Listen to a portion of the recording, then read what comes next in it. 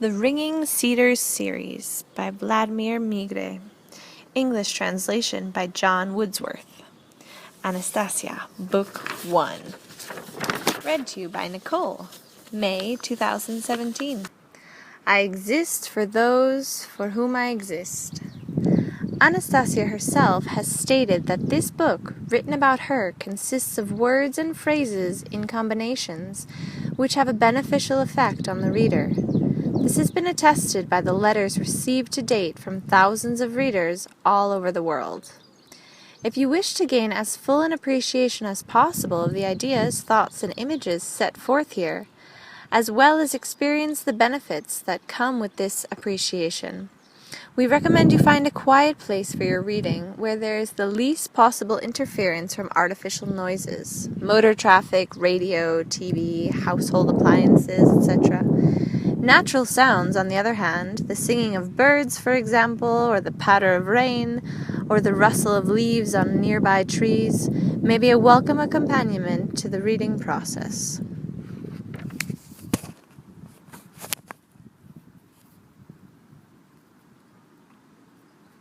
Translator's Preface. When I opened my online Slavic languages bulletin one day in early September 2004 and first learned about a book in the Ringing Cedars series that was seeking a translator into English, little did I realize the kind of literary adventure that was awaiting me. But as I became acquainted with the details of Vladimir Migre's fascinating work, I've read through the first 3 books in the series before beginning the actual translation. It gradually dawned on me that much of my previous translation experience, especially in poetry, from Pushkin to Anna Akhmatova to modern bars and poetic prose, as with the stories of contemporary Russian writer Mikhail Sadovsky, not to mention my own religious background emphasizing man's unique status as the image and likeness of the Creator, had been preparing me specifically for this particular task. Migre's work was simply the next logical step, it seemed, in the progression of my career. Indeed, I found myself taking to it not only with the enthusiasm that comes with the prospect of facing a new professional challenge, but even more with the thought of feeling very much at home in this new literary environment. Some of my friends and colleagues have asked, "What kind of book are you translating?" No doubt wondering whether they could look forward to reading a novel, a documentary account, an inspirational exegesis on the meaning of life, or even a volume of poetry. But even after completing the translation of Anastasia, I still do not have a definitive answer to give them. In fact, I am still asking myself the same question. My initial response was a rather crude summary of a gut impression. I would tell them, "Think Star Trek meets the Bible." My feelings about the book, however, go far beyond this primitive attempt at jocularity. Of the 4 disparate genres mentioned above, I would have to say that Anastasia has elements of all 4 and then some. First, the book reads like a novel. That is to say, it tells a first-person story in a most entertaining way, bringing out the multifaceted character of both the author and the title personage in a manner not unlike what readers of novels might expect. It tells a tale of adventure in the raw Siberian wilds where even sex and violence make an occasional appearance, though with a connection to the plotline quite unlike their counterparts in any work of fiction I have read. Secondly, the book gives the impression of a documentary account of real-life events, even if one's powers of belief are sometimes stretched to the limit. I am glad that my linguistic experience has given me access not only to the book itself, but also to a host of Russian-language texts on the internet that have enabled me to corroborate from independent sources a great many of the specifics the author saw fit to include in his narrative. Names of individuals, institutions, scientific phenomena, etc., all of which turned out to be genuine, thereby contributing an additional measure of credence to what otherwise might seem utterly fantastic. Much of the corroborative information so gleaned I have attempted to pass on to the English-speaking reader in the footnotes, with the help of additional commentary by the publisher. And yet there is a significant area of the author's description where authenticity must still be judged by the individual reader, which to me is one of the hallmarks of a work of literature, in contrast to merely an academic or journalistic report. Thirdly, the book penetrates one's thinking and feelings with the gentle force of a divinely inspired treatise, a treatise on not only the meaning of human life, but much more. Anastasia offers a tremendous new insight into the whole interrelationship of God, man, nature, and the universe. I would even go so far as to call it a revelation in science and religion. One nutshell description that comes to my mind is a chronicle of ideas. Ideas on A, the history of humanity's relationship to everything outside itself, B, the clouds, not only dark and foreboding, but even the fluffy and attractive variety of mistaken belief that have, over the years, hid this relationship from our sight and comprehension, and see where to begin, once we have caught a glimpse of this relationship, the necessary journey to reclaiming the whole picture. Deeply metaphysical in essence, the chronicle is set forth with both the supporting evidence of a documentary account and the entertainment capacity of a novel. In other words, it can be read as any of these three in isolation, but only by taking the three dimensions together will the reader have something approaching a complete picture of the book. And all three are infused with a degree of soul-felt inspiration that can only be expressed in poetry. Yes, indeed, one must not overlook the poetry. As a matter of fact, I learnt right at the start that experience in poetic translation was one of the qualifications required of a Ringing Cedars series translator, and not just on account of the 7 sample poems by readers at the end of chapter 30. Much of the book's prose, especially when Anastasia is speaking, exudes a poetic feel, with rhyme and meter running a background course through whole paragraphs at a time. Hence, a particular challenge lay in reproducing this poetic quality, along with the semantic meaning in English translation. Such poetic prose is even more evident in subsequent books in the series. Another challenge has been to match, as closely as possible, Vladimir Migre's progressive development as a writer. According to his own admission, Migre began this whole literary project not as a professional writer, but as a hardened entrepreneur for whom writing was the farthest activity from his mind. I smiled when one of the test readers of the translation, after finishing the first few chapters, described the author's style as choppy.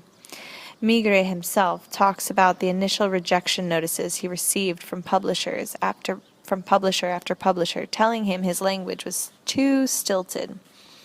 And yet his rendering of some of Anastasia's pronouncements towards the end of Book 1 waxes quite lyrical indeed, especially in the poetic passages referred to above.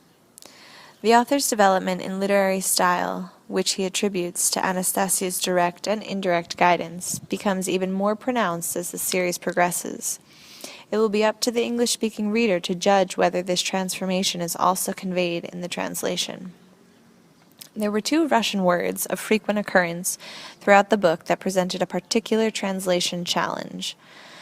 One of them was dachniki, plural of dachnik, referring to people who own a dacha, or a country cottage, situated on just 600 square meters of land, obtainable free of charge from the Russian government. But there is little comparison here to most Western concepts of cottagers. Footnote. I am thinking especially here of the example I am most familiar with, namely the cottage country in the Muskoka Lakes region of Ontario, north of Toronto, dotted by vacation cottages with nothing but trees around and, in some cases, a view of a lake. While Russian dachas may be found in forested areas or simply on open farmland, one almost invariable feature is a plot, uchastok, on which are grown fruits and vegetables to supply the family not only for their dacha stays, but right through the year. Given that the word dacha is already known to many English speakers and is included in popular editions of both Oxford and Webster, it was decided to use the Russian word designating its occupants as well, with the English plural ending, dachniks. The question that entailed the most serious difficulty, however, one that formed the subject of several dozen emails between publisher and translator before it was finally resolved, was the rendering into English of the Russian word chelovek. It is the common term used to denote a person or human being, the equivalent of German Mensch, as well as of English man. In the familiar Bible verse, God created man in his own image, Genesis 1:27. The problem with the term human, as in human being, is that it not only suggests a formation of the species from matter, or earth, compare humus, the organic constituent of soil, but is associated with lowly concepts. From humus come words like humble, humility, etc., whereas chelovek is derived from the old Russian word indicating thinking, chelo, lob, and time, vek, an expression of man's dominion over time by virtue of his God-bestowed capacity for thinking and reason, not unlike the significance of man in the Bible verse cited above.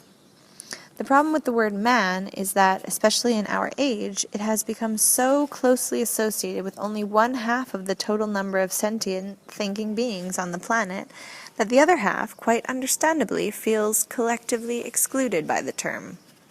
Russian, by contrast, does not have this problem. Chelovek can designate either a man or a woman. In the end, partly through reason and partly through revelation, it was decided to translate chelovek, wherever appropriate to the context, by the term man, with a capital M, in an effort to retain the association of the term with a divine as opposed to a material, earthly origin, as well as to show the link between Anastasia's view of man, chelovek, and the concept of man in the first chapters of Genesis, which she freely quotes herself. So let all readers of this book be put on notice. Whenever you see man with a capital M, this includes you. There are other discrepancies between Russian and English concepts behind respective translation equivalents, but their explanation is best left to individual footnotes. In conclusion, I must express my gratitude to my editor, Leonid Shurashkin of Ringing Cedars Press, first for entrusting me with the privileged task of translating such a monumental work as the Ringing Cedars series, and secondly for the tremendous support he has given me throughout this initial project, namely in illuminating aspects of Vladimir Migre's and Anastasia's concepts of God, man, nature, and the universe that my previous experience with Russian literature could not possibly have prepared me for. These shared insights have made significant difference in how particular nuances of the original are rendered in the translation, and especially in making allowances for the considerable geographical, social, and philosophical distances that all too often separate English-speaking readers from the vast cultural treasures accessible to those with a knowledge of Russian. I now invite you all to take your seats in the familiar exploration vehicle known as the English language as we journey together to examine a previously inaccessible Russian treasure of momentous significance for all humanity, including the planet we collectively inhabit, an experience summed up in one beautiful word, Anastasia. Ottawa, Canada, January 2005, John Woodsworth.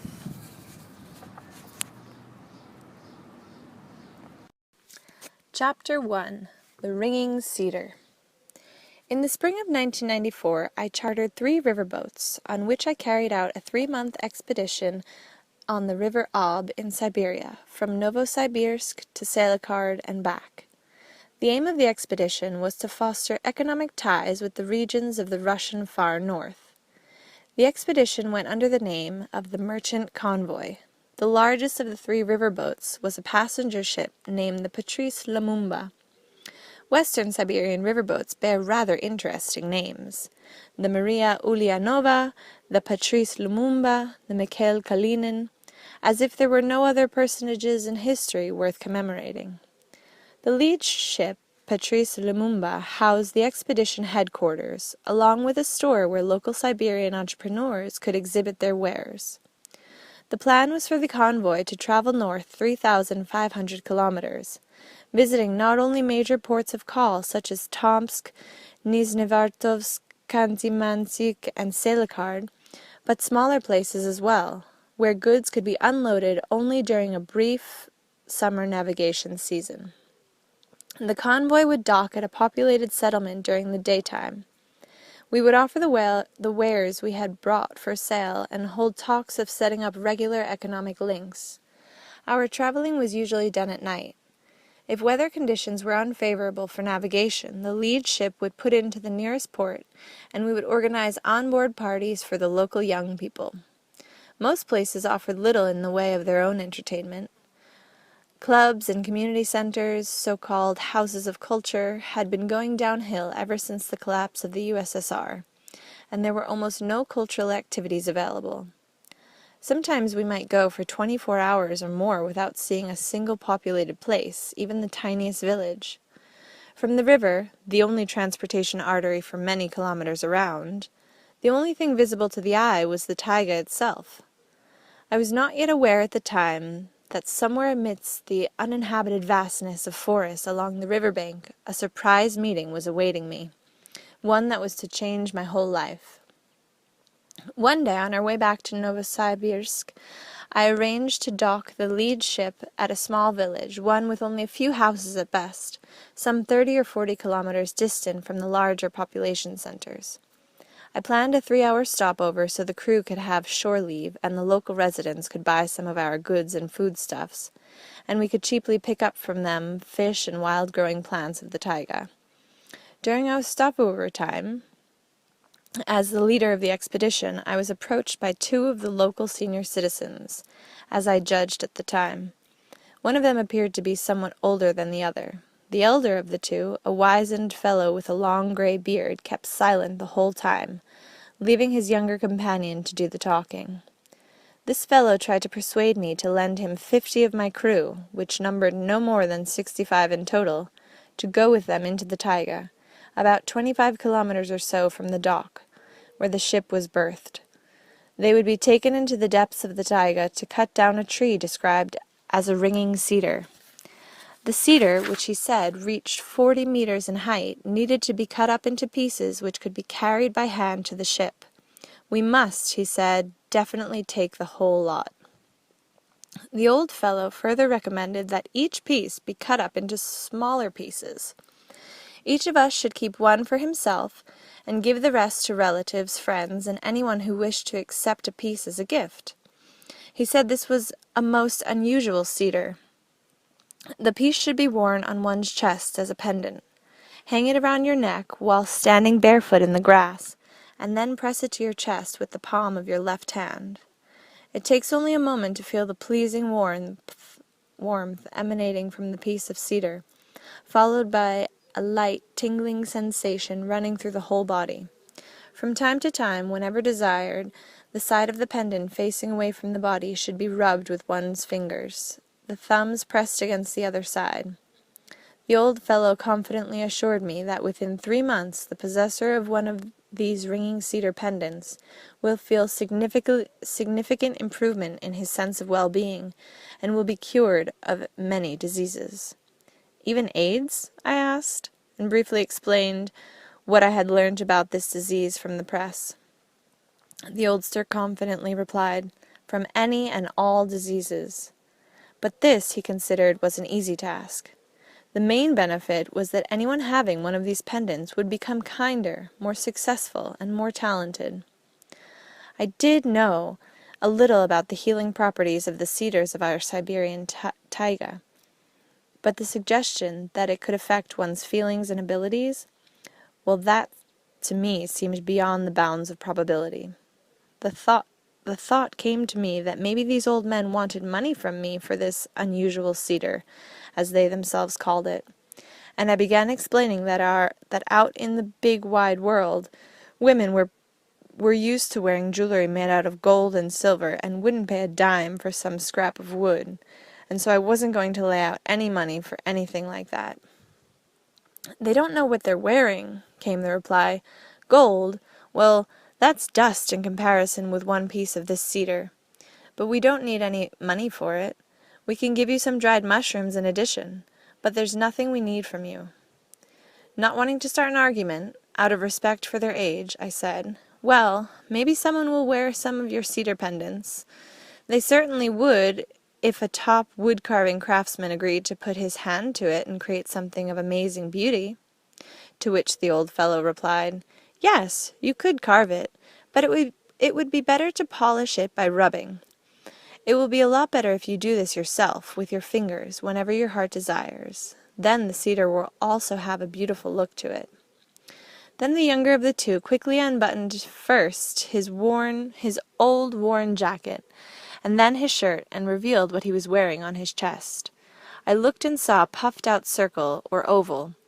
It was a multicolored purple raspberry auburn, forming some kind of puzzling design. The vein lines of wood looked like little streams. I'm not a connoisseur of objects d'art, but although from time to time I have had an occasion to visit picture galleries, the world's greatest masters had not called forth any particular emotions in me, but the object hanging around this man's neck aroused significantly greater feelings and emotions than any of my visits to the Tretyakov gallery. "How many years have you been rubbing this piece of cedar?" I asked. 93, the old fellow responded. "And how old are you?" 119. At the time I didn't believe him. He looked like a man of 75. Either he hadn't noticed my doubts, or, if he had, he paid no attention to them. In somewhat excited tones he started in trying to persuade me that any piece of this cedar, polished by human fingers alone, would also look beautiful in just 3 years. Then it would start looking even better and better, especially when worn by a woman. The body of its wearer would give off a pleasant and beneficial aroma, quite unlike anything artificially produced by man. Indeed, a very pleasant fragrance was emanating from both these old men. I could feel it, even though I'm a smoker, and like all smokers, have a dulled sense of smell. And there was one other peculiarity. I suddenly became aware of phrases in the speech of these strangers that were not common to the residents of this isolated part of the North. Some of them I remember to this day, even the intonations associated with them. Here is what the old fellow told me. God created the cedar to store cosmic energy. When someone is in a state of love, they emit a radiant energy. It takes but a second for it to reflect off the celestial bodies floating overhead and come back to earth and give life to everything that breathes. The sun is one of those celestial bodies, and it reflects but a tiny fraction of such radiance. Only bright rays can travel into space from man on the earth, and only beneficial rays can be reflected from space back to earth. Under the influence of malicious feelings, man can emit only dark rays. These dark rays cannot rise, but must fall into the depths of the earth. Bouncing off its core, they return to the surface in the form of volcanic eruptions, earthquakes, wars, etc. The culminating achievement of these dark rays is their direct effect on the man originating them, invariably exacerbating this man's own malicious feelings. Cedars live to be 550 years old. Day and night, their millions of needles catch and store the whole spectrum of bright energy. During the period of the cedar's life, all the celestial bodies pass above them, reflecting this bright energy. Even in one tiny piece of cedar there is more energy beneficial to man than in all the man-made energy installations taken together. Cedars receive the energy emanating from man through space, store it up, and at the right moment give it back. They give it back when there is not enough of it in space, in other words, in man, or in everything living and growing on the earth. Occasionally, though, very rarely, one discovers cedars that have been storing up energy but not giving back what they have stored. After 500 years of their life, they start to ring. This is how they talk to us, through their quiet ringing sound. This is how they signal people to take them and saw them up and make use of their stored energy on the earth. This is what the cedars are asking with their ringing sound. They keep on asking for 3 whole years. If they don't have contact with living human beings, then in 3 years, deprived of the opportunity to give back what they have received and stored from space, they lose their ability to give it back directly to man. Then they will start burning up the energy internally. This torturous process of burning and dying lasts 27 years. Not long ago we discovered a cedar like this. We determined that it had been ringing for 2 years already. It was ringing very softly. Perhaps it is trying to draw out its request over a longer period of time, but still, it has only 1 year left. It must be sawed up and given away to people. The old man spoke at length, and for some reason I heard him out. The voice of the strange old Siberiac sounded at first quite quietly confident, then very excited, and when he got excited he would rub the piece of cedar with his fingertips as though they were lightly tripping over some kind of musical instrument. It was cold on the river bank. An autumn wind was blowing across the river. Gusts of wind ruffled the hair on the old man's capless head, but the spokesman's jacket and shirt remained unbuttoned. His fingertips kept rubbing the cedar pendant on his chest, still exposed to the wind. He was still trying to explain its significance to me. Lydia Petronova, an employee of my firm, came down the gangplank to tell me that everyone else was already on board and waiting for me to finish my conversation. I bade farewell to the oldsters and quickly climbed aboard. I couldn't act on their request for 2 reasons. Delaying departure, especially for 3 days, would mean a significant financial loss. And besides, everything these old fellows said seemed to me at the time to be in the realm of pure superstition. The next morning, during our usual company meeting, I suddenly noticed that Lydia Petronova was fingering a cedar pendant of her own. Later she would tell me that after I had gone aboard she stayed behind for a while. She noticed that when I started hurrying away from them, the oldster that had been talking with me stared after me with a perplexed look, and then said excitedly to his older companion, "Now how can that be? Why didn't they get it? I really don't know how to speak their language. I couldn't make them believe. I simply couldn't. Why? Tell me, father." The elder man put his hand on his son's shoulder and replied, "You weren't convincing enough, son. They didn't grasp it." "As I was going up the gangplank," Lydia Petronova went on, "the old man that was talking with you suddenly rushed up to me, grabbed me by the arm, and led me back down to the grass below. He hurriedly pulled out of his pocket a string, and attached to it was this piece of cedar wood. He put it around my neck and pressed it against my chest with the palm of both his hand and mine. I even felt a shiver go through my whole body. Somehow he managed to do all this very quickly, and I didn't even get a chance to say anything to him. As I was walking away, he called after me, 'Have a safe journey. Be happy. Please come again next year. All the best, people. We'll be waiting for you. Have a safe journey.' As the ship pulled away from the dock, the old fellow kept on waving at us for a long time, and then all at once sat down on the grass. I was watching him through a pair of binoculars. The old man that talked with you and later gave me the pendant, I saw him sit down on the grass, and his shoulders were trembling. The older one with the long beard was bending over him and stroking his head." Amidst the flurry of my subsequent commercial dealings, account-keeping, and end-of-voyage farewell banquets, I completely forgot about the strange Siberian oldsters. Upon my return to Novosibirsk, I was afflicted with sharp pains. The diagnosis, a duodenal intestinal ulcer and osteochondrosis of the thoracic spine. In the quiet of the comfy hospital ward, I was cut off from the bustle of everyday life. My deluxe private room gave me an opportunity to calmly reflect on my 4-month expedition and to draw up a business plan for the future.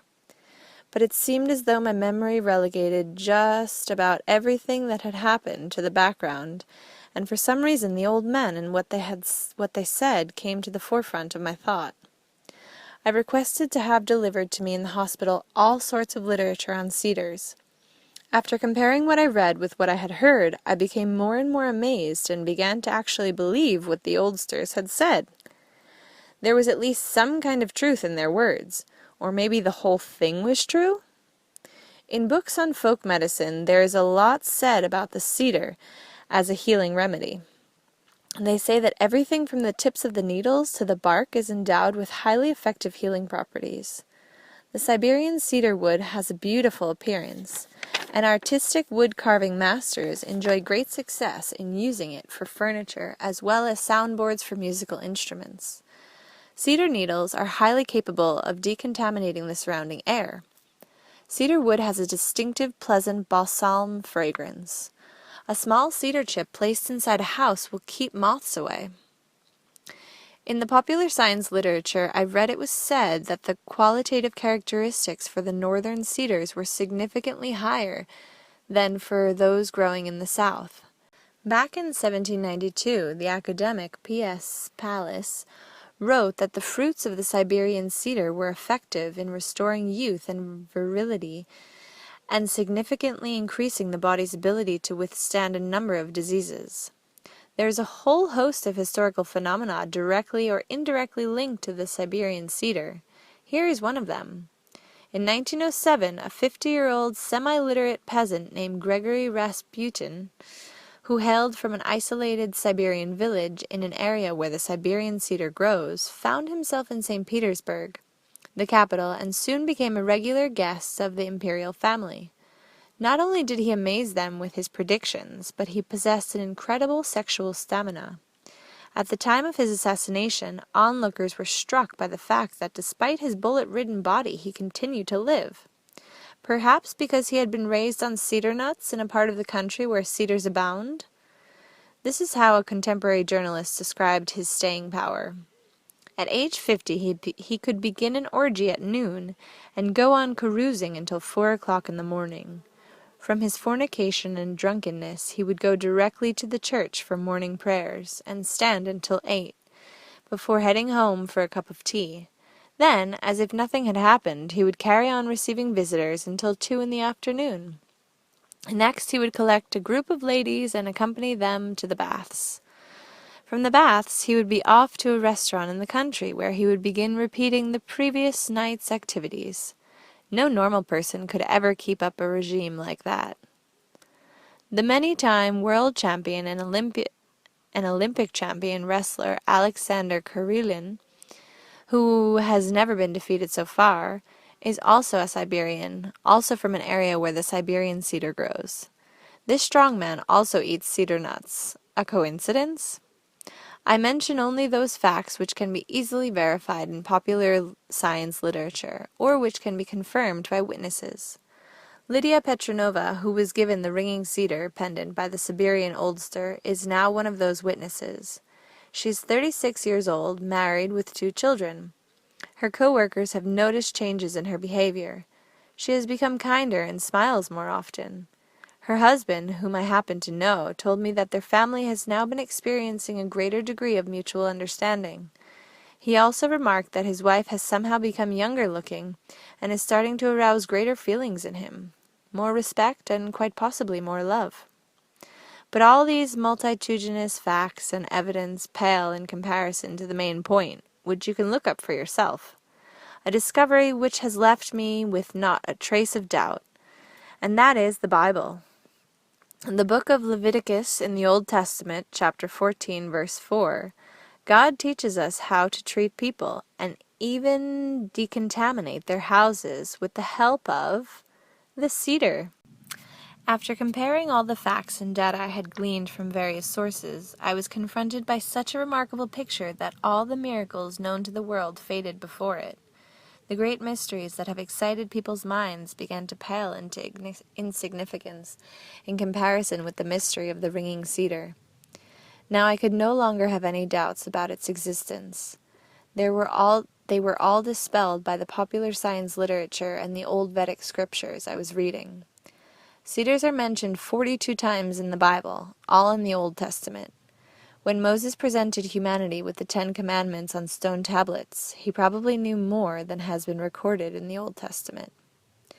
We are accustomed to the fact that in nature, there are various plants capable of treating human ills. The healing properties of the cedar have been attested in popular science literature by such serious and authoritative researchers as academic Pallas, and this is consistent with the Old Testament scriptures. And now, pay careful attention. When the Old Testament talks about the cedar, it is just the cedar alone. Nothing is said about other trees. And doesn't the Old Testament say that the cedar is the most potent medicine of any existing in nature? What is this, anyway? A medicine kit? And how is it to be used? And why, out of all the Siberian cedars, did these strange fellows point to a single ringing cedar? But that's not all. Something immeasurably more mysterious lies behind this story from the Old Testament. King Solomon built a temple out of cedar wood. In return for the cedar from Lebanon, he gave another king, Hiram, 20 cities of his kingdom. Incredible! Giving away 20 cities just for some kind of building materials? True, he got something else in return. At King Solomon's request, he was given servants that were skilled in felling timber. What kind of people were these? What knowledge did they possess? I have heard that even now in the far-flung reaches of the taiga, there are old people whose job it is to choose trees for construction. But back then, over 2,000 years ago, everybody might have known this. Nevertheless, specialists of some sort were required. The temple was built. Services began to be held there, and the priests could not stand to minister because of the cloud. What kind of cloud was that? How and from where did it enter the temple? What could it have been? Energy? A spirit? What kind of phenomenon? And what connection did it have with the cedar? The old fellows talked about the ringing cedar as storing up some kind of energy. Which cedars are stronger, the ones in Lebanon or Siberia? Academic Palace said that the healing properties of the cedars increased in proportion to their proximity to the forest tundra. In that case, then, the Siberian cedar would be stronger. It says in the Bible, "By their fruits ye shall know them." In other words, again, the Siberian cedar. Could it be that no one has paid attention to all this? Has no one put two and two together? The Old Testament, the science of the past century, and the current one are all of the same opinion regarding the cedar. And Elena Ivanovna Roerich notes in her book, Living Ethics, a chalice of cedar resin figured in the rituals of the consecration of the kings of the ancient Khorasan. Druids also called the chalice of cedar resin the chalice of life, and only later, with the loss of the realization of the spirit, was it replaced by blood. The fire of Zoroaster was the result of burning cedar resin in the chalice. So then, how much of our forebears' knowledge of the cedar, its properties and uses, has been passed down to present day? Is it possible that nothing has been preserved? What do the Siberian oldsters know about it? And all at once my memory harked back to an experience of many years ago, which caused a shiver to run up and down my spine. I didn't pay any attention to it back then, but now. During the early years of Perestroika, I was president of the Association of Siberian Entrepreneurs. One day I got a call from the Novosibirsk District Executive Council. Back then we still had Communist Party committees and executive councils, asking me to come to a meeting with a prominent Western businessman. He had a letter of recommendation from the government of the day. Several entrepreneurs were present, along with workers from the Executive Council Secretariat. The Western businessman was of a rather imposing external appearance, an unusual person with oriental features. He was wearing a turban, and his fingers were adorned with precious rings. The discussion, as usual, centered around the possibilities for cooperation in various fields. The visitor said, among other things, "We would like to buy cedar nuts from you." As he spoke these words, his face and body tightened, and his sharp eyes moved from side to side, no doubt studying the reaction of the entrepreneurs present. I remember the incident very well, as even then I wondered why his appearance had changed like that. After the official meeting, the Moscow entrepreneur accompanying him came up to me. She said he would like to speak with me. The businessman made me a confident proposal. If I could arrange delivery of cedar nuts for him, and they had to be fresh, then I would receive a handsome personal percentage over and above the official price. The nuts were to be shipped to Turkey for processing into some kind of oil. I said I would think it over. I decided I would find out for myself what kind of oil he was talking about.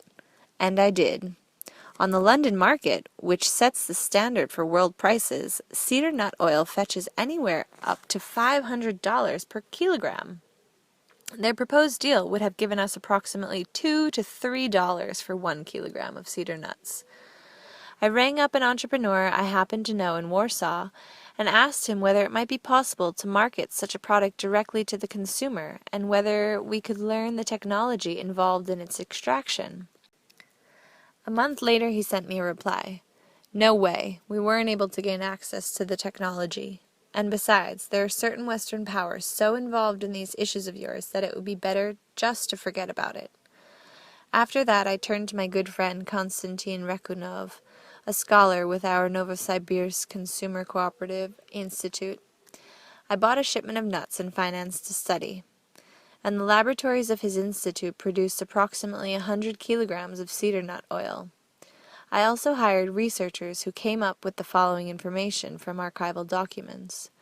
Before the revolution, and even for some time afterward, there was in Siberia an organization known as the Siberian Cooperator. People from this organization traded in oil, including cedar nut oil. They had rather swanky branch offices in Harbin, London, and New York, and rather large Western bank accounts. After the revolution, the organization eventually collapsed, and many of its members went abroad. A member of the Bolshevist government, Leonid Krezin, met with the head of the organization and asked him to return to Russia. But the head of the Siberian Cooperator replied that he would be of more help to Russia if he remained outside its borders.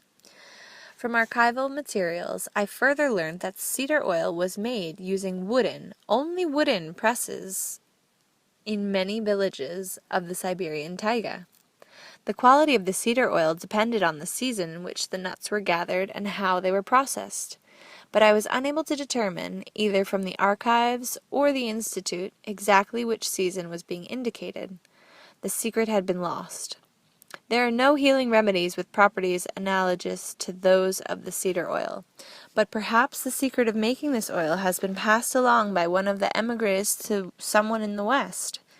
How is it possible that the cedar nuts with the most effective healing properties grow in Siberia, and yet the facility for producing the oil is located in Turkey? After all, Turkey has no cedars like those found in Siberia. And just what Western powers was the Warsaw entrepreneur talking about? Why did he say it would be better just to forget about this issue?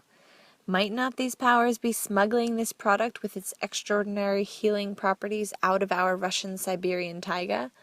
Why, with such a treasure here at home, with such effective properties, a treasure known for centuries, for millennia even, do we spend millions and maybe billions of dollars buying up foreign medicines and swallow them up like half-crazed people? How is it that we have lost the knowledge known to our forebears? Our recent forebears yet, ones who lived in our century? And what about the Bible's description of the extraordinary happening of over 2,000 years ago? What kind of unknown powers are trying so earnestly to erase our forebears' knowledge from our own memories? Oh, you'd better stick to minding your own business, we're told. Yes, they are trying to wipe it out, and indeed they are succeeding. I was seized by a fit of anger. I checked, and yes, cedar oil is sold in our pharmacies, but it is sold in foreign packaging. I bought a single 30-gram vial and tried it. The actual oil content, I think, was no more than a couple of drops. The rest was some kind of diluting agent. Compared to what was produced in Consumer Cooperative Institute, well, there was simply no comparison. And these diluted couple of drops cost 50,000 rubles. So what if we didn't buy it abroad, but sold it ourselves? Just the sale of this oil would be enough to raise the whole of Siberia above the poverty level. But how did we ever manage to let go of the technology of our forebears? And here we are sniveling that we live like paupers. Well, okay. I think I'll come up with something all the same. I'll produce the oil myself, and my firm will only get wealthier. I decided I would try a second expedition along the Ob, back up north, using only my headquarters ship, the Patrice Lumumba. I loaded a variety of goods for sale into the hold and turned the film viewing room into a store. I decided to hire a new crew and not invite anyone from my firm. As things stood, my firm's financial situation had worsened while I was distracted with my new interest.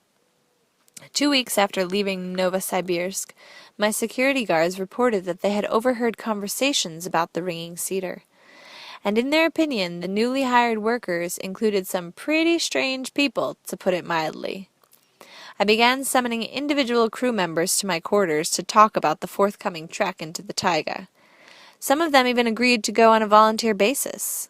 Others asked for extra pay for this operation, since it was not something they had agreed to when signing up for work.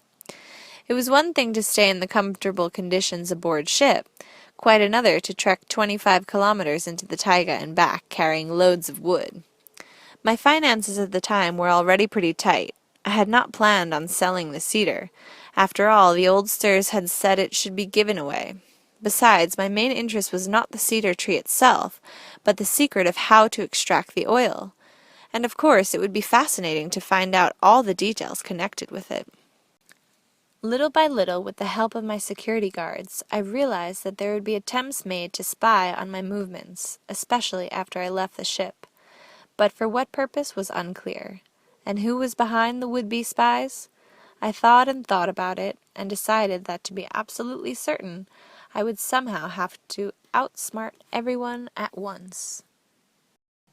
Chapter 2. Encounter. Without a word to anyone, I arranged to have the ship stop not far from the place where I had met the old men the previous year. Then I took a small motorboat and reached the village. I gave orders to the captain to continue along the trade route. I hoped I would be able, with the help of the local residents, to look up the 2 old fellows, see the ringing cedar with my own eyes, and determine the cheapest way of getting it back to the ship. Tying the motorboat to a rock on the shore, I was about to head for one of the little houses close by. But spotting a woman standing alone on the riverbank, I decided to approach her. The woman had on an old quilted jacket, long skirt, and high rubber galoshes, of the kind worn by many residents of the northern backwoods during the spring and fall. On her head was a kerchief tied so that the forehead and neck were fully covered. It was hard to tell just how old this woman was. I said hello, and told her about the 2 old men I had met here the previous year. "It was my grandfather and great-grandfather who talked with you here last year, Vladimir," the woman replied. I was amazed. Her voice sounded very young. Her diction was crystal clear. She called me by my first name, and right off used the informal form of address. I couldn't remember the names of the oldsters, or whether we had introduced ourselves at all. I thought now we must have done so, since this woman knew my name. I asked her, deciding to continue in the same informal tone, "And how do you call yourself?" "Anastasia," the woman answered, stretching out her hand toward me, palm down, as though expecting me to kiss it. This gesture of a countrywoman in a quilted jacket and galoshes, standing on a deserted shore and trying to act like a lady of the world, amused me no end. I shook her hand. Naturally, I wasn't going to kiss it. Anastasia gave me an embarrassed smile and suggested I go with her into the taiga, to where her family lived. "The only thing is, we'll have to make our way through the taiga, 25 kilometers. That's not too much for you." "Well, of course, it's rather far. But can you show me the ringing cedar?" "Yes, I can." "You know all about that. You'll tell me?" "I shall tell you what I know." "Then let's go." Along the way, Anastasia told me how their family, their kin, had been living in the cedar forest generation after generation, as her forebears had said, over the course of several millennia. It is only extremely rarely that they find themselves in direct contact with people from our civilized society. These contacts do not occur in their places of permanent residence, but only when they come into the villages under the guise of hunters or travelers from some other settlement. Anastasia herself had been to 2 big cities, Tomsk and Moscow, but only for 1 day each, not even to stay the night. She wanted to see whether she might have been mistaken in her perceptions about the lifestyle of city people. She had saved the money for the trip by selling berries and dried mushrooms. A local village woman had lent her her passport. Anastasia did not approve of her grandfather and great-grandfather's idea of giving away the ringing cedar with its healing properties to a whole lot of people.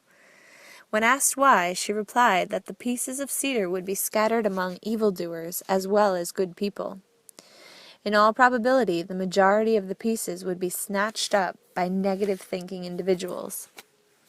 In the final analysis, they might end up doing more harm than good. The most important thing, in her opinion, was to promote the good, and to help people through whom good was accomplished. If everyone were benefited at random, the imbalance between good and evil would not be changed, but would stay the same or even get worse. After my encounter with the Siberian oldsters, I looked through a variety of popular science literature along with a host of historical and scholarly works describing the unusual properties of the cedar.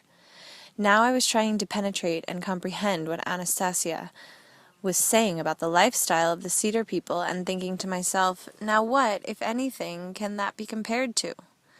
I thought about the Lykovs, a true story many Russians are familiar with from the account by Vasily Peskov of another family that lived in an isolated life for many years in the taiga. They were written up in the paper Komsomolskaya Pravda under the headline Dead End in the Taiga, and were the subject of television programs. I had formulated for myself an impression of the Lykovs as people who knew nature pretty well, but had a rather fuzzy concept of our modern civilized life. But this was a different situation. Anastasia gave the impression of someone who was perfectly acquainted with our life, and with something else besides that I couldn't fathom at all. She was quite at ease discussing our city life. She seemed to know it firsthand. We walked along, getting deeper into the woods, and after about 5 kilometers stopped to rest. At this point she took off her jacket, kerchief, and long skirt, and placed them in the hollow of a tree. All she was wearing now was a short, lightweight frock. I was dumbstruck at what I saw. If I were a believer in miracles, I would put this down to something like an extreme metamorphosis. For now, here before me stood a very young woman with long golden hair and a fantastic figure. Her beauty was most unusual. It would be hard to imagine how any of the winners of the world's most prestigious beauty contest could rival her appearance, or, as it later turned out, her intellectual prowess. Everything about this taiga girl was alluring, simply spellbinding. "You are probably tired," asked Anastasia. "Would you like to rest for a while?" We sat down right on the grass, and I was able to get a closer look at her face. There were no cosmetics covering her perfect features. Her lovely, well-toned skin bore no resemblance to the weather-beaten faces of people I knew who lived in the Siberian backwoods. Her large, grayish-blue eyes had a kindly look, and her lips betrayed a gentle smile. As indicated, she wore a short, lightweight smock, something like a nightshirt, at the same time giving the impression that her body was not at all cold, in spite of the 12 to 15-degree temperatures. I decided to have a bite to eat. I reached into my bag and took out sandwiches, along with a travel bottle filled with good cognac. I offered to share it with Anastasia, but she refused the cognac and for some reason even declined to eat with me. While I was snacking, Anastasia lay on the grass, her eyes blissfully closed, as though inviting the sun's rays to caress her. The rays reflected off her upturned palms with a golden glow. Lying there, half exposed, she appeared absolutely gorgeous. I looked at her and thought to myself, now why do women always bare to the limit either their legs or their breasts, or everything at once with their miniskirts and décolletage? Is it not to appeal to the men around them, as if to say, look how charming I am, how open and accessible? And what are men obliged to do then? Fight against their fleshy passions, and thereby degenerate women with their lack of attention? Or make advances toward them, and thereby break a God-given law?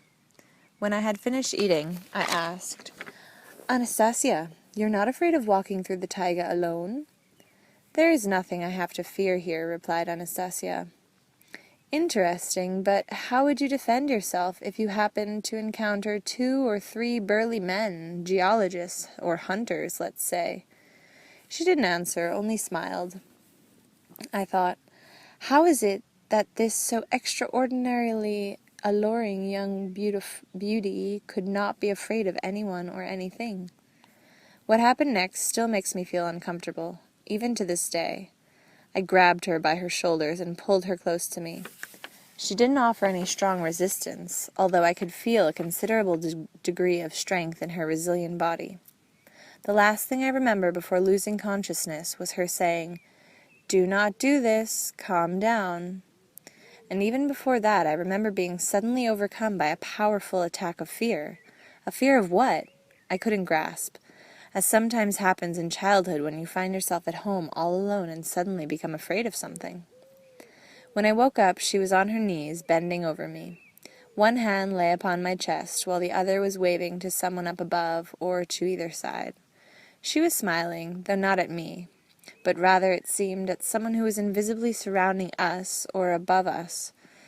Anastasia seemed to be literally gesturing to her invisible friend that there was nothing amiss going on.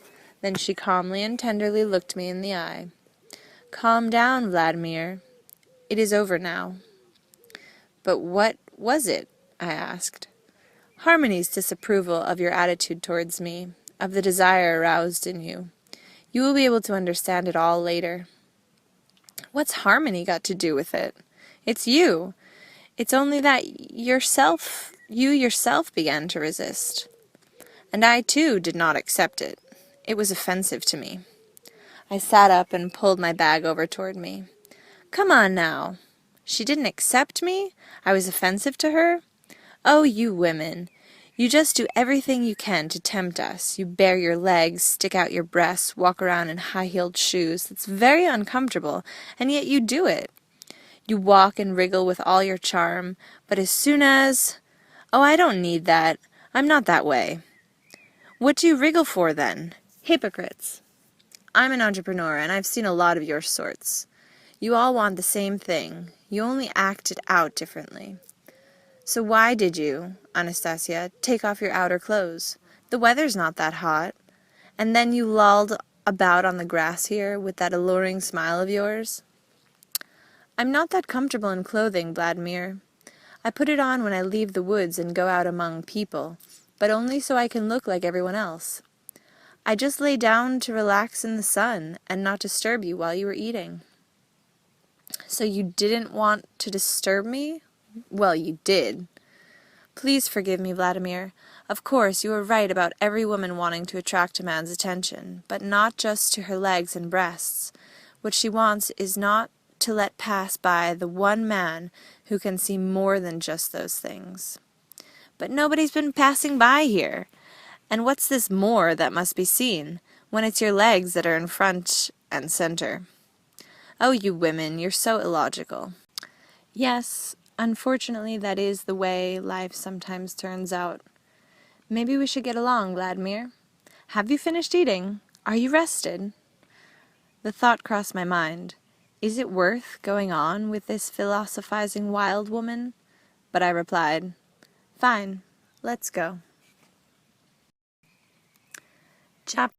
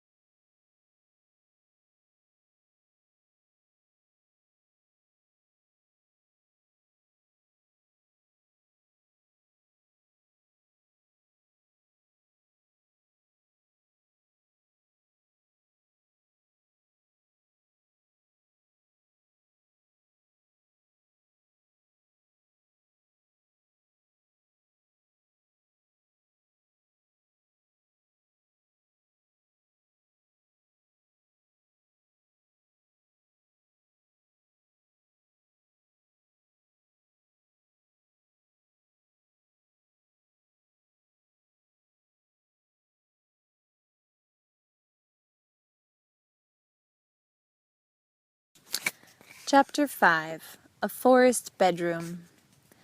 I wasn't at all equipped to spend a night in the wilds of the forest. Anastasia put me to bed in some kind of cave hollowed out of the ground. Exhausted after my wearying trek, I quickly fell fast asleep.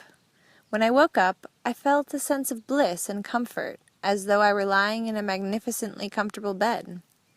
The cave, or dugout, was spacious, appointed with small feathery cedar twigs and dried grass which filled the surrounding space with a fragrant aroma.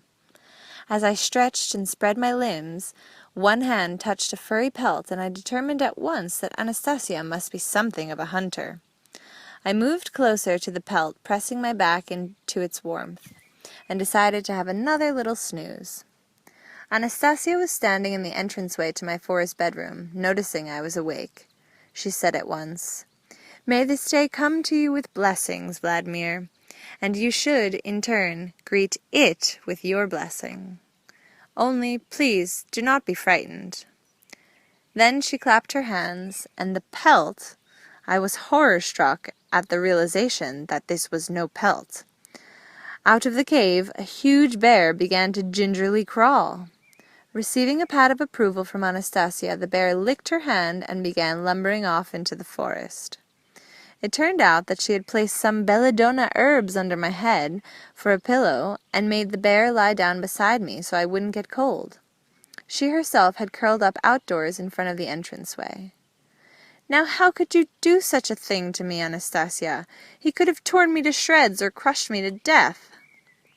"First of all, it is not a he, but a she-bear. She could not possibly have done anything to harm you," Anastasia responded. "She is very obedient. She really enjoys it when I give her tasks to carry out. She never even budged the whole night, just nuzzled her nose up to my leg and just kept blissfully still. She was so happy.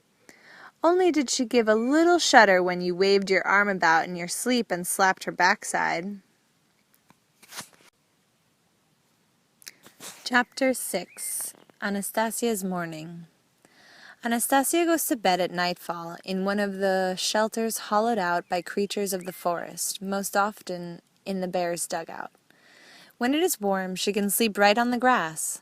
The first thing she does upon waking is offer an exuberant outburst of joy to the rising sun, to the new sprouts on all the twigs, to the new shoots of growth popping up from the earth. She touches them with her hand, strokes them, occasionally adjusts something into place. Then she runs over to the little tree and gives them a thump on their trunks. The treetops shake and shower down on her something resembling pollen or dew. Then she lies down on the grass and blissfully stretches and squirms. Her whole body becomes covered with what appears to be a moist cream. Then she runs off and jumps into her little lake, splashes about and dives to the bottom. She's a terrific diver. Her relationship with the animal world around her is very much like people's relationship with their household pets. Many of them watch Anastasia as she does her morning routine. They don't approach her, but all she has to do is look in the direction of one of them and make the tiniest beckoning gesture, and the lucky one jumps up on the spot and rushes to her feet. I saw how one morning she clowned around playing with a she-wolf, just as one might play with the family dog. Anastasia clapped the wolf on the shoulder and dashed off at full tilt. The wolf gave chase, and just as she was about to catch up with her, Anastasia, still on the run, suddenly jumped in the air, repelled herself with both feet off the trunk of a tree, and dashed off in another direction. The wolf couldn't stop, but kept on running past the tree, finally making an about turn and chasing after the laughing Anastasia. Anastasia gives absolutely no thought to feeding or clothing herself. She most often walks about nude or semi-nude. She sustains herself with cedar nuts, along with varieties of herbs, berries, and mushrooms. She eats only dried mushrooms. She never goes hunting for nuts or mushrooms herself, never stores up any kind of provisions, even for the winter. Everything is prepared for her by the multitude of squirrels dwelling in these parts. Squirrels storing up nuts for the winter is nothing out of the ordinary. That's what they do everywhere, following their natural instincts. I was struck by something else, though. At the snap of Anastasia's fingers, any squirrels nearby would compete to be the first to jump into her outstretched hand and give her the kernel of an already shelled cedar nut. And whenever Anastasia slaps her leg bent at the knee, the squirrels make some sort of sound, as if signaling the others, and they all start bringing dried mushrooms and other supplies and laying them out before her on the grass. And this they do, it seemed to me, with a good deal of pleasure. I thought she had trained them herself, but Anastasia told me that their actions were instinctive, and the mother squirrels herself teaches this to her little ones by example. Perhaps one of my early forebears once trained them, but most likely this is simply what they are destined to do. By the time winter has set in, each squirrel has stored up several times as many supplies as it can use for itself. To my question, how do you keep from freezing during the winter without the proper clothing? Anastasia replied with a question of her own. In your world, are there no examples of people able to withstand the cold without special clothing? And I remembered the book by Porfiry Ivanov, who went around barefoot and wearing only shorts no matter how cold the weather. It tells in the book how the fascists, wanting to test the endurance abilities of this extraordinary Russian, poured cold water over him in a -20-degree frost and then made him ride naked on a motorcycle. In her early childhood, in addition to her mother's milk, Anastasia was able to draw upon the milk of many different animals. They freely allowed her access to their nipples. She makes absolutely no ritual of mealtime, never sits down just to eat, but picks berries and sprouts of plants as she walks and continues on with her activities. By the end of my 3-day stay with her, I could no longer relate to her as I had done at our first encounter. After all, I had seen and heard Anastasia had been transformed for me into some kind of being, but not a beast, since she has such a high degree of intelligence. And then there's her memory. Her memory is such that she, of course, forgets nothing of what she has seen or heard at any moment in time. At times it seemed that her abilities are well beyond the comprehension of the average person. But this very attitude toward her is something that greatly distresses and upsets her. In contrast to certain people we all know with unusual abilities, people who wrap themselves in an aura of mystery and exclusivity, she constantly tried to explain and reveal the mechanism underlying her abilities, to prove that there was nothing supernatural to man in them or in her, that she was man, a woman, and she repeatedly asked me to bear that in mind. I did attempt to keep in mind after that, and try to find an explanation for this extraordinary phenomenon. In our civilization, one's brain works to develop a life for oneself, obtain food to eat, and satisfy one's sexual instincts. In Anastasia's world, no time is spent on these things whatsoever. Even people who find themselves in a situation like the Lyakovs are obliged to constantly give thought to how to feed and shelter themselves. They don't get help from nature to the same extent as does Anastasia. There are all sorts of tribes living far from civilization that are not blessed with this kind of contact. According to Anastasia, it is because of their thoughts are not pure enough. Nature and the animal world feel this. Chapter 7. Anastasia's Ray. I think the most unusual, mystical phenomenon I witnessed during my time in the forest was Anastasia's ability to see not only individuals at great distance, but also what was going on in their lives. Possibly other recluses have had a similar ability. She did this with the help of an invisible ray. She maintained this was something everybody has, but people don't know about it and are unable to make use of it. Man has still not invented anything that is not already in nature. The technology behind television is but a poor imitation of the possibilities of this ray. The ray being invisible, I didn't believe in it, in spite of her repeated attempts to demonstrate and explain how it worked, to find some proof or plausible explanation. And then, one day, "Tell me, Vladimir, what do you think daydreams are? And do many people dream of the future?" Daydreaming?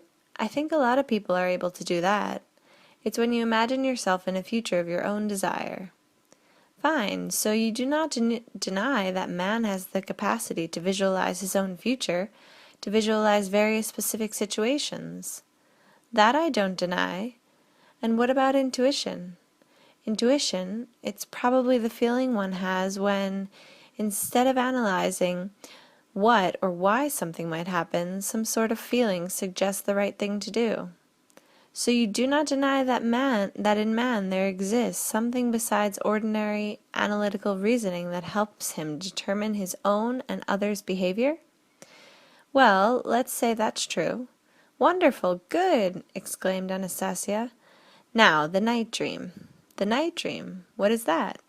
The dreams almost all people have when they are asleep. The night dream, I really don't know what that is. When you're asleep, a dream is simply a dream. All right, let us call it just a dream. But you do not deny it exists. You and other people are aware that someone in a dream state, when his body is almost beyond the control of part of his consciousness, can see people and all sorts of things going on. Well, that, I think, is something nobody will deny. But still in a dream, people can communicate, hold conversations, empathize. Yes, they can.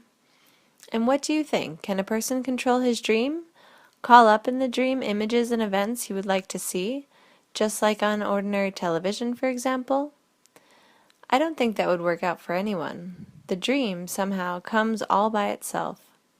You are wrong. Man can control everything. Man is designed to control everything. The ray I am telling you about consists of information one possesses, concepts, intuitions, emotional feelings, and, as a result of dreamlike visions consciously controlled by man's will. How can a dream be controlled in a dream? Not in a dream, wide awake, as if pre-programmed and with absolute accuracy. You only experience this in a dream, and it is chaotic. Man has lost most of his ability to control natural phenomena and himself. So he has decided that a night dream is simply an incidental byproduct of his tired brain. In fact, almost everybody on the earth. Well, maybe I should try helping you see something at a distance right here and now. Go ahead. Lie down on the grass and relax. Let go so that your body draws less energy. It is important that you are comfortable. Nothing in the way? Now, think about the person you know best. Your wife, for example. Recollect her habits, how she walks, her clothing, where you think she might be right now, and turn the whole thing over to your imagination. I remembered my wife, knowing that at the moment she might be at our country home. I imagined the house and some of the furnishing and things. I remembered a great deal, and in some detail, but I didn't see anything. I told Anastasia about all this, and she replied, "You are not able to let go all the way, as though you were going to go to sleep. I shall help you. Close your eyes. Stretch out your arms in different directions." Closing my eyes, I felt her fingers touch mine. I began to immerse myself in a dream, or a wakeful doze. There was my wife, standing in the kitchen of our country home. Over her usual dressing gown, she was wearing a knitted cardigan. That meant it was cool in the house. Again, some kind of trouble with the heating system. My wife was making coffee on the gas stove, and something else in the small crock pot. My wife's face was gloomy and unhappy. Her movements were sluggish. All at once she turned her head, tripped over to the window, looked out at the rain, and smiled. The coffee on the stove was spilling over. She picked up the pot with its overflowing liquid, but didn't frown or get upset as she usually did. She took off the cardigan. I woke up. "Well, did you see anything?" asked Anastasia. "I did, indeed. But maybe it was just an ordinary dream?" "How could it be ordinary? Did you not plan on seeing your wife in particular?" "Yes, I did, and I saw her. But where is the proof that she was actually there in the kitchen at that moment I saw her in the dream?" "Remember this day and hour, Vladimir, if you want to have proof. When you get home, ask her. Was there not something else out of the ordinary that you noticed?" "Can't think of anything. You mean to say you did not notice a smile on your wife's face when she went over to the window? She was smiling, and she did not get upset when the coffee spilled." "That I did notice. She probably saw something interesting out the window which made her feel good. All she saw out the window was rain, which she never likes. So why was she smiling? I too was watching your wife through my ray and warmed her up. So your ray warmed her up? What about mine? Too cold? You were only looking out of curiosity. You did not put any feeling into it. So your ray can warm people up at a distance? Yes, it can do that. And what else can it do?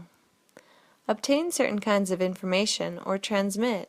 It can cheer up a person's mood and partially take away someone's illness. There are a lot of other things it can do, depending on the energy available and the degree of feeling, will, and desire. And can you see the future? Of course. The past too? The future and the past, they are pretty much the same thing. It is only the external details that are different. The essence always remains unchanged. How can that be? What can remain unchanged? Well, for example, 1,000 years ago, people wore different clothes. They had different instruments at their disposal, but that is not the essence. Back 1,000 years ago, just like today, people had the same feelings. Feelings are not subject to time. Fear, joy, love. Just think, Yaroslav the Wise, Ivan the Terrible, and the Egyptian pharaohs were all capable of loving a woman with exactly the same feelings as you or any other man today. Interesting, only I'm not sure what it means. You say every person can have a ray like this? Of course everyone can. Even today, people still have feelings and intuitions. The capacity to dream of the future, to conjecture, to visualize specific situations, to have dreams while they sleep. Only it is all chaotic and uncontrollable. Maybe some kind of training is necessary. Some exercises could be developed. Some exercises might help, but you know, Vladimir, there is one absolute condition before the ray can be controlled by the will. And what condition is that? It is absolutely necessary to keep one's thoughts pure, as the strength of the ray depends on the strength of radiant feelings. Now there you go, just when everything was starting to get clear. What have pure thoughts got to do with it? Radiant feelings? They are what power the ray. That's enough, Anastasia. I'm already losing interest. Next you'll be adding something else. I have already told you what is essential. You can say what you like, but you've got too many darn conditions. Let's talk about something else, something a little simpler. All day long, Anastasia engages in meditation, visualizing all sorts of situations from our past, present, and future life. Anastasia possesses a phenomenal memory. She can remember a multitude of people she has seen in her imagination or through her ray, and what they have been going through mentally. She's a consummate actress. She can imitate the way they walk and talk, and even think the way they do. She concentrates her thought on the life experiences of millions of people in the past and present. She uses the knowledge she gains from this to visualize the future and to help others. This she does at a great distance by means of her invisible ray, and the one she helps through suggestion or decision, or the one she heals, haven't the slightest idea that she is helping them. It was only later that I found out that similar rays, invisible to the eye, only of different degrees of strength, emanate from every individual. The academic Anatoly Akimov photographed them with special devices and published his results in 1996 in the May issue of the magazine Wonders and Adventures. Unfortunately, we are unable to use these rays as she does. In scientific literature, a phenomenon such as this ray is known as a torsion field. Anastasia's worldview is unusual and interesting. What is God, Anastasia? Does he exist? If so, why hasn't anyone seen him? God is the interplanetary mind, or intelligence. He is not to be found in a single mass. Half of him is the non-material realm of the universe.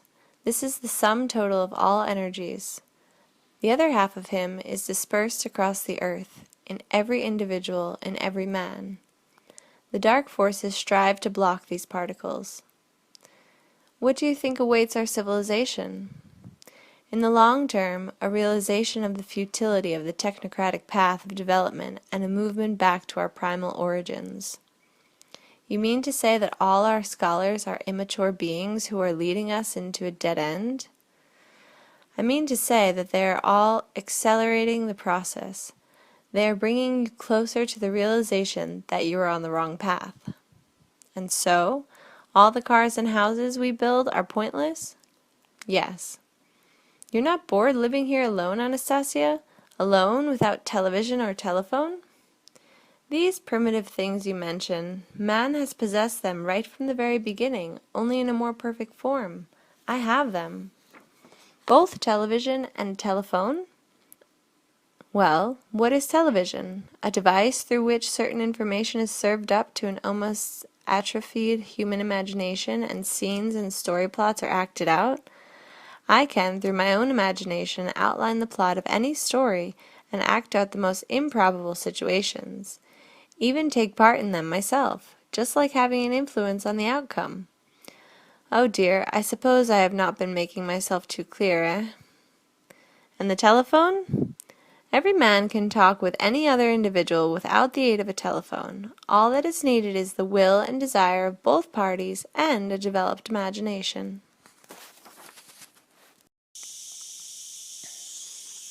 Chapter 8. Concert in the Taiga.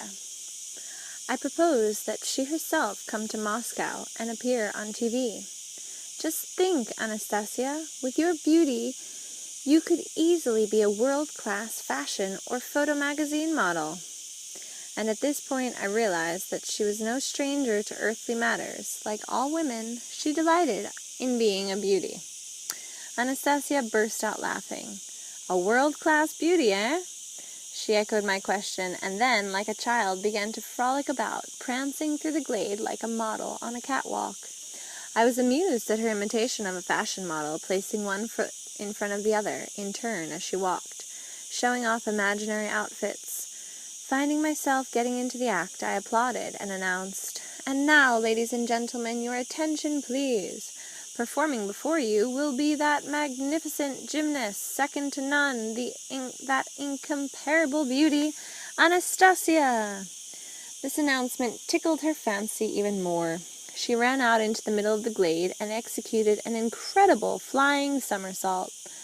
First forward, then backward, then to the side, both left and right, then an amazingly high leap into the air.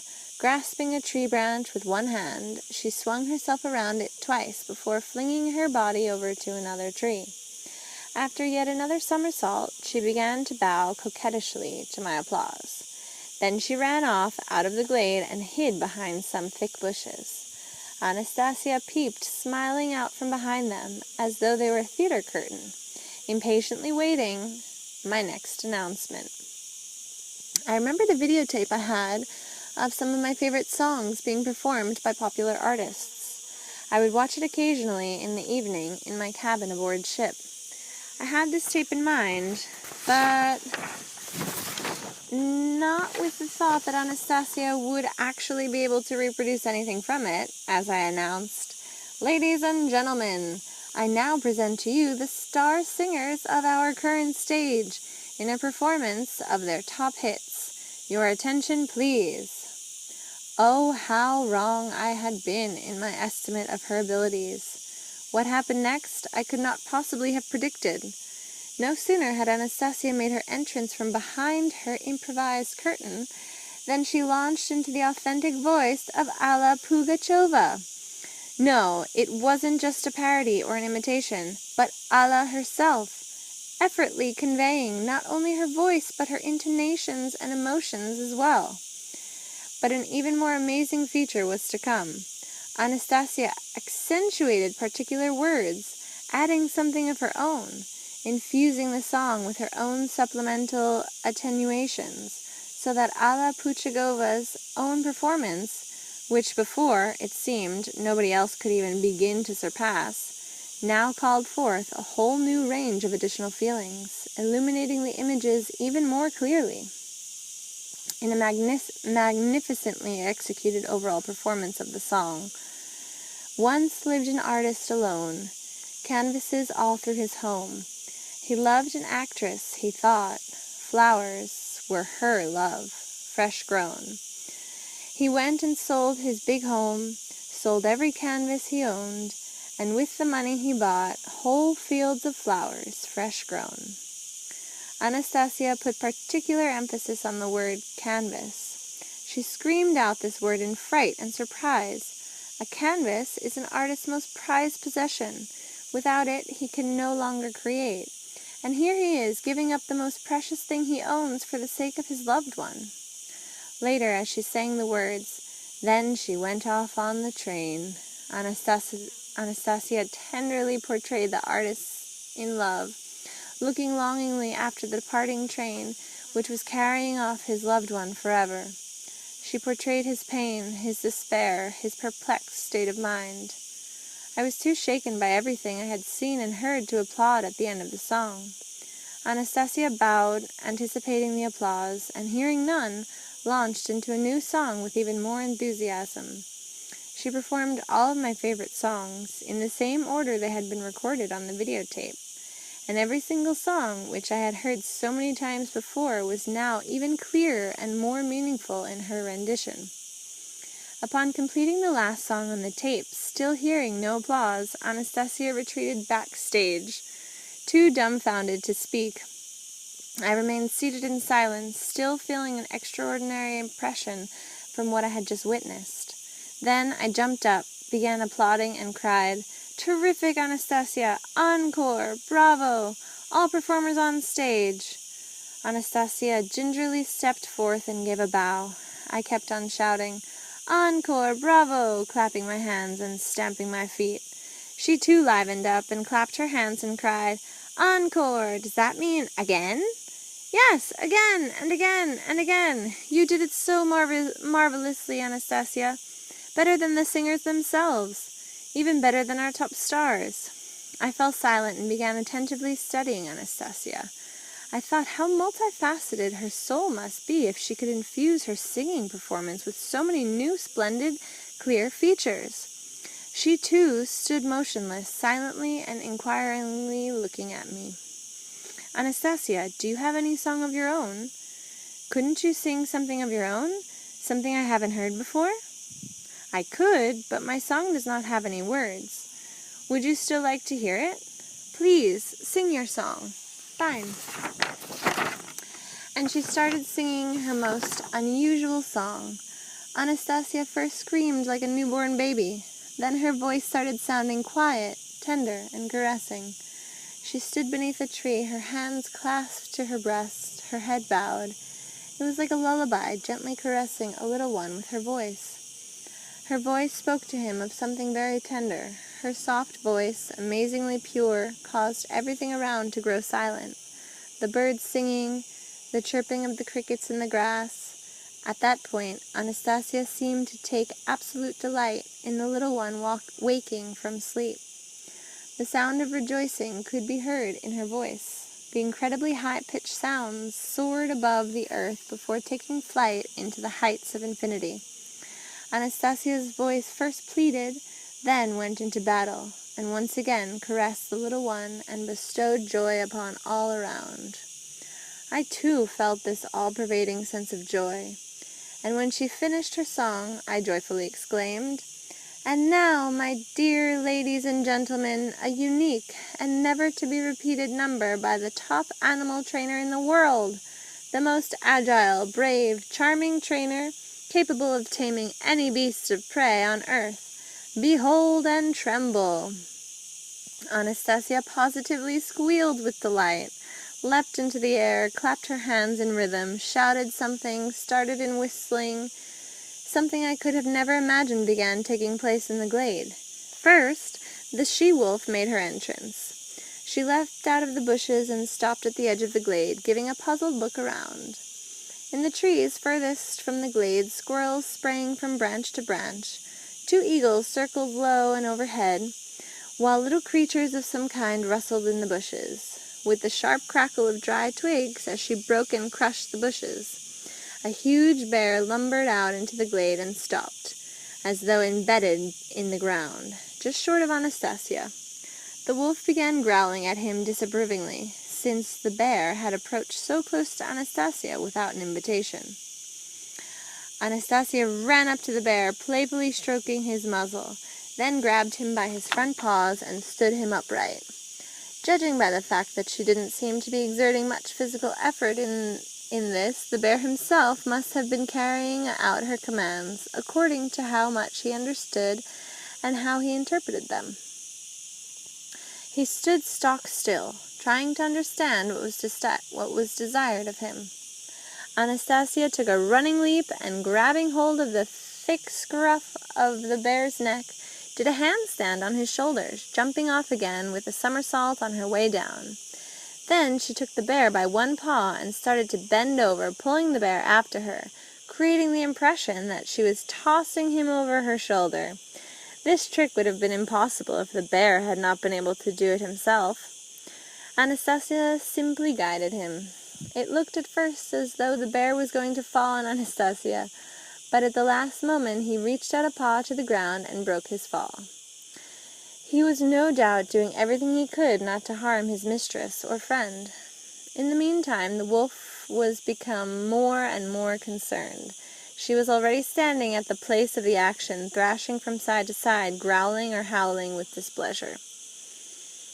At the edge of the glade there appeared several more wolves, and when Anastasia was on the point of yet another routine toss of the bear over her shoulder, the bear, attempting to do the trick properly, fell over on his side and remained motionless. At last the wolf, now at her wits' end, and with a malicious grin, made a leap in the bear's direction. With lightning speed, Anastasia placed herself in the wolf's path. The wolf braked with all fours, somersaulted over her back, bumped into Anastasia's leg.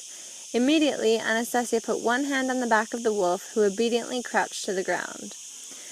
With her other hand she began waving, as she had done the first time with me when I had tried to embrace her without her consent.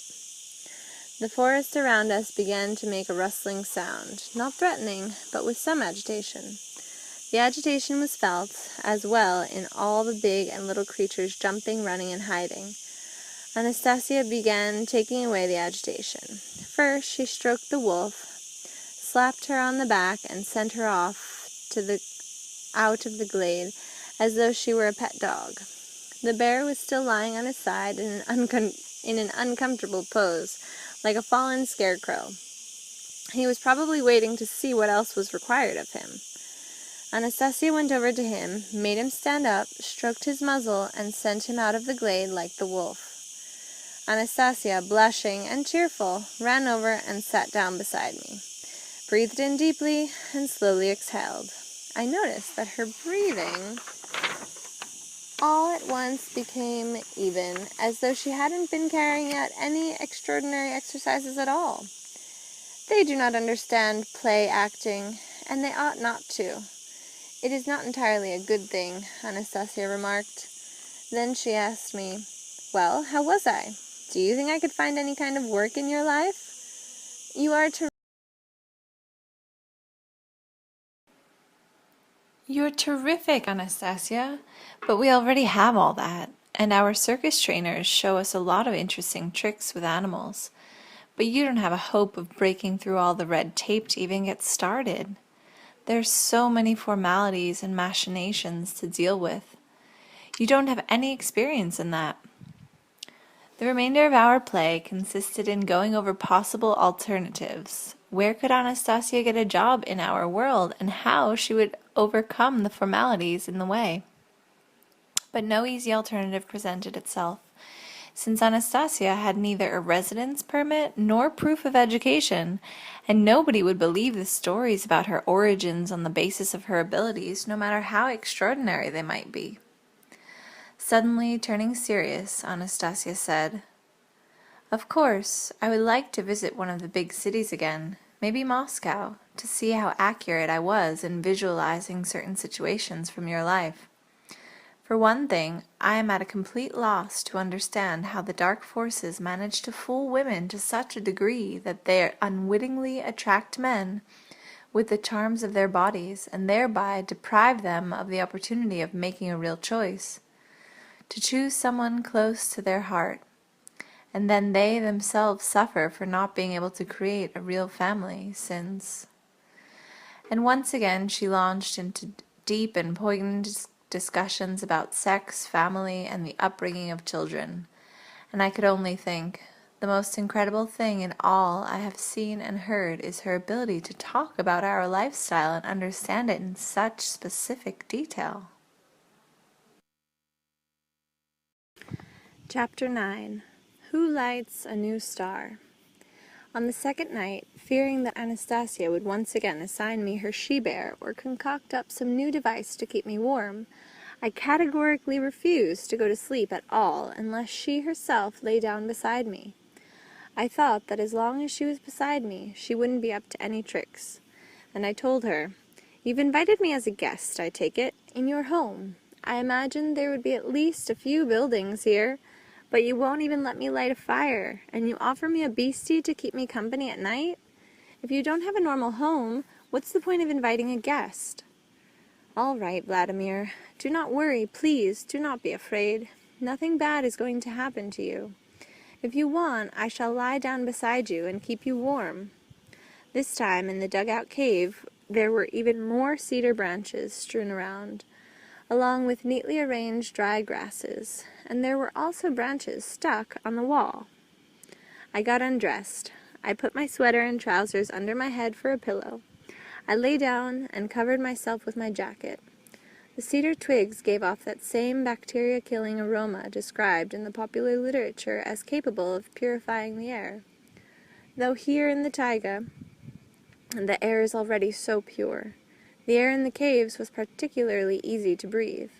The dried grasses and flowers contributed a still more unusual delicate fragrance. Anastasia kept her word and lay down beside me. I sensed the fragrance of her body, which surpassed all other odors. It was more pleasant than the most delicate perfume I had ever sensed from a woman's body. But now I had no thought of wanting to possess her. After my attempts to do so on the way to the glade, which had resulted at the time in an attack of fear and loss of consciousness, I no longer felt aroused by fleshy desires, even when I saw her naked. I lay down and dreamt of the son my wife never bore to me. And I thought, wouldn't it be wonderful if my son could be born by Anastasia? She is so healthy, sturdy, and beautiful. The child, then, too, would be healthy. He would look like her too, but more like me.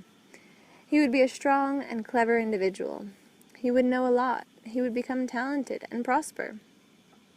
I imagined our infant son sucking at his mother's nipple, and involuntarily put my hand on Anastasia's warm, supple breast. Immediately, a shiver ran through my whole body, and then dissipated at once. But it wasn't a shiver of fear, but something else, extraordinarily pleasing. I didn't take my hand away, but only held my breath and waited for what might happen next. Next thing I noticed was the feeling of the soft palm of her hand on mine. She did not push me away. I raised my head and began looking into Anastasia's marvelous face. The white twilight of the northern night made it seem even more attractive. I couldn't take my gaze off her.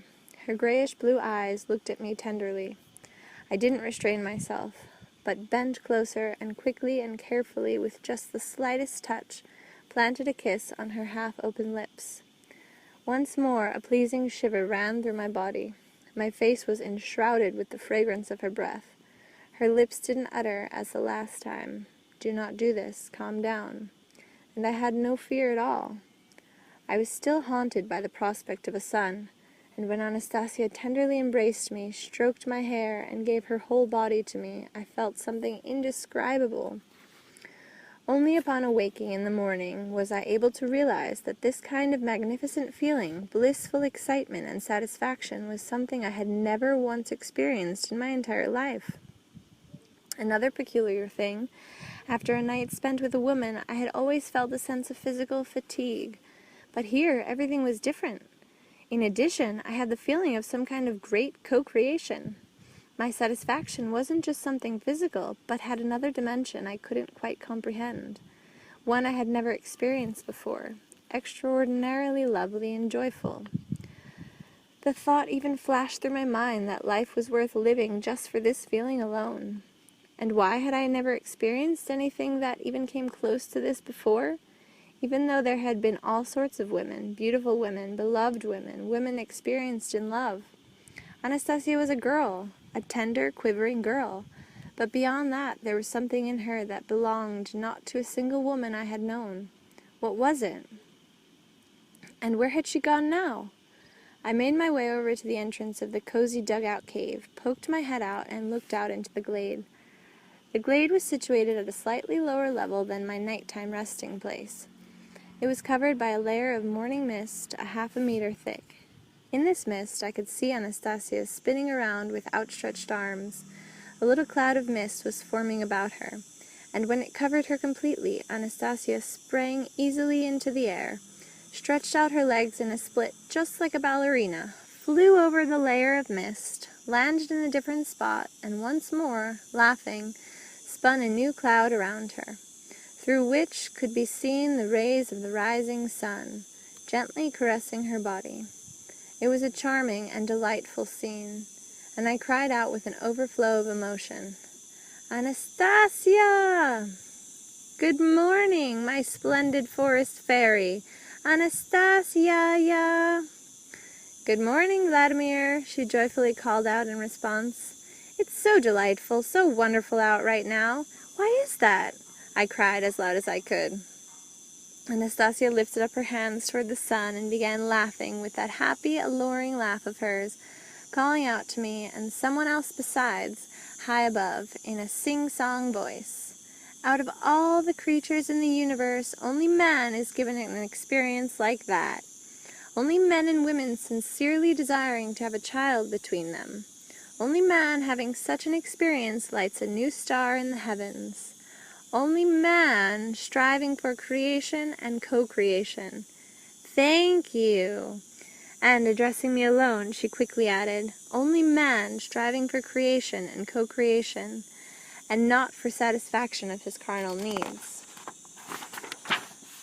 And again she went off into the trills of laughter, leapt high into the air, stretched her legs into a split as though soaring over the mist.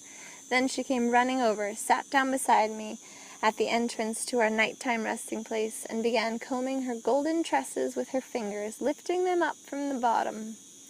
"So, you don't consider sex to be something sinful?" I asked. Anastasia fell silent. She looked at me in amazement and responded, "Was that the same kind of sex the word implies in your world? And if not, then what is more sinful, to give yourself so that a man can come into the world, or to hold back and not allow a man to be born, a real man?" I started thinking. In actual fact, my nighttime closeness with Anastasia could not possibly be described by our usual word sex. Then what did happen last night? What term would be appropriate here? And again I asked, and why did anything even approaching that experience never happen with me before? Or for that matter, I would venture to say, with hardly anybody else in the world. You see, Vladimir, the dark forces are constantly trying to make man give in to base, fleshly passions, to stop him from experiencing God-given grace. Then try all sorts of tricks to persuade people that satisfaction is something you can easily obtain, thinking only of carnal desire. And at the same time they separate man from truth. The poor deceived women who are ignorant of this spend their lives accepting nothing but suffering and searching for the grace they have lost. But they are searching for it in the wrong places. No woman can restrain a man from fornication if she allows herself to submit to him merely to satisfy his carnal needs. If that has happened, their marital life will not be a happy one. Their marital life is only illusion of togetherness, a lie, a deception accepted by convention. For the woman immediately becomes a fornicator, regardless of whether she is married to the man or not. Oh, how many laws and conventions mankind has invented in an attempt to artificially strengthen this false union. Laws, both religious and secular, all in vain. All they have done is cause people to play around, accommodate themselves, and imagine that such a union exists. One's innermost thoughts invariably remain unchanged, subject to nobody and nothing. Christ Jesus saw this, and trying to counteract it, he said, "Anyone who looks at a woman lustfully has already committed adultery with her in his heart." Then you, in your not-so-distant past, have tried to attach shame to anyone who leaves his family. But nothing, at any time or in any situation, has been able to stop man's desire to seek out that sense of intuitively felt grace, the greatest satisfaction, and to persist in seeking it. A false union is a frightening thing. Children, do you see, Vladimir? Children! They sense the artificiality, the falsity of such a union, and this makes them skeptical about everything their parents tell them. Children subconsciously sense the lie even during their conception, and that is a bad effect on them. Tell me what individual would want to come into the world as a result of carnal pleasures alone? We would all like to be created under a great impulsion of love, the aspiration to creation itself, and not simply to come into the world as a result of someone's carnal pleasure. People who have come into false union will then look for true satisfaction in secret, apart from each other. They will strive to possess body after body, or make paltry and fateful use of their own bodies, realizing only intuitively that they are drifting farther and farther away from the true happiness of a true union. "Anastasia, wait," I said. "Can it be that men and women are doomed this way if the first time all that happens between them is sex? Is there no turning back, no possibility of correcting the situation?" "There is. I now know what to do. But where do I find the right words to express it? I'm always looking for them, the right words. I have been looking for them in the past and in the future, but I have not found them. Perhaps they are right in front of me after all. And then they will appear. New words will be born. Words capable of reaching people's hearts and minds. New words for the ancient truth about their primal origins." "Don't panic, Anastasia. Use existing words to start with, just as an approximation. What else is needed for true satisfaction apart from two bodies? Complete awareness, a mutual striving to create, sincerity and purity of motive. How do you know all this, Anastasia? I'm not the only one who knows about it. A number of enlightened people have tried to explain it to the world. Vedas, Krishna, Rama, Shiva, Christ, Muhammad, Buddha." "You've what? Read about all these people? Where? When?" "I have not read about them. I simply know what they said, what they thought about, what they wanted to accomplish." "So, sex by itself, according to you, is bad?" "Very bad. It leads man away from truths, destroys families. An enormous amount of energy is wasted." "Then why do so many different magazines publish pictures of naked women in erotic poses? Why are there so many films with erotica and sex? And all this is extremely popular. Demand generates supply. So, you're trying to say that our humanity is completely bad?" "Humanity is not bad, but the devices of the dark forces obscuring spirituality by provoking base carnal desires. These are very powerful devices.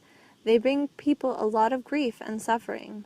They act through women, exploiting their beauty, a beauty whose real purpose is to engender and support in men the spirit of the poet, the artist, the creator. But to do that, women themselves must be pure. If there is not sufficient purity, they start trying to attract men by fleshly charms. The outward beauty of empty vessels. In the upshot, the men are deceived, and the women must suffer their whole lives on account of this deception." "So what, then, is the result?" I queried. "Through all the millennia of their existence, mankind has not been able to overcome these devices of the dark forces. That would mean they are stronger than man? Man hasn't been able to overcome them, in spite of the appeals by spiritually enlightened people, as you put it. So, is it downright impossible to overcome them? Or maybe it's not necessary?" "It is necessary, absolutely necessary." "Who, then, can do it?" "Women. Women who have been able to grasp the truth and their own appointed purpose. Then the men will change too." "Oh, no, Anastasia, I doubt it. A normal man will always be aroused by a pretty woman's legs, her breasts, especially when you're on a business trip or holiday far away from your partner.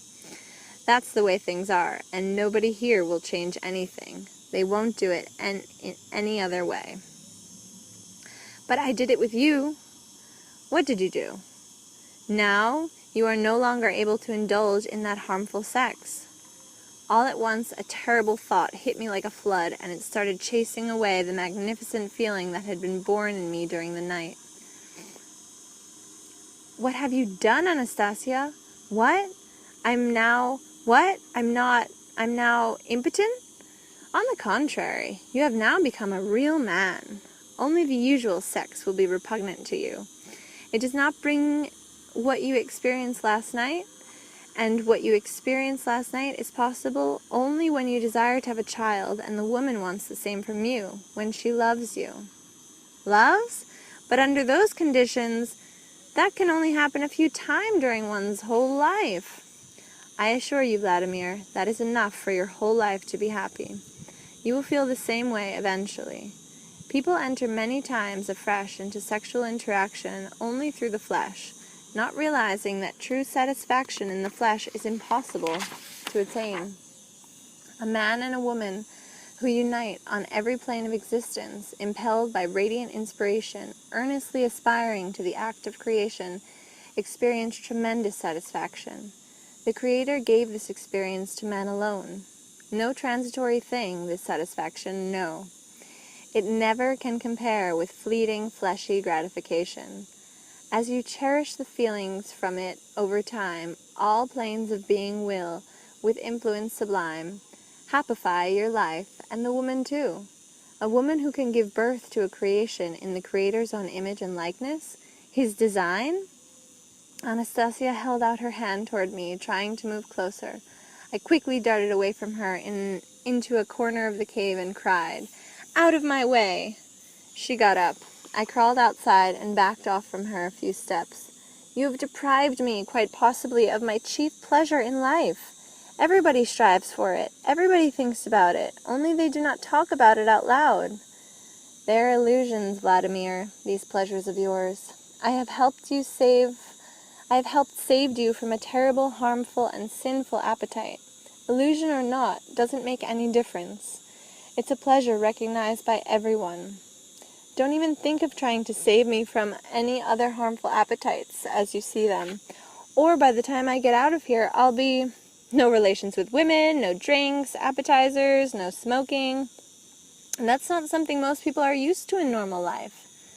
Well, what good is there in drinking, smoking, senseless and harmful digestion of such a huge quantity of animal meat, when there are so many splendid plants created for man's nourishment? You go and feed yourself with plants if you like, but don't come near me. A lot of us get pleasure out of smoking, drinking, sitting down to a good meal. That's how we do things. Do you understand? That's how. But everything you name is bad and harmful. Bad? Harmful?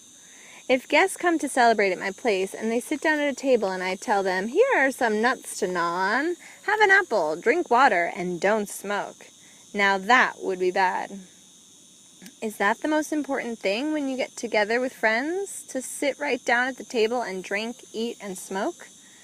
Whether it's the most important thing or not is beside the point. That's how people behave all over the world.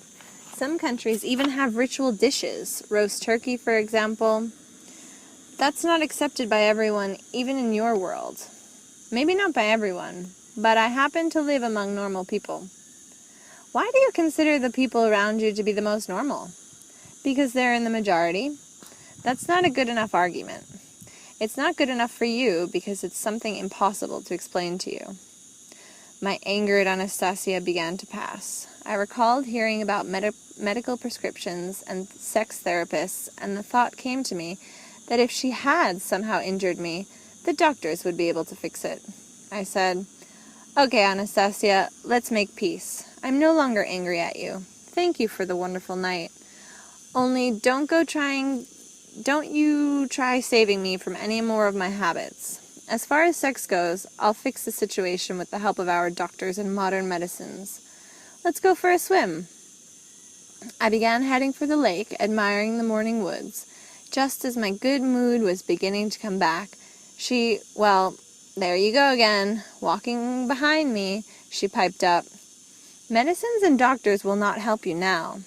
To put everything back the way it was, they will have to erase your memory of everything that happened and everything you felt. Stunned, I stopped in my tracks. Then you put everything back the way it was. I cannot. Again, I was overwhelmed by a feeling of rampant rage, and at the same time, fear. You poke your nose in where it doesn't belong and turn my life upside down. So you played a nasty trick on me, and now you say you can't fix it? I did not play any nasty tricks. After all, you wanted a son so badly. So many years had gone by, and you still didn't have a son, and none of the women in your life would bear you a son. I also wanted a child by you, a son too, and that is something I can do. And why are you getting so concerned ahead of time that things are going to go badly for you? Maybe you will still come to understand. Please do not be afraid of me, Vladimir. I am certainly not trying to meddle with your mind. This happened all on its own. You got what you wanted. And I would still very much like to save you from at least one mortal sin. And what's that? Pride. You're a funny one. Your philosophy and lifestyle aren't human. What do you find in me so inhuman that it frightens you? You live all alone in the forest and communicate with plants and animals. Nobody in our society even comes close to that kind of life. How can that be, Vladimir? Why? Anastasia exclaimed, flustered. You're Dutchniks. They too communicate with plants and animals, only not consciously. But they will understand one day. Many have already begun to understand. Oh, come on. Now she's a Dutchnik? And this Ray of yours. You know a lot, but you don't read books. You must be some kind of mystic. I shall try to explain everything to you, Vladimir, only not all at once. I am trying, but I cannot find the right words. Comprehensible words. Please believe me. All my abilities are inherent in man. It is something man was given right from the start, back in the days of his primal origins, and everyone could do the same today. Nevertheless, people are starting to go back to their primal origins. It will be a gradual process after the forces of light triumph.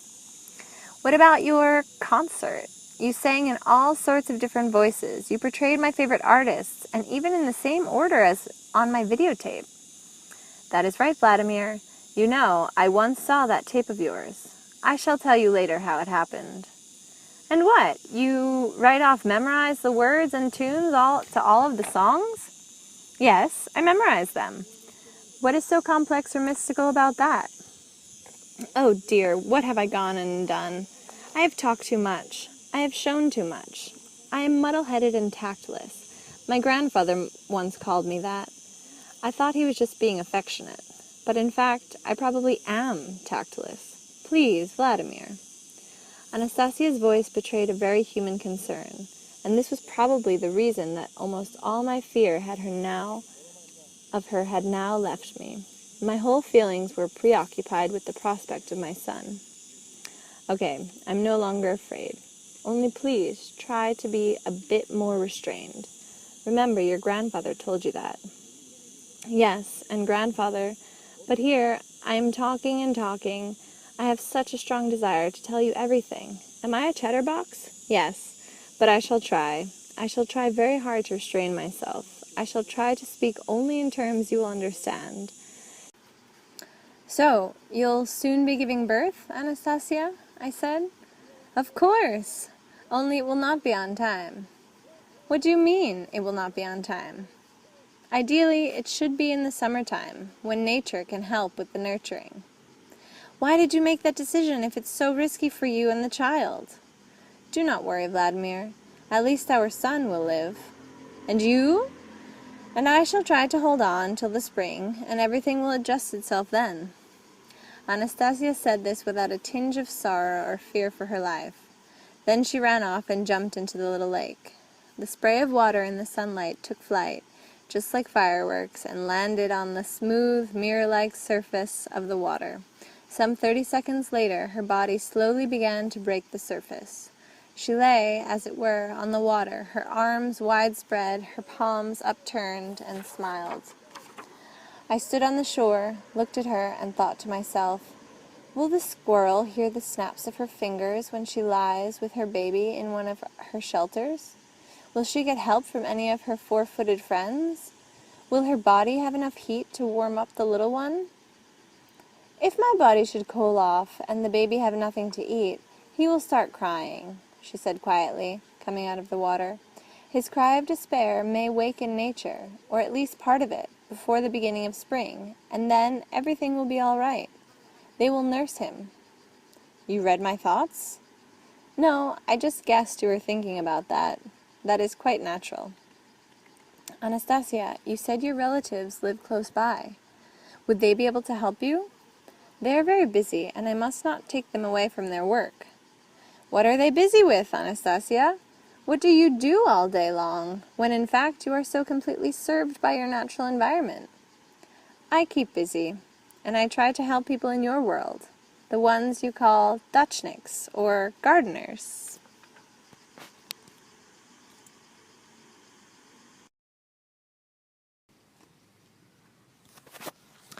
Chapter 10. Her Beloved Dutchniks. Anastasia enthusiastically explained to me how many new opportunities could open up for people who communicate with plants. There were two major subjects she talked about, not only with particular excitement and animation, but I would have to admit with a kind of love, namely bringing up children on the one hand, and Dutchniks on the other. According to everything she said about these people and the importance she attached to them, we would all need to literally bow on our knees before them. Just think, according to her, the Dutchniks have not only managed to save the whole nation from famine, but also sown seeds of good in people's hearts, and are educating the society of the future. There are far too many points to enumerate here. One would need a whole book. And Anastasia kept on arguing, trying to demonstrate this. You see, the society you are living in today can learn a lot from communication with the plants to be found around dachas. Yes, I am talking about the dachas where you personally know every individual plant in your garden plot, and not those huge impersonal fields cultivated by monstrous, senseless machines. People feel better when they are working in their dacha plots. Many of them end up living longer. They become kinder. And it is these very Dutchniks that can pave the way for society to become aware of how destructive the technocratic path can be. Anastasia, whether that's true or not is, for the time being, beside the point. What is your role in all this? What kind of help can you offer? Taking me by the arm, she led me over to the grass. We lay on our backs, the palms of our hands turned upward. Close your eyes, let go, and try to picture yourself what I am saying. Right now, I'll take a look with my ray and locate at a distance some of those people you call Dutchniks. After a period of silence, she began to say softly, an old woman is unwrapping a piece of cheesecloth in which cucumber seeds have been soaking. The seeds have already begun to develop quite a bit, and I can see little sprouts. Now she has picked up a seed. I have just suggested to her that she should not soak the seeds so much. They will become deformed when they are planted. And this kind of water is not good for them. The seed will go bad. She thinks herself she must have guessed that. And that is partially true. I just helped her guess a bit. Now she will share her idea and tell other people about it. This little deed is done. Anastasia told how she visualizes in her consciousness all sorts of situations involving work, creation, recreation, and people's interaction, both with each other and with plants. When the situation she has visualized comes closest to reality, contact is established whereby she can see the person and feel what this person is suffering or sensing. She herself then, as it were, steps into the image of the person and shares her expertise with them. Anastasia said that plants react to people, to man, with love or hate, and exercise a positive or negative influence on people's health. And here is where I have an enormous amount of work to do. I keep myself busy with the dacha garden plots. The Dutchniks travel out to their plots, their plantings. They are like their own children. But unfortunately, their relationship to them is still pretty much on the level of intuition. They still do not have the foundation that comes with a clear realization of the true purpose behind this relationship. Everything, but everything on earth, every blade of grass, every insect has been created for man, and everything has its individual appointed task to perform in the service of man. The multitude of medicinal plants are a confirmation of this, but people in your world know very little about how to benefit from the opportunities they are presented with, about how to take full advantage of them. I asked Anastasia to show me some concrete example of the benefits of conscious communication, an example that could be seen, verified in practice, and subjected to scientific investigation. Anastasia thought for a little while, then suddenly brightened and exclaimed, "The Dachniks, my beloved Dachniks, they will prove it all. They will show what is true and confound all your science. Now how is it that I didn't think of that or understand it before?" Some kind of brand new idea made her bubble over with joy. The whole time I was with her, not once did I see Anastasia sad. She can be serious, thoughtful, and concentrated, but more often than not delighting in something. This time her joy literally bubbled over. She jumped up and clapped her hands, and it seemed to me as though the whole forest had become brighter and begun to stir, responding to her with the rustling of treetops and the singing of birds. She whirled round and round, as though she were doing a kind of dance. Then, all radiant, she once again sat down beside me and said, "Now they will believe. All on account of them, my dear Dachniks. They will explain and prove everything." Trying to bring her a little more quickly back to the topic of our interrupted conversation, I noted, "Not necessarily. You say that every insect has been created for man's benefit, but how can people believe that when they look with so much loathing on the cockroaches crawling over their kitchen tables? What, can it be that they too have been created for our benefit?"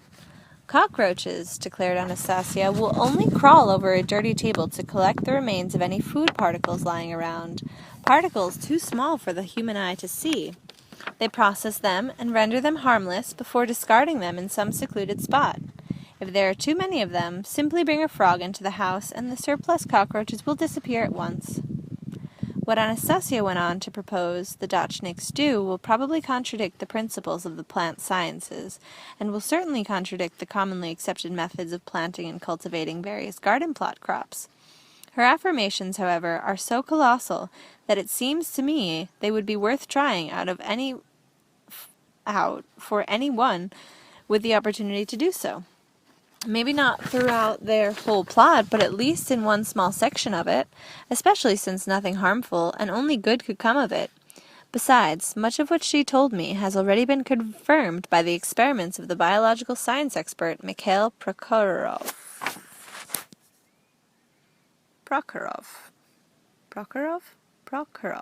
Mikhail Prokhorov.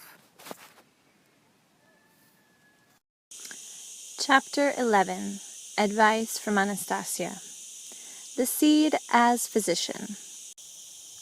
Anastasia stated, "Every seed you plant contains within itself an enormous amount of information about the universe. Nothing made by human hands can compare with this information, either in size or accuracy.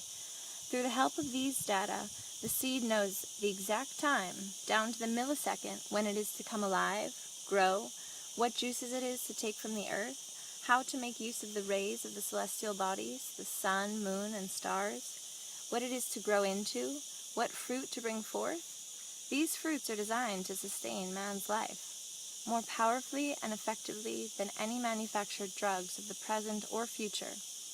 These fruits are capable of counteracting and withstanding any disease of the human body, but to this end the seed must know about the human condition, so that during the maturation process it can satiate its fruit with the right correlation of substances to heal a specific individual of his disease, if indeed he has it or is prone to it. In order for the seed of a cucumber, tomato, or any other plant grown in one's plot to have such information, the following steps are necessary. Before planting, put into your mouth 1 or more little seeds. Hold them in your mouth under the tongue for at least 9 minutes. Then place the seeds between the palms of your hands and hold it there about 30 seconds. During this time, it is important that you be standing barefoot on the spot of earth where you will be later planting it. Open your hands and carefully raise the seeds which you are holding to your mouth.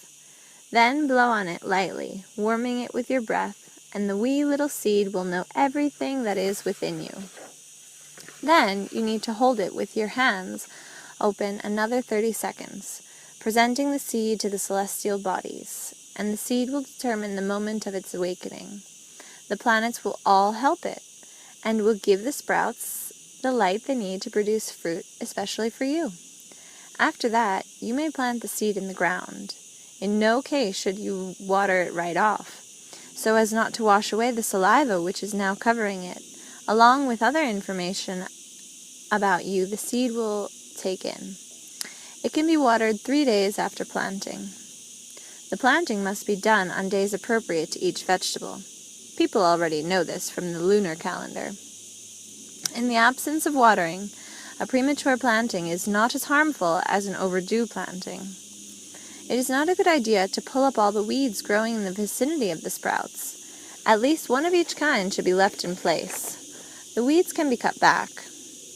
According to Anastasia, the seed is thus able to take in information about the person who plants it, and then, during the cultivation of its fruit, it will pick up from the universe and the earth the optimum blend of energies needed for a given man. The weeds should not be disposed of completely, as they have their own appointed function. Some weeds serve to protect the plant from disease, while others give supplemental information.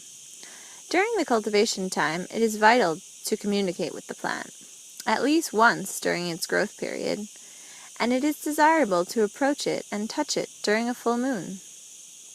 Anastasia maintains that the fruit cultivated from the seed in this manner and consumed by the individual who cultivated it is capable of not only curing him of any disease of the flesh whatsoever, but also of significantly retarding the aging process, rescuing him from harmful habits, tremendously increasing his mental abilities, and giving him a sense of inner peace. The fruit will have the most effective influence when consumed no later than 3 days after harvesting. The above-mentioned steps should be taken with a variety of plant species in the garden plot. It is not necessary to plant a whole row of cucumbers, tomatoes, etc. in this manner. Just a few plants each is enough. The fruit of plants grown like this will be distinguished from other plants of the same species not only in taste. If analyzed, it will be seen that they are also distinct in terms of the substances they contain. When planting the seedlings, it is important to soften the dirt in the excavated hole with one's finger and bare toes, and spit into the hole. Responding to my question, why the feet? Anastasia explained that through perspiration from one's feet come substances, toxins no doubt, containing information about bodily diseases. This information is taken in by the seedlings. They transmit it to the fruit, which will thus be enabled to counteract diseases. Anastasia recommended walking around the plot barefoot from time to time. What kind of plants should one cultivate? Anastasia replied, the same variety that exists in most garden plots is quite sufficient. Raspberries, currants, gooseberries, cucumbers, tomatoes, wild strawberries, any kind of apple tree, sweet or sour cherries, and flowers would be very good too. It does not make any difference how many plants of each kind there are, or how big their area of cultivation is. There are few definites without which it would be difficult to imagine a full-energy microclimate. One of them is sunflowers, at least one plant. There should also be 1.5 or 2 square meters of cereal grains, rye or wheat, for example, and be sure to leave an island of at least 2 square meters for wild-growing herbs, ones that are not planted manually. If you have not left any of them growing around your dacha, you can bring in some turf from the forest and thereby create an island of natural growth. I asked Anastasia if it were necessary to plant these definites directly in the plot, if there were already some wild-growing herbs close by, say just beyond the fence, and this is how she responded. It is not just the variety of plants that is significant, but also how they are planted. The direct communication with them that allows them to take in the information they need. I have already told you about one method of planting. That's the basic one. The important thing is to infuse the little patch of nature surrounding you with information about yourself, Only then will the healing effect and life-giving support of your body be significantly higher than from fruit alone. Out in the natural wilds, as you call them, and nature really is not wild, it's just unfamiliar to you, there are a great many plants that can help us cure all, and I mean all, existing diseases. These plants have been designed for that purpose, but man has lost or almost lost the ability to identify them.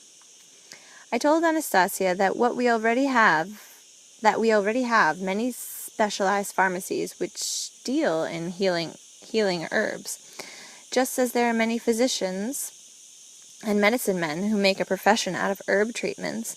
And she replied, "The chief physician is your own body. Right from the start, it was endowed with the ability to know which herb should be used and when, how to eat and breathe. It is capable of warding off diseases even before it is its outward manifestation. And nobody else can replace your body, for this is your personal physician, given individually to you by God, and personally only to you. I am telling you how to provide it with the opportunity to act beneficially on your behalf. If you make connections with the plants in your garden plot, they will take care of you and cure you. They will make the right diagnosis all by themselves and prepare the most effective medicine, especially designed for you." Who gets stung by bees? In every garden plot, there should be at least one colony of bees. I told Anastasia there are very few people in our society who can communicate with bees. Special training is required, and not everyone is successful. But she replied, "A lot of what you do to maintain bee colonies just gets in the way. Over the past centuries, there have been only 2 people on Earth who have come close to understanding this unique life form. And who might they be? They are 2 monks who have since been canonized. You can read about them in your books. They can be found in many monastery archives." "Come on now, Anastasia. You read church literature too? Where? When? You don't even have a single book." "I have at my disposal a much more complete method of retrieving information." "What kind of method?" "Again, you're talking in circles. After all, you promised me you wouldn't resort to any mysticism or fantasy." "I shall tell you about it. I shall even try teaching it to you. You will not understand it right away, but it is simple and natural." "Well, okay. So, how should bees be kept in a garden plot?" "All you have to do is build the same kind of hive for them they would have under natural conditions. And that is it. After that, the only thing required is to go to the hive and gather part of the honey, wax, and other substances they produce that are so useful for man." "Anastasia, that is not simple at all. Who knows what the natural hive should look like? Now, if you could tell me how to do it myself with the materials we have at our disposal, then that might be something feasible." "All right," she laughed. "Then you will have to wait a bit. I need to visualize it. I have to see what people in today's world might have on hand, as you say." "And where should it be placed so as not to spoil the view?" I added. "I shall look into that too." She lay down on the grass, as she always did, visualizing our living situations. But this time I began to observe her carefully. As she lay on the grass, her arms were stretched out in different directions, with palms upturned. Her fingers were partially curled, and their tips, specifically with the tips of the 4 fingers on each hand, were also positioned so that their soft parts were faced upward. Her fingers first began to stir a little, but then stopped. Her eyes were closed, her body was completely relaxed. Her face, too, appeared relaxed at first, but then a faint shadow of some kind of feeling or sensation moved across it. Later, she explained how seeing at a distance could be practiced by anyone with a particular kind of upbringing. About the beehive, Anastasia had the following to say. "You need to make the hive in the shape of a hollow block. You can either take a log with a hole in it and hollow it out to enlarge the cavity, or use boards from a deciduous tree to make a long, hollow box 120 centimeters long. The board should be no less than 6 centimeters thick and the inside measurements of the cavity at least 40 by 40 centimeters. Triangular strips should be inserted into the corners where the inner surfaces meet to make the cavity somewhat rounded. The strips can be just slightly glued in place, and the bees themselves will firm them up afterward. One end should be fully covered with a board of the same thickness, with a hinge panel at the other end. For this panel needs to be cut in such a way so that it fits neatly into the opening and sealed with grass or some kind of cloth covering the whole bottom. Make a slit or a series of slits to provide access for the bees along the bottom edge of one of the sides, approximately 1.5 centimeters wide, starting 30 centimeters from the hinged opening and continuing to the other end. This hive can be set on pilings anywhere in the garden plot, at least 20 to 25 centimeters off the ground, with the slits facing south.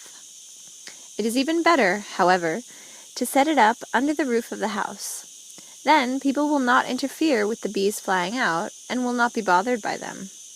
In this case, the hive should be aligned horizontally at a 20 to 30 degree angle, with the opening at the lower end.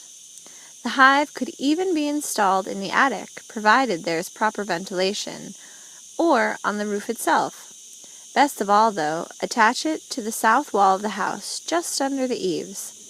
The only thing is, you need to make sure you have proper access to the hive so you can remove the honeycomb. Otherwise, the hive should stand on a small platform with an overhead canopy to protect it from the sun, and it can be wrapped with insulation in winter. I remarked to Anastasia that this type of hive could be rather heavy, and the platform and canopy might spoil the appearance of the house. What to do in that case? She looked at me a little surprised, and then explained, "The thing is that your beekeepers do not really go about it the right way. My grandfather told me about this. Beekeepers today have concocted a lot of different ways of constructing a hive, but all of them involve constant human intervention in its operation. They move the honeycomb frames around within the hive, or move both the hive and the bees to a different spot for the winter, and that is something they should not do. Bees build their honeycombs at a specific distance apart to facilitate both ventilation and defense against their enemies, and any human intervention breaks down this system. Instead of spending their time gathering honey and raising offspring, the bees are obliged to fix what has been broken. Under natural conditions, bees live in tree hollows and cope with any situation perfectly well on their own. I told you that they should be kept under conditions as close to their natural ones as possible. Their presence is extremely beneficial. They pollinate all the plants much more effectively than any other agent, thereby increasing the yield. But you must know this pretty well already. What you may not know is that bees' mouths open up channels in the plants through which the plants take in supplemental information reflected by the planets, information the plants, and subsequently human beings, require. But bees sting people, don't you see? How can somebody get a good rest at a dacha if they're constantly afraid of being stung? Bees only sting when people act aggressively toward them, wave them off, become afraid or irritated inside. Not necessarily at the bees, but just at anyone. The bees feel this and will not tolerate the rays of any dark feelings. Besides, they may attack those parts of the body where there are channels connecting with some diseased internal organ, or where the protective aura has been torn, and so forth. You know that bees are already effectively used in treating the disease you call radiculitis. But that is far from being the only thing they can do. If I were to tell you about everything, especially showing the evidence you were asking for, you would have to spend not just 3 days, but many weeks with me. There's a lot written about bees in your world. All I have done is introduce a few correctives, but please, believe me, they're extremely important correctives. To establish a colony of bees in a hive like that is very easy. Before introducing a swarm of bees into the hive, put a little chunk of wax and some honey plant. You do not need to put in any handmade frames or cells. Afterward, When there are colonies established on even a few neighboring dacha plots, the bees will multiply all by themselves. Then, as they swarm, they will occupy the empty hives. And how should the honey be gathered? Open the panel, break off the hanging honeycomb, and extract the sealed honey and pollen. Only do not be greedy. It is important to leave part of it for the bees and for the winter. In fact, it is better not to collect any honey at all during the first year. Hello, morning! Anastasia has adapted her morning routine to the conditions of the dacha plot. In the morning, preferably at sunrise, walk out to the garden plot barefoot and approach any plants you like. You can touch them. This does not have to be done in accord with some sort of schedule or ritual to be strictly followed day after day, but simply as one feels moved or as one desires. But it should be done before washing. Then the plants will sense the fragrances of the substances emitted by the body through the pores of the skin during sleep. If it is warm and there's a small grassy patch close by, and it would be helpful if there were, lie down there and stretch out for 3 or 4 minutes. And if some little bug should happen to crawl up onto your body during this time, do not chase it away. Many bugs open up pores on the human body and cleanse them. As a rule, they open up the pores through which toxins are expelled, and all sorts of internal ailments are brought to the surface, allowing the person to wash them away. If there is any pond of water on the plot, you should immerse yourself in it. If not, then you can pour the water over yourself as you stand barefoot close to the plants and seed beds, or, even better, between the beds. For example, one morning alongside the raspberry bushes, the next by the currant bushes, etc. And after washing, you should not dry off right away. You should shake off the water drops from your hands, spreading them onto the surrounding plants, and use your hands to brush off the water from the other parts of your body. After this, you can go through the usual procedures of washing and using any conveniences to which you are accustomed. Evening routine. In the evening, before going to bed, it is important to wash your feet using water with the addition of a small quantity, a few drops, of juice from saltbush or nettles, or the two together, but no soap or shampoo. After washing your feet, pour the water onto the seed beds. Then, if necessary, you can still wash your feet with soap. This evening routine is important for 2 reasons. As the feet perspire, toxins come to the surface, removing internal diseases from the body, and these must be washed away to cleanse the pores. Juices from saltbush or nettles are good at facilitating this process. In pouring the remaining water into the seed beds, you are giving supplemental information to the plants and microorganisms about your current state of well-being. This is very important too. Only after receiving this information can our visible and invisible environment work out and pick up from the universe and the earth everything it needs for the normal functioning of your body. It will prepare everything by itself. I was still interested in knowing what Anastasia had to say about food. After all, she has a rather unique dietary regime, and so I asked, Anastasia, tell me how you think a person should feed himself. What should he eat? How often during the day? In what amounts? Our world pays a great deal of attention to this question. There's a huge quantity of all sorts of literature on this subject. Health food recipes, advice on losing weight. It is difficult to picture human beings' lifestyle any other way under the circumstances currently imposed by the technocratic world. The dark forces are constantly trying to take the natural operating system of this world, the one given to humanity right from the start, and substitute their own cumbersome, artificial system which goes against human nature. I asked Anastasia to put it in more concrete terms, without her philosophical musings, and she continued, You know, these questions of yours as to what, when, and how much a person should eat, they are best answered by the individual's own body. The sensations of hunger and thirst are designed to send a signal to each particular individual indicating when he should take in food. This precise moment is the right one for each person. The world of technocracy, being incapable of affording each individual the opportunity of satisfying his hunger and thirst at the moment desired by his body, has tried to force him into his own schedule based on nothing but this world's own helplessness, and then attempts to justify this compulsion in the name of some sort of efficiency. Just think, one person spends half the day sitting down, expending hardly any energy, while another exerts himself with some kind of physical labor, or simply runs and perspires all over, thereby using up many times more energy, and yet both are expected to eat at exactly the same time. A person should take in food at the moment advised by his body, and there can be no other advisor. I realize that under your world's conditions this is practically impossible. But the opportunity does exist for people at their dachas with their attached garden plots, and they should take advantage of it and forget about their unnatural artificial regimes. The same applies to your second question, what should one eat? The answer is, whatever is available at the moment. Whatever is on hand, so to speak.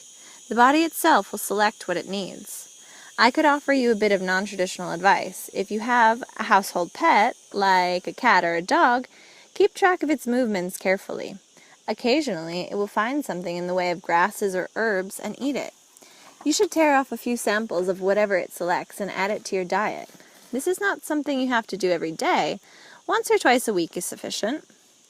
You should also take it upon yourself to gather some cereal grain, thresh it, grind it into flour, and then use the flour to bake bread. This is extremely important.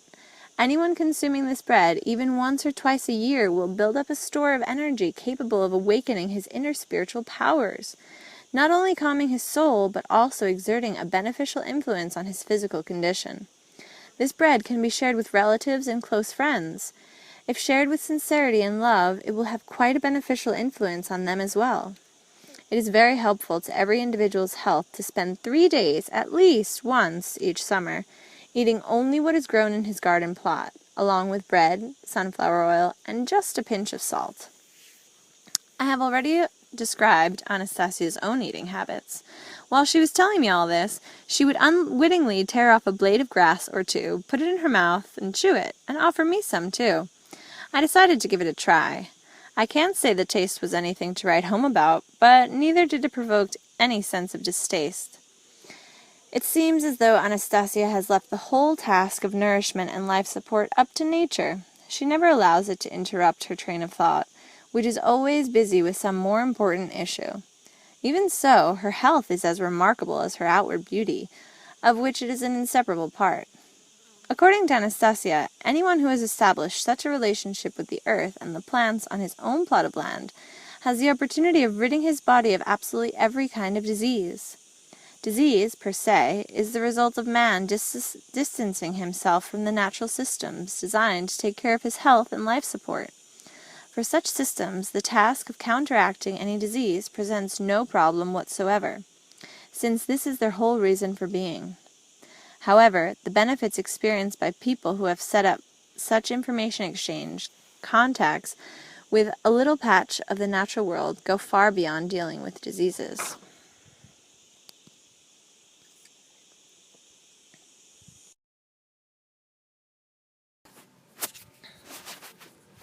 Chapter 12.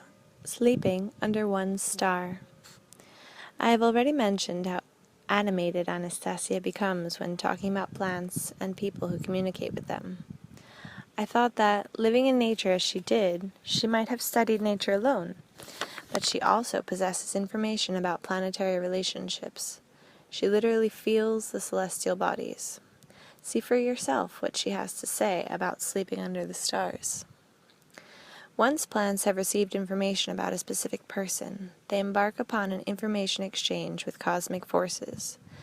But here they are simply intermediaries, carrying out a narrowly focused task involving one's fleshy body and certain emotional planes. They never touch the complex processes which, out of all the animal and plant world on the planet, are inherent only in the human brain and on human planes of existence.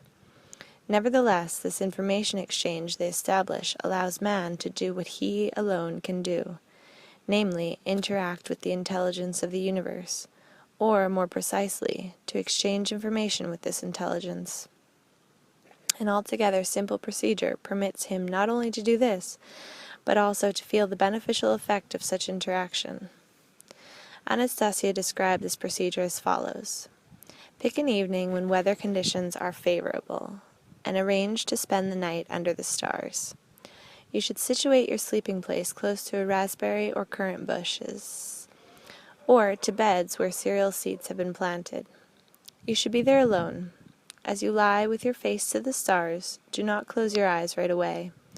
Let your gaze, physically and mentally, wander across the celestial bodies.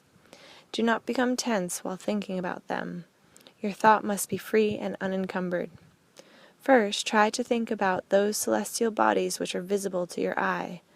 Then you can dream about what you treasure in life, about the people closest to you, people for whom you wish only good.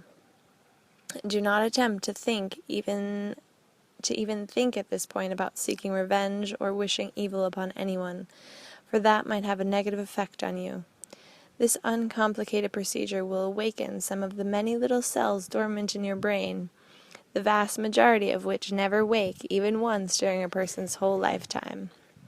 The cosmic forces will be with you and help you attain the realization of your brightest and most unimaginable dreams, will help you find peace in your heart, establish positive relationships with your loved ones, and increase or call into being their love for you. It is useful to try repeating this procedure a number of times. It is effective only when carried out at the location of your constant contact with the plant world. And you will feel it yourself as early as the next morning. It is especially important to go through this procedure on the eve of your birthday. To explain how this all works would take too long right now, and is not important. Parts of the explanation you would not believe, other parts you would not understand. It can be discussed much more quickly and easily with people who are already trying it and feeling its influence on themselves, since the information, once received and verified, will facilitate the reception of any information that follows.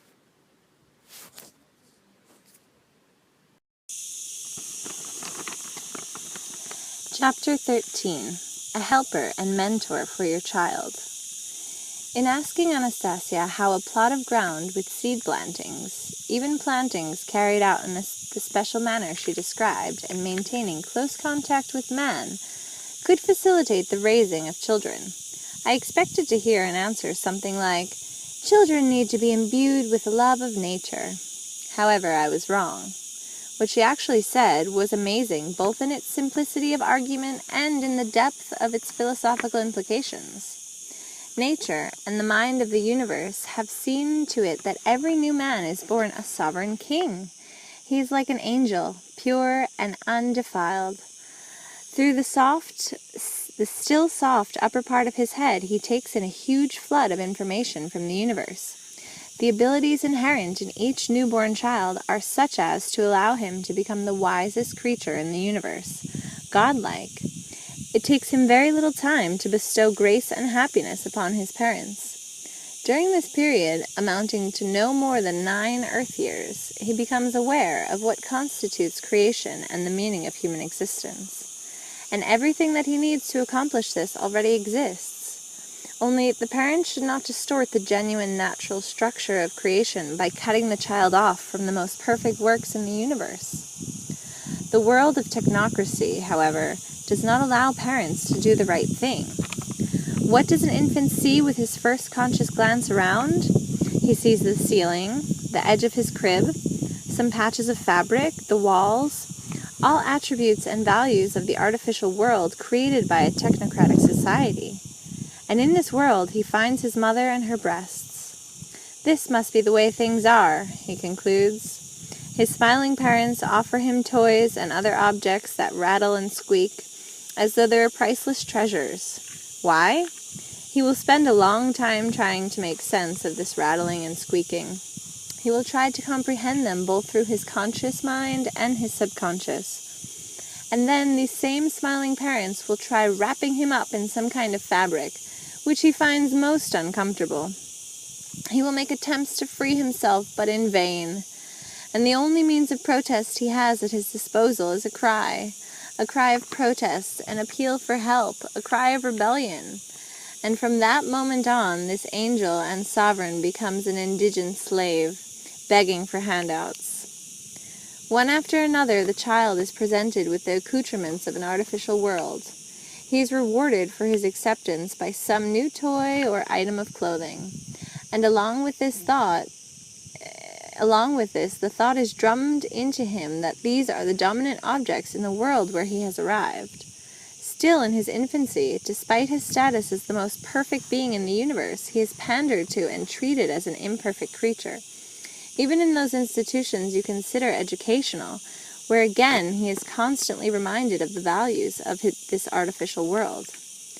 Not until the age of 9 does he hear a passing mention of the existence of the world of nature, and then only as an adjunct to that other, more important world of manufactured objects.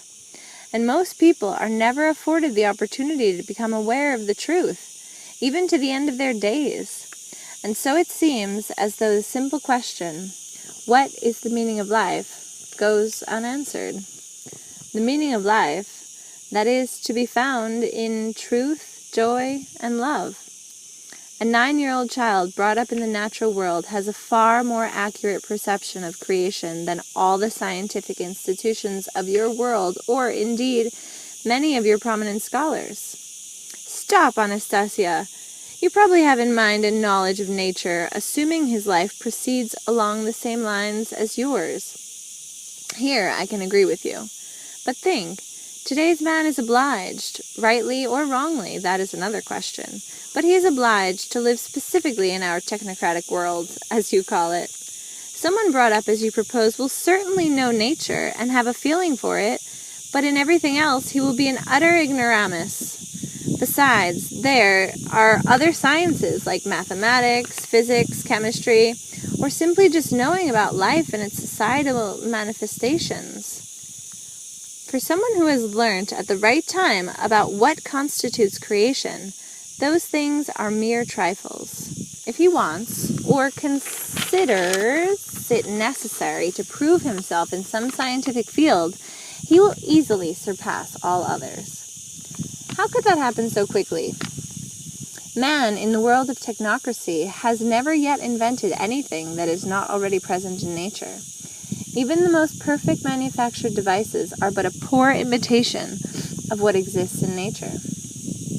Well, that may be, but you promised to explain how a child could be raised and his capabilities developed in our conditions. Only talk about this in a way I can understand, using concrete examples.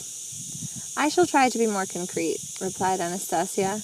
I have already visualized situations like this, and have tried to hint to one family what they should do, only there was no way they could have grasped the crucial point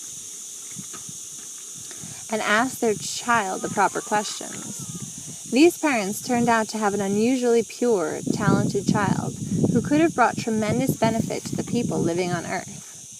So, these parents arrive with this 3-year-old child at their dacha plot and bring along his favorite toys, artificial toys which displace the true priorities of the universe.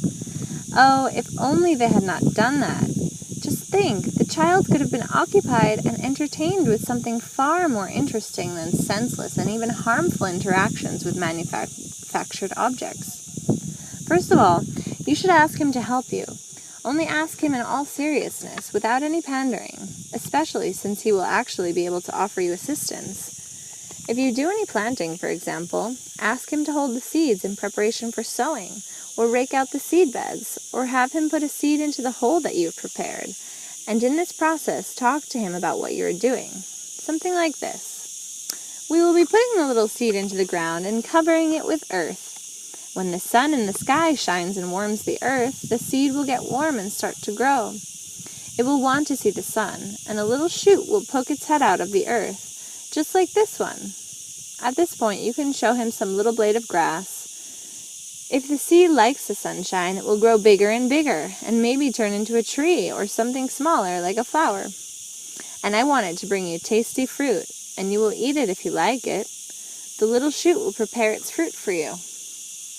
Whenever you arrive with your child at the dacha plot, or when he awakes first thing in the morning, have him look and see whether any new shoots have come up. If you should notice one, show your delight. Even when you are putting young plants rather than seeds into the ground, it is important to explain to your child what you are doing.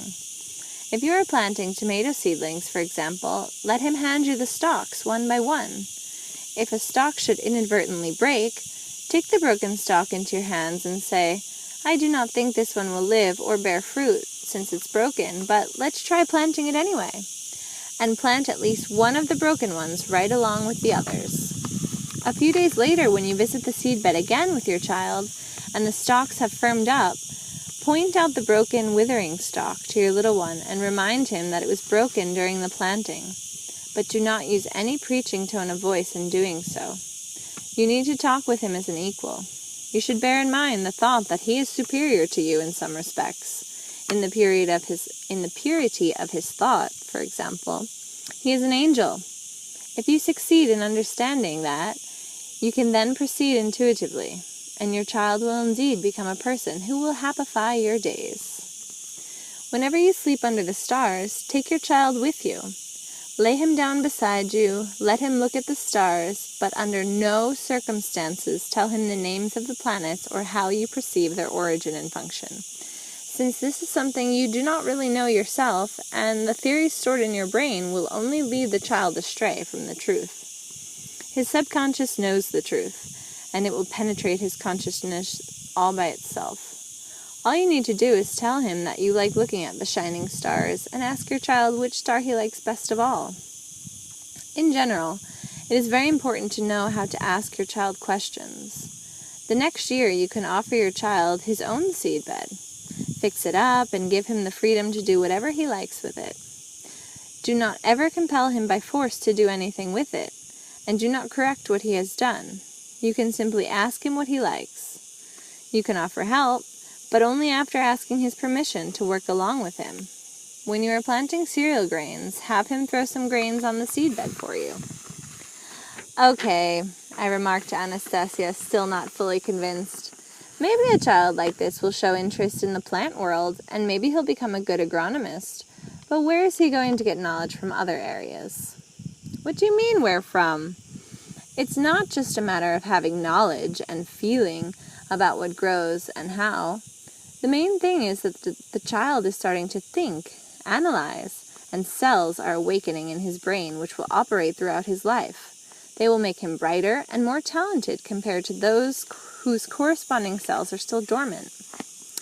As far as civilized life goes, what you call progress, he may well turn out to be a superior in any field of endeavor. All the more so since the purity of his thought will make him an exceptionally happy person. The contact he has established with his planets will allow him to constantly take in and exchange more and more information. The incoming messages will be received by his subconscious and transmitted to his consciousness in the form of many new thoughts and discoveries.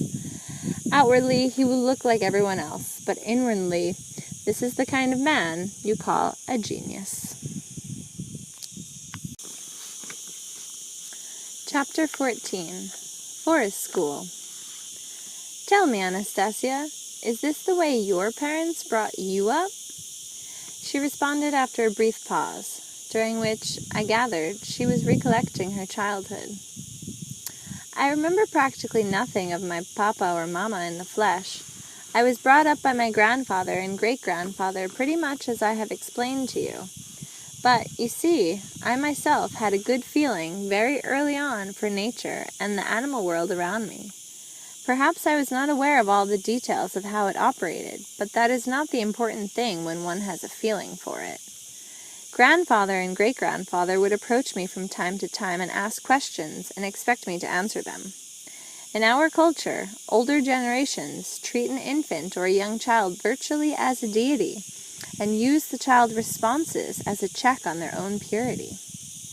I began asking Anastasia to recall some of the specific questions and answers. She smiled and told me, "Once I was playing with a little snake. I turned around, and there were grandfather and great-grandfather standing right beside me, smiling. I was very delighted, since it was always interesting being with them. They are the only ones who can ask me questions, and their hearts beat in the same rhythm as mine. but with animals it is different. I ran over to them. Great-grandfather bowed to me, while grandfather took me on his knee. I listened to his heart beat, and I fingered the hairs on his beard as I examined them. Nobody spoke. We were thinking together, and it was good that way. Then grandfather asked me, "Tell me, Anastasia, why do you think my hair grows here and here," pointing to the top of his head and his beard, "and not here," pointing to his nose and forehead? I touched his nose and forehead, but no reply was forthcoming. I could not give an unthinking answer. I had to understand it. The next time they came, grandfather again said, "Well, I am still thinking why my hair grows here and not here," again indicating his nose and forehead. Great-grandfather looked at me seriously and attentively. Then I thought, perhaps it is really a serious question with him, and I asked, "Grandfather, what is it? Do you really want your hair to grow everywhere, even on your nose and forehead?" Great-grandfather began pondering the question, while grandfather replied, "No, not really." "Then that is why your hair does not grow there, because you do not want it to." He reflected on that, stroking his beard, and mused, as though he were putting the question to himself. "And if it grows here, that means it is because I want it to." I confirmed his thought. "Of course, grandfather, not only you, but I, and the one who thought you up." At this point, great-grandfather asked me rather excitedly, "And who was it that thought him up?" "The one who thought everything up," I replied. "But where is he? Show me," great-grandfather asked, bowing to me. I could not give him an answer right away, but the question stayed with me, and I started thinking about it often. "And did you eventually give him an answer?" I asked Anastasia. I gave him an answer about a year later, and then he started asking me more questions. But up until the time I gave him the answer, neither grandfather nor great-grandfather had asked me any new questions, and I began to get very concerned.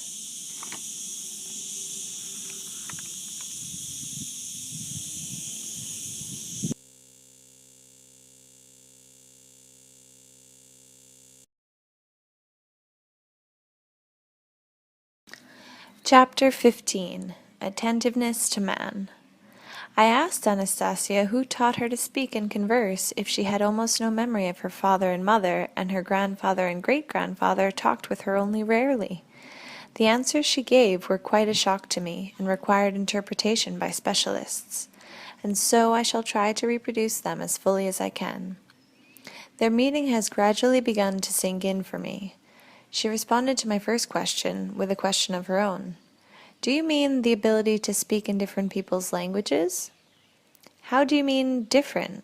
What, you can speak more than one language?" "Yes," she replied.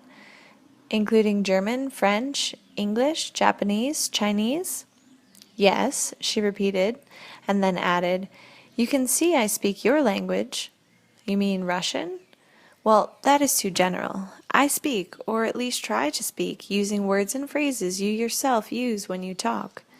At first it was a little challenging for me, since your vocabulary is not very large and you repeat yourself a fair amount. Nor do you have much expression of feeling.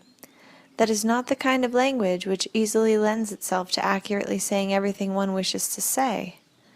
Wait, Anastasia, I'm going to ask you something in a foreign language, and you give me an answer."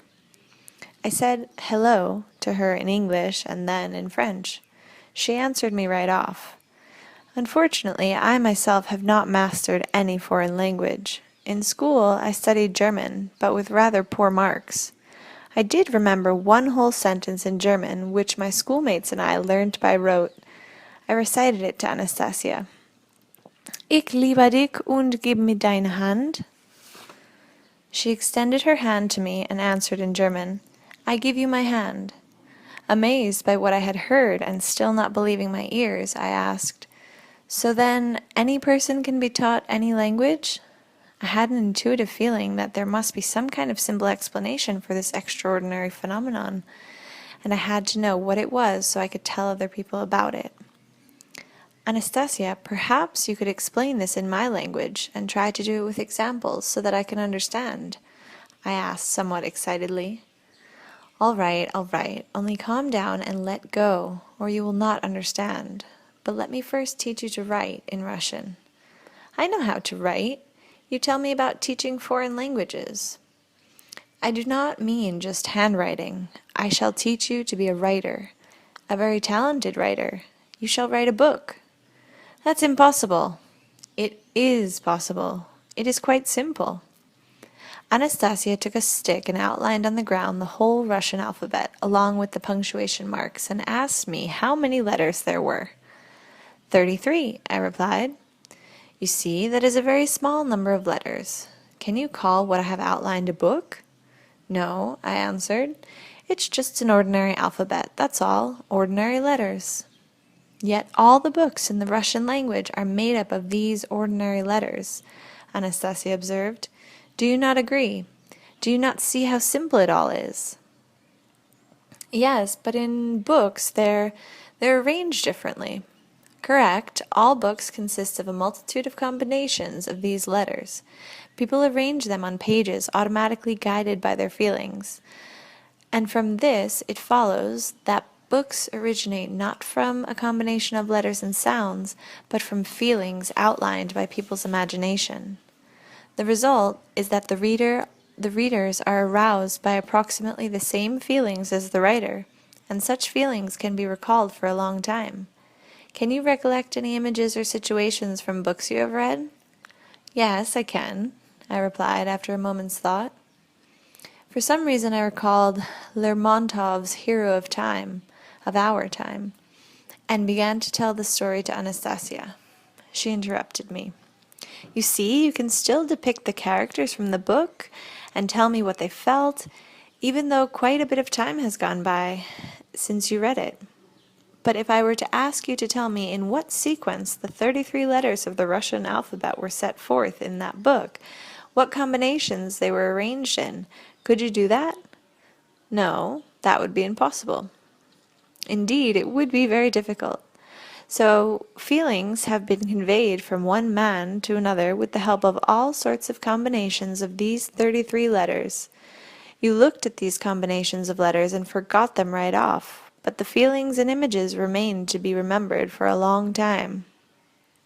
So it turns out that if emotional feelings are directly associated with these marks on paper, without thinking about any conventions, one's soul will cause these marks to appear in just the right sequence and combinations so that any reader may subsequently feel the soul of the writer. And if in the soul of the writer... Wait, Anastasia. Speak more simply, more clearly, more specifically. Show me through some kind of an example how languages are to be taught. You can make me into a writer later on. Tell me first, who taught you to understand different languages, and how? My great-grandfather, replied Anastasia. Give me an example, I asked, anxious to understand everything in a hurry. All right, but do not be concerned. I shall still find a way to help you understand, and if it is that important to you, I shall try teaching all the languages to you too. It is simple, after all.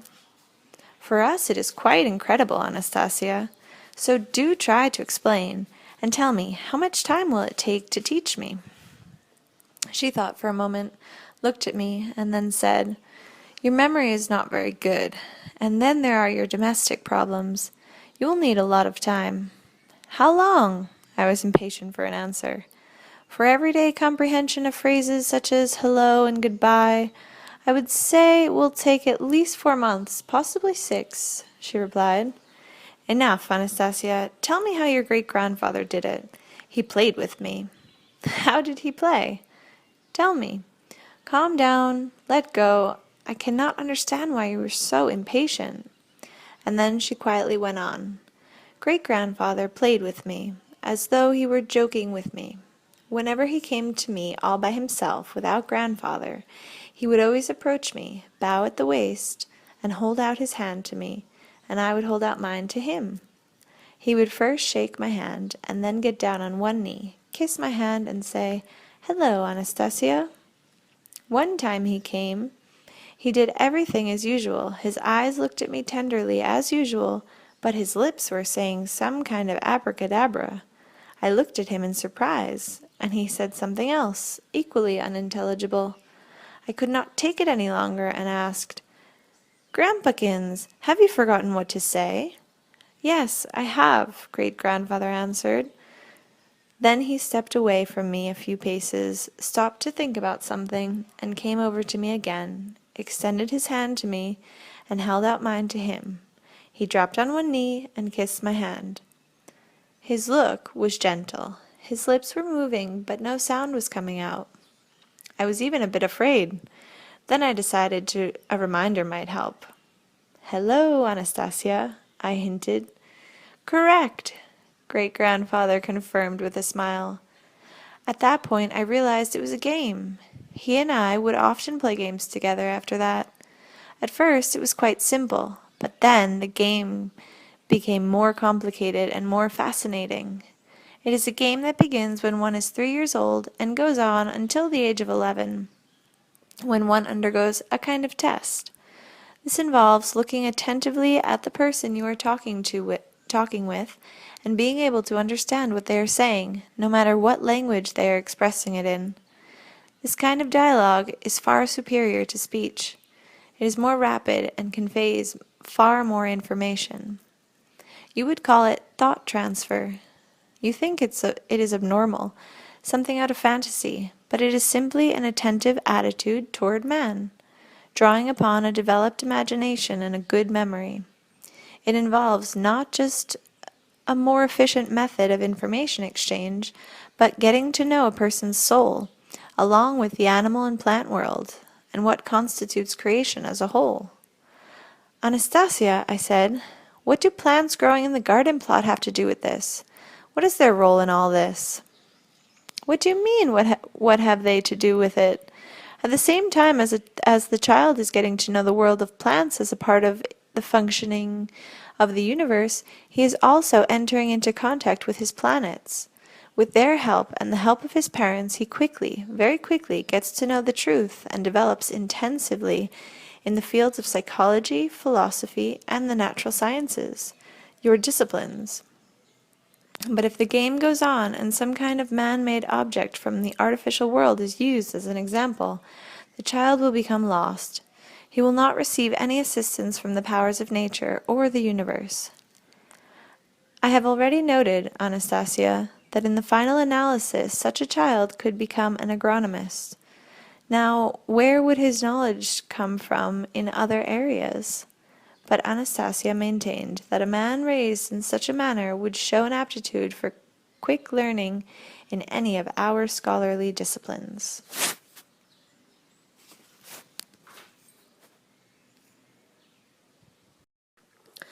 Chapter 16. Flying Saucers? Nothing extraordinary. Then I asked her to show me an example of her knowledge of some technical subject. "You want me to tell you how all the different machines of your world operate?" "The kind of thing our prominent scientists are only touching the fringes of. Why don't you make some great scientific discovery, let's say?"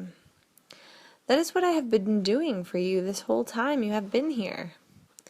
"Not just for me, for the whole world of science. A discovery they would be prepared to recognize."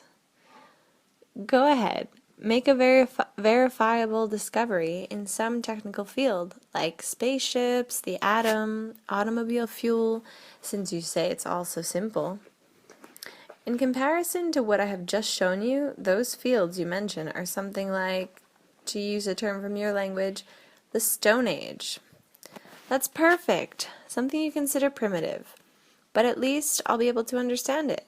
You can prove you're right and show evidence that your intelligence is superior to mine. Tell me, for example, what you think of our airplanes and spaceships. Pretty close to perfect machines?" "No.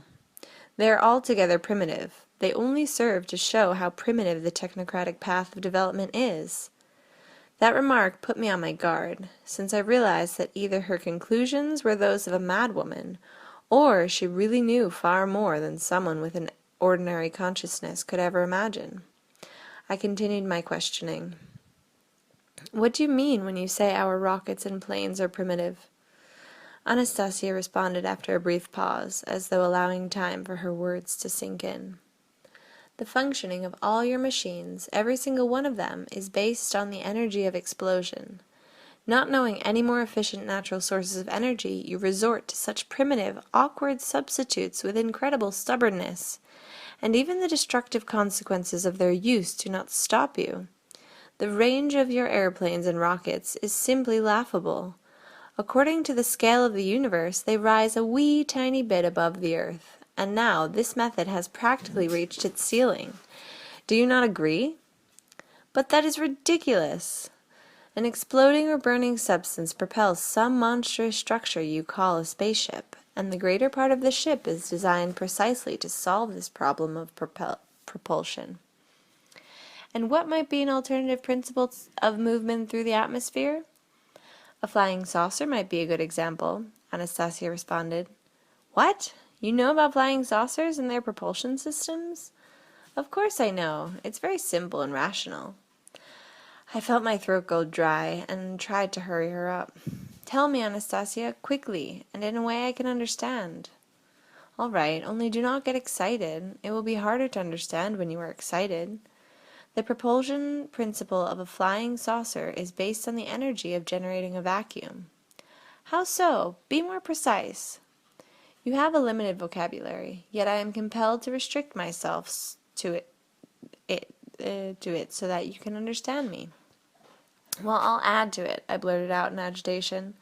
I'll add words like jar, lid, tablet, air, and I began to quickly name all the words that just popped into my head at that moment, and even let out a few swear words. Anastasia broke in. You need not bother. I already know all the words you can express yourself with, but there are still others, and besides that, there is a whole different method of conveying information.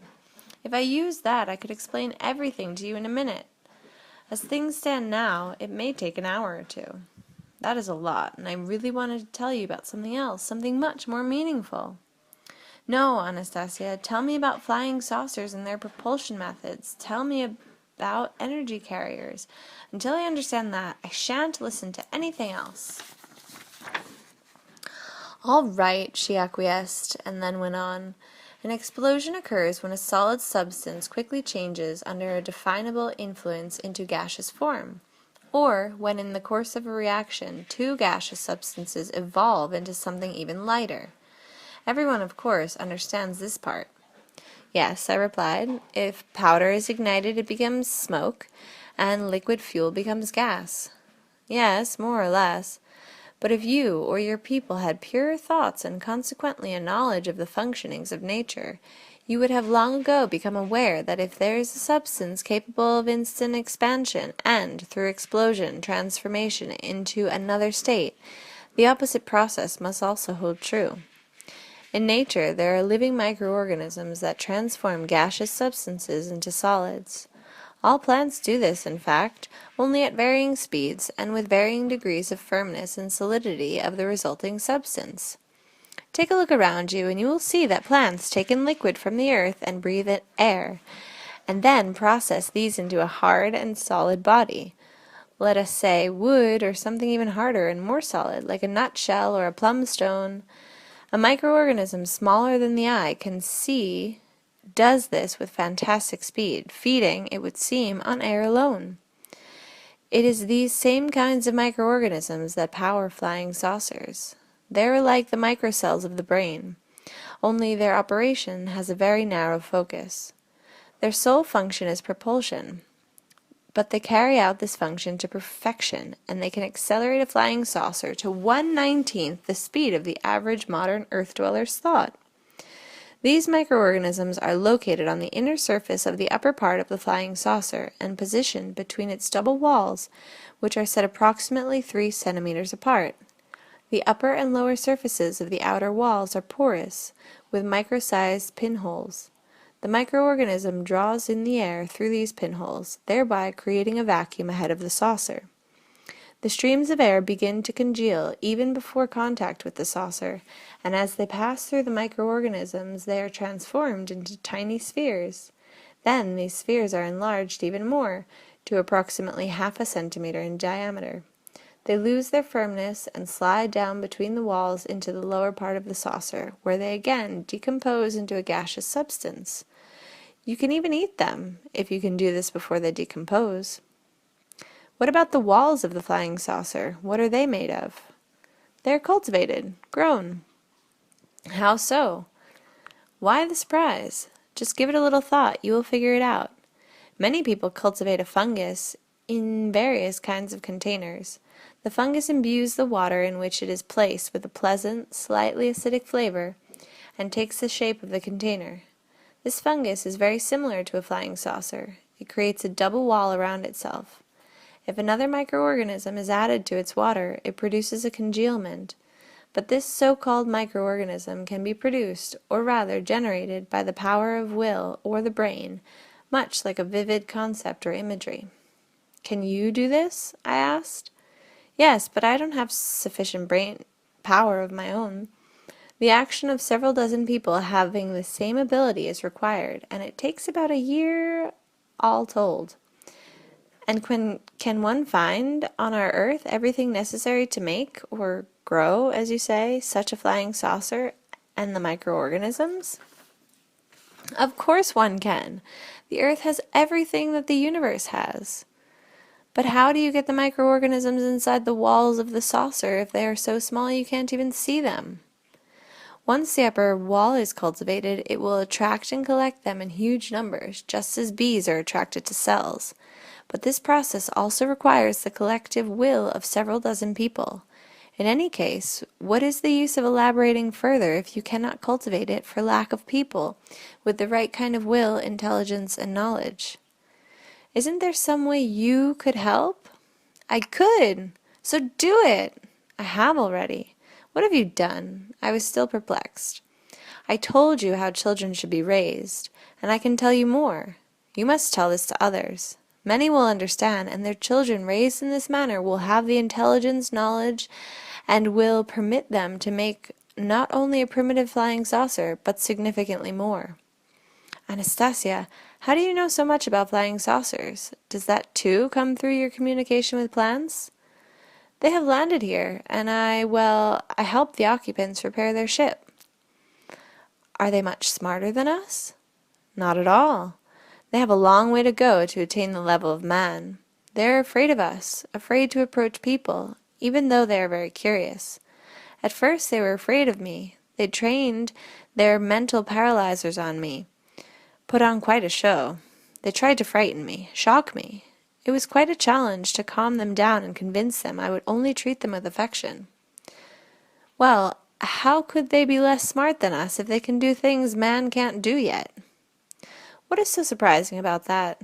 Bees, too, make incredible structures out of natural materials, including whole ventilation and heating systems. But that does not mean they are superior to man in intelligence. In the universe, there is no one and nothing stronger than man except God.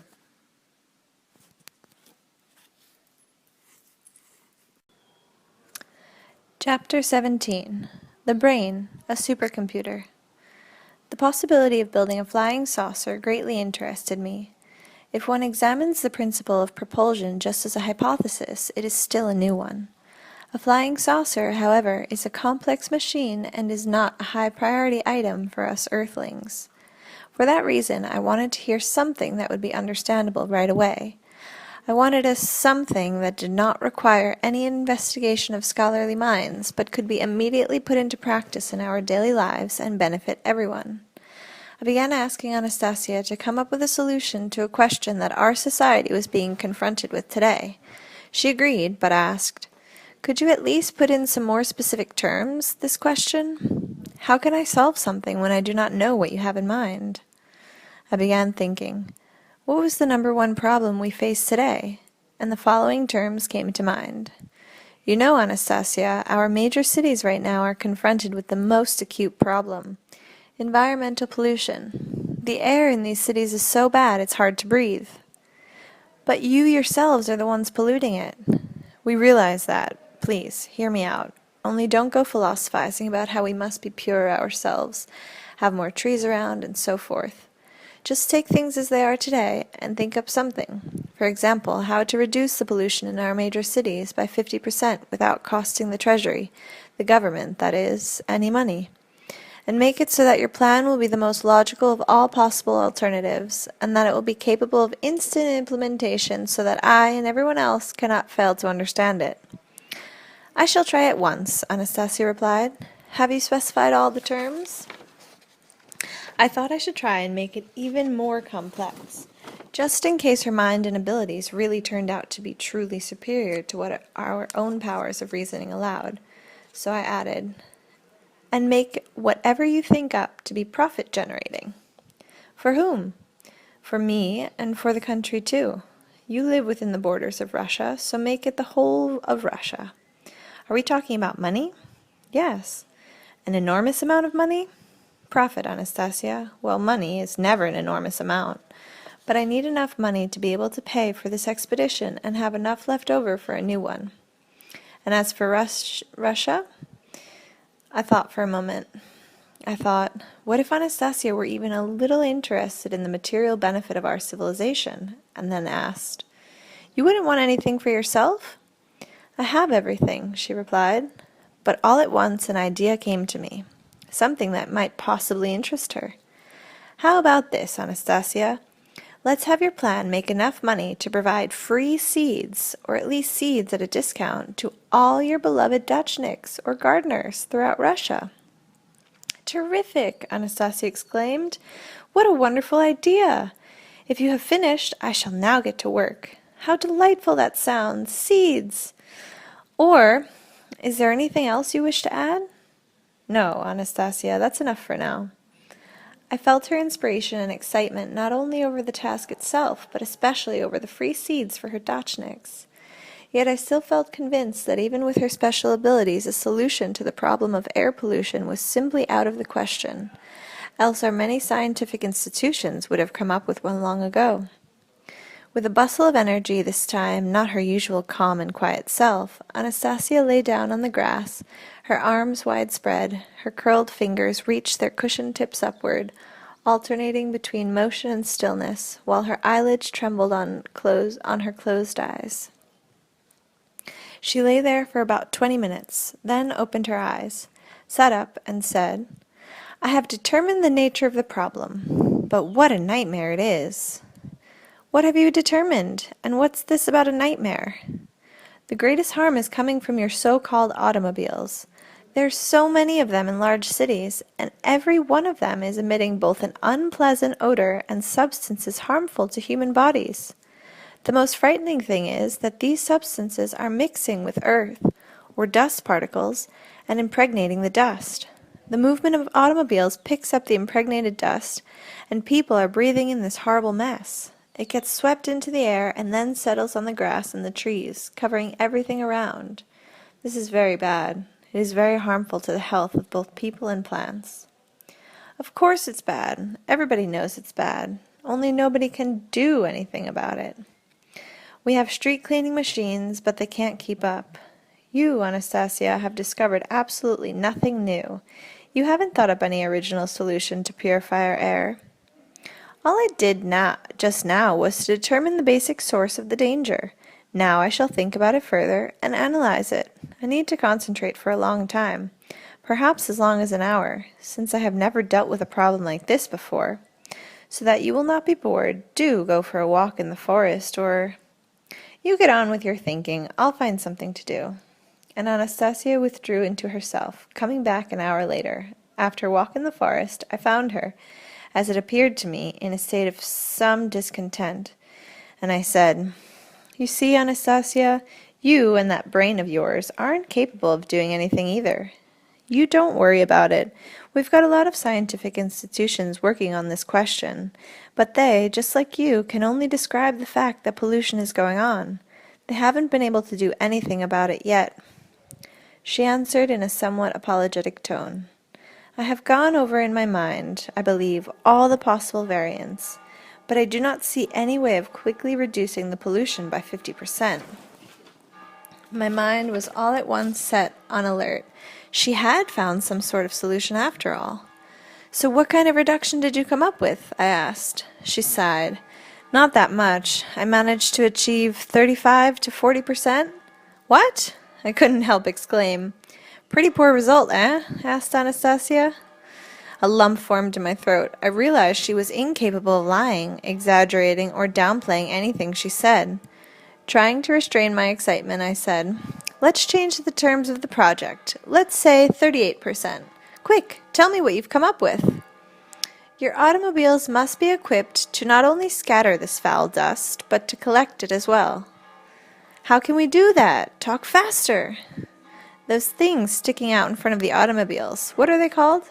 "Bumpers?" I offered.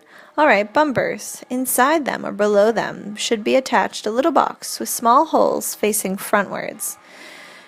There should also be holes on its backside so that air can escape. While the automobiles are in motion, air laden with this harmful dust will be drawn in through the front holes, purified, and then escape through the back holes, and that air will already be 20% less polluted." "And what about the remaining 20%? "Right now, virtually none of this dust is removed, but with this method there will be a lot less of it in the air, since it will be collected all over the place every day. I have calculated that in 1 month, with the help of these little boxes, if they are fitted on all automobiles, the amount of polluting dust will decrease by 40%. Beyond that, there will be no reduction, since other factors are at work." "What size of boxes? And what should they contain? How many holes, and at what distance from each other? Vladimir, perhaps you would like me to personally attach them to every single automobile?" For the first time I perceived that Anastasia had a sense of humor, and I began to laugh at the thought of her attaching her little boxes to all the cars. She laughed too, delighting in my cheerful mood, and began whirling her way across the glade. The principle was really very simple. The rest was merely a matter of technology. Already, without Anastasia's help, I was beginning to imagine how it could all be. Orders from administrative heads, motor vehicle inspection control, turning in old filters for new ones at filling stations, a system of vouchers, and so forth. A routine regulation, just like seat belts. All it had taken back then was one stroke of the pen, and presto, seat belts in every family car. And here, too, one stroke of the pen, and again, presto, cleaner air. And there would be tough competition among entrepreneurs for orders to supply the boxes. A good deal of work for the manufacturing plants, and the main thing, of course, cleaner air. "Wait," I said, turning once more to Anastasia, who was still whirling around in a boisterous dance. "What should be put into those boxes?" Into those boxes, you will come up with a little something. It is very simple," she replied without stopping. "And where is my money going to come from? And to supply seeds for the Dotchniks?" came another question. She stopped. "What do you mean, where from? You wanted my idea to be the most rational of all. And that is exactly what I have thought up, the most rational solution there can be. It will spread to large cities throughout the world, and for this idea they will pay Russia enough to supply the free seeds, and enough to pay you. Only you will receive your payment under certain conditions." I didn't pay attention immediately to her remark about the certain conditions, but began focusing on something else. "So we should patent it? So we should patent it? Otherwise, who would pay for out of their own free will?" "Why would they not pay? They will pay, and I could even set the rates right now. From the production of these boxes, Russia will get 2%, and you will get 1/100%. What's the good in you setting the rates? You do have a few strong points, but when it comes to business, you're still a complete ignoramus. Nobody will pay voluntarily. Even when they're signed agreements, they don't always pay. If only you knew how many there are in our world that don't. Our arbitration courts are overloaded. By the way, do you know what an arbitration court is?" "I can guess. But in this case, they will pay faithfully. Anyone who does not pay will go bankrupt. Only honest people will prosper." "What will make them go bankrupt? Don't tell me you're in the racket business." "What are you imagining now? Think about it. They themselves, or rather circumstances themselves, will overtake any cheaters and make them go bankrupt." And then the thought dawned on me. Given that Anastasia is incapable of lying, and as she herself said, the systems inherent in nature do not allow her to make a mistake, It means that before stating any conclusion, she must have processed in her brain an enormous amount of information, made zillions of mathematical calculations, and taken into account a whole mass of psychological characteristics of the people who would be participating in her project. In our terms, she not only solved the most difficult question of purifying the air, but also drew up and analyzed a business plan, and all that in roughly an hour and a half. I thought I had still better clarify certain details, and so I asked her, "Tell me, Anastasia, you made some sort of calculations in your head, figuring out the percentage of pollution reduction, and the amount of money to be realized from the sale of your car accessory boxes, filter replacements, and so forth." Calculations were made, in the greatest detail, and not just with the help of the brain. Stop, quiet. Let me tell you what I think. Does this mean you could compete with our top-of-the-line computers? Let's say Japanese or American computers? But that's not very interesting, she replied, adding, "That is primitive and somewhat degrading. Competing with a computer? That is tantamount to— Oh, how can I find you a good analogy? That is tantamount to hands or feet competing with a prosthesis. And not even a full prosthesis, but just part of one. With the computer, the most vital element is missing. And that most vital element is feelings." I started to argue the opposite, telling how in our world there are people considered very intelligent, respected in society, that play chess with computers. But when this and other arguments still failed to convince her, I started asking her to agree to do this for me and other people as a proof of the possibilities of the human brain. She finally agreed and then made the invitation more specific. "So, I can officially announce your willingness to take part in a problem-solving contest with a Japanese supercomputer?" "Why Japanese?" Anastasia countered. "Because they are considered to be the best in the world." "Well now, it will be better if I do it with all of them at once, so you will not have to ask me again to do such a boring thing." "Great!" I exclaimed enthusiastically. "Let's do it with all of them. Only you'll have to think up a problem." "All right," Anastasia reluctantly agreed. "But for a start, so as not to waste time on thinking one up, let them try solving the problem you put to me earlier, and see whether they confirm or refute my hypothesis. If they refute it, let them put forth their own. Let us be judged by life and by other people." "Great, Anastasia, good for you." "That is the most constructive. And how much time do you think should be allowed for them to come up with a solution? I think the hour and a half you took will not be enough for them. Let's give them 3 months. 3 months it shall be. And I suggest the judging be left to anybody who wants to take part. If there are a lot of judges, then no one can influence the outcome for their own ulterior motives." "So be it, but I would still like to talk with you about raising children." Anastasia considered the raising of children paramount and would always delight in talking about it. She wasn't particularly excited about my idea of competing with computers. However, I was very happy to have secured her cooperation. Now I want to invite all firms producing state-of-the-art computers to join in a competition to solve the above-stated problem. I still felt I had to clarify a point or two with Anastasia. "And what prize should be offered to the winner?" I asked. "I do not need anything," she replied. "Why did you think just of yourself? Are you so absolutely certain you're going to win?" "Of course. I am man, after all." "Well, okay. What can you offer the firm who takes the first place after you?" "Well, I could give them some advice on how to perfect their primitive computer." "Then it's settled." Chapter 18. In him was life, and the life was the light of men. The Gospel of John. Upon my request, Anastasia took me to see the ringing cedar which her grandfather and great-grandfather had talked about. It was not very far from the glade.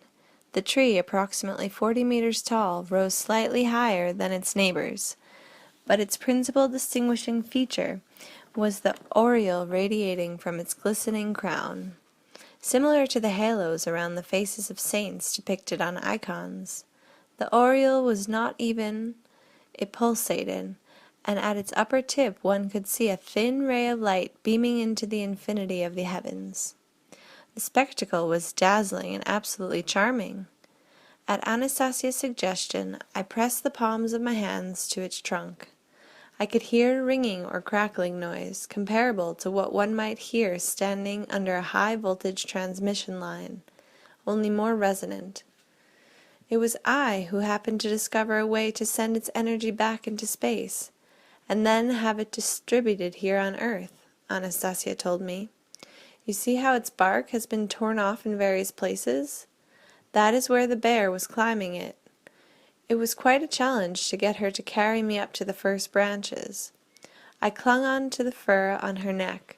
She would climb, and then let out a roar, climb, and roar. After reaching the lowest branches, I was able to clamber up from branch to branch right to the top. I sat there for 2 days and thought of everything I could to save the tree. I stroked the tree and shouted up into the sky, but nothing helped. Then grandfather and great-grandfather arrived. You can imagine the scene. There they were, standing down below, reprimanding me and demanding that I climb down. I, in turn, demanded that they tell me what could be done with the tree, how to save the ringing cedar, since nobody was cutting it down. They did not speak, but I felt that they knew the answer. Grandfather, old trickster that he was, tried to lure me down, promising to help me establish a connection with a certain woman I had been unable to reach on my own. This was a woman I very much wanted to help. Earlier, grandfather would only be annoyed by my desire to spend so much time on her instead of doing other things, but I knew that he could not help me, as great-grandfather had twice tried to do this behind grandfather's back, and he failed to. At that point, grandfather really began putting up a fuss. He seized hold of a branch, ran around the cedar, and beat the air with the branch, shouting that I was the most hair-brained member of the family, that I was acting illogically, and I refused to accept sound advice, and that he would give my bottom a good whipping. And again he beat the air with the branch.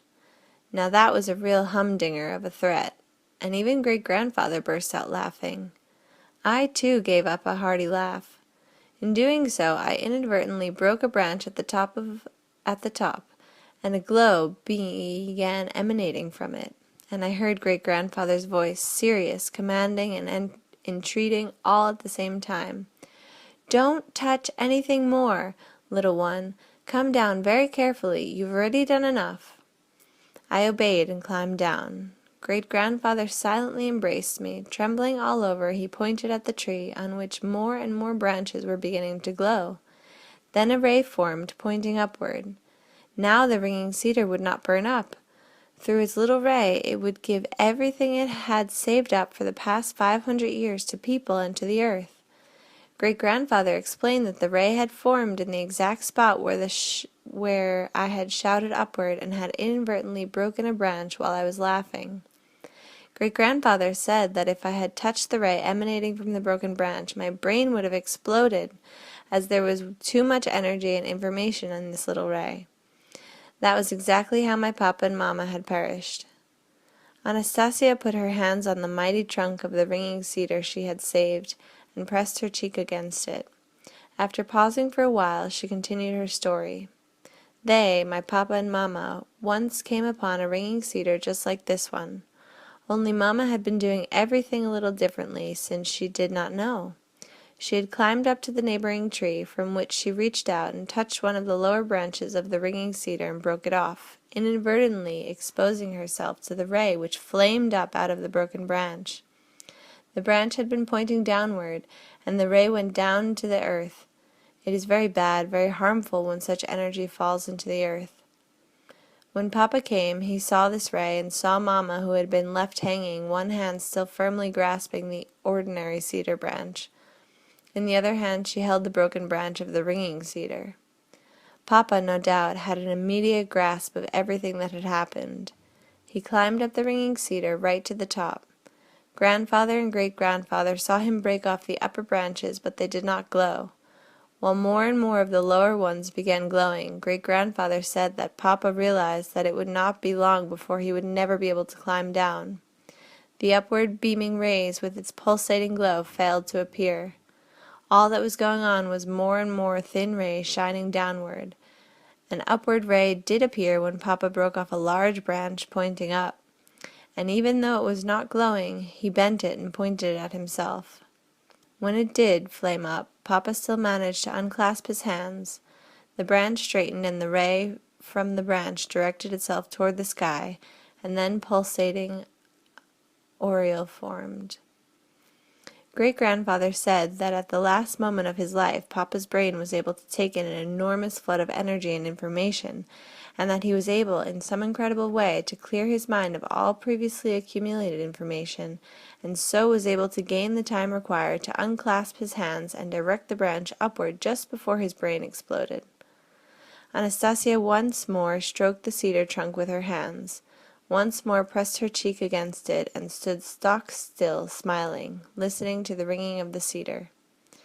"Anastasia, that cedar nut oil, are its healing properties stronger or weaker than the pieces of the ringing cedar?" "The same, provided the nuts are gathered at the proper time and with the proper attitude toward the cedar, provided the tree bestows them of itself." "Do you know how to do that?" "Yes, I do." "Will you tell me?" "All right, I shall tell you."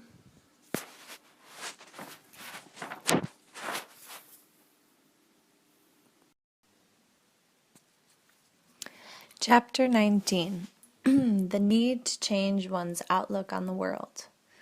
I asked Anastasia about the woman over whom she had a disagreement with her grandfather. I asked her why she had been unable to establish a connection with her, and why she thought this contact was necessary. "You see," Anastasia began her story, "it is very important when two people join their lives together that they have a spiritual attraction to each other. Unfortunately, everything basically starts with the carnal. For example, you see a beautiful girl and you desire to be close to her. You still have not seen the individual, the man, or her soul. Very often people join their destinies together only on the basis of carnal attraction. Either that quickly passes or is transferred to someone else.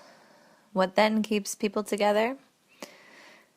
To find a kindred spirit with whom one can attain true happiness is not all that complicated. Your technocratic world, however, puts up massive interference. The woman I am trying to reach lives in a large city and regularly travels to the same place each day, probably to her work. Either there or on the way she finds or meets up with a man who she is very close to her spirit, one with whom she could be really happy, and most importantly, one with whom she could bear a child capable of bringing so much good into the world, because they would create this child with the same impulsion as we did. But there is no way this man can bring himself to tell this woman that he loves her, and she herself is partly to blame for this. Just think. He looks into her face and sees, as it were, his heart's desire, the apple of his eye, while she, as soon as she feels someone's gaze upon her, perks up right away and unwittingly tries to lift her skirt higher, and so on. This man is at once carnally aroused, but he does not know her well, and so he then goes to someone he is better acquainted with, someone he feels more accessible, but still led on by these same carnal desires. I want to suggest to this woman what she should do, but I cannot break through to her. Her brain will not open to the awareness of new information, even for a second. It is constantly preoccupied with issues of day-to-day living. Can you imagine? One time I followed her for a whole 24 hours. What a terrible sight! Grandfather then got upset with me for not working enough with the Dachniks and spreading myself too thin, and sticking my nose in where it does not belong. When this woman wakes in the morning, her first thought is not to delight in the coming day, but how to prepare something to eat. She gets upset over some missing food item, and then gets upset over something you smear on your face in the morning, like face cream or rouge. She spends her whole time thinking how she is going to get it. She is always late and is constantly on the run, trying not to miss first one form of transport and then the next. At her regular destination, her brain is overloaded with, how shall I put it, all sorts of nonsense, at least from my point of view. On the other hand, it is supposed to give her face a business-like expression, and fulfill the job tasks she is assigned. All this while she is thinking about one of her girlfriends or acquaintances and getting angry at them. At the same time, she is listening to everything going on around her, And can you imagine? The same routine is repeated day after day like clockwork. On her way home, when people notice her, she can put on the appearance of an almost happy woman. But she is continually thinking about problems, or her makeup, or looking at clothes in the shop windows. Above all, clothes that will expose her alluring charms, supposing that this will result in some kind of miracle. Except in her case, everything happens the wrong way around. She gets home and starts house cleaning. She thinks she is relaxing when she watches her television and prepares her meals, but the main thing is she thinks about the good things only for a split second. Even when she goes to bed, she is still mulling over her daily cares and stays in the same mental rut. If only she could turn away from her thoughts, even just for a moment during the day, and think of, "Wait, Anastasia, explain specifically how you see her, her outward appearance and clothing, and tell me what she should be thinking about at the moment when this man is with her. What should she do to make him at least attempt to tell her he loves her?" Anastasia explained everything in the minutest detail. I shall only mention here what I consider to be the most important points. Her dress should come to just below the knee. It should be green with a white collar and no cleavage. She should wear hardly any makeup and listen with interest to the person talking to her. "And that's it?" I remarked upon hearing such a simple explanation, to which Anastasia remarked, "There is so much underlying these simple instructions. In order for her to choose that particular dress, change her makeup, and look at that person with genuine interest, she will have to change her whole outlook on the world."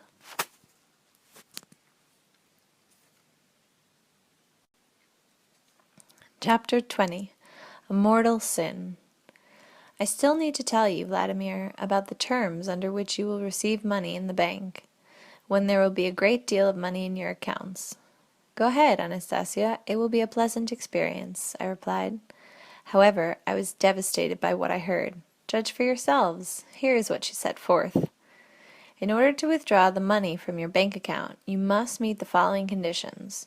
First of all, for 3 days before receiving it, you must not drink anything alcoholic. When you arrive at the bank, the manager must verify with the help of the devices you have your compliance with this condition in the presence of not less than 2 witnesses. If the first condition is met, you may then proceed to carry out the second. You must do no less than 9 deep knee bends in front of the bank manager and the 2 witnesses present. When the significance, or rather the absurdity, of her words finally sunk in, I jumped up and stood up as well. I couldn't believe my ears, and countered, "First, they're going to check my alcohol content, and then I'm to do at least 9 deep knee bends like this? Is that it?"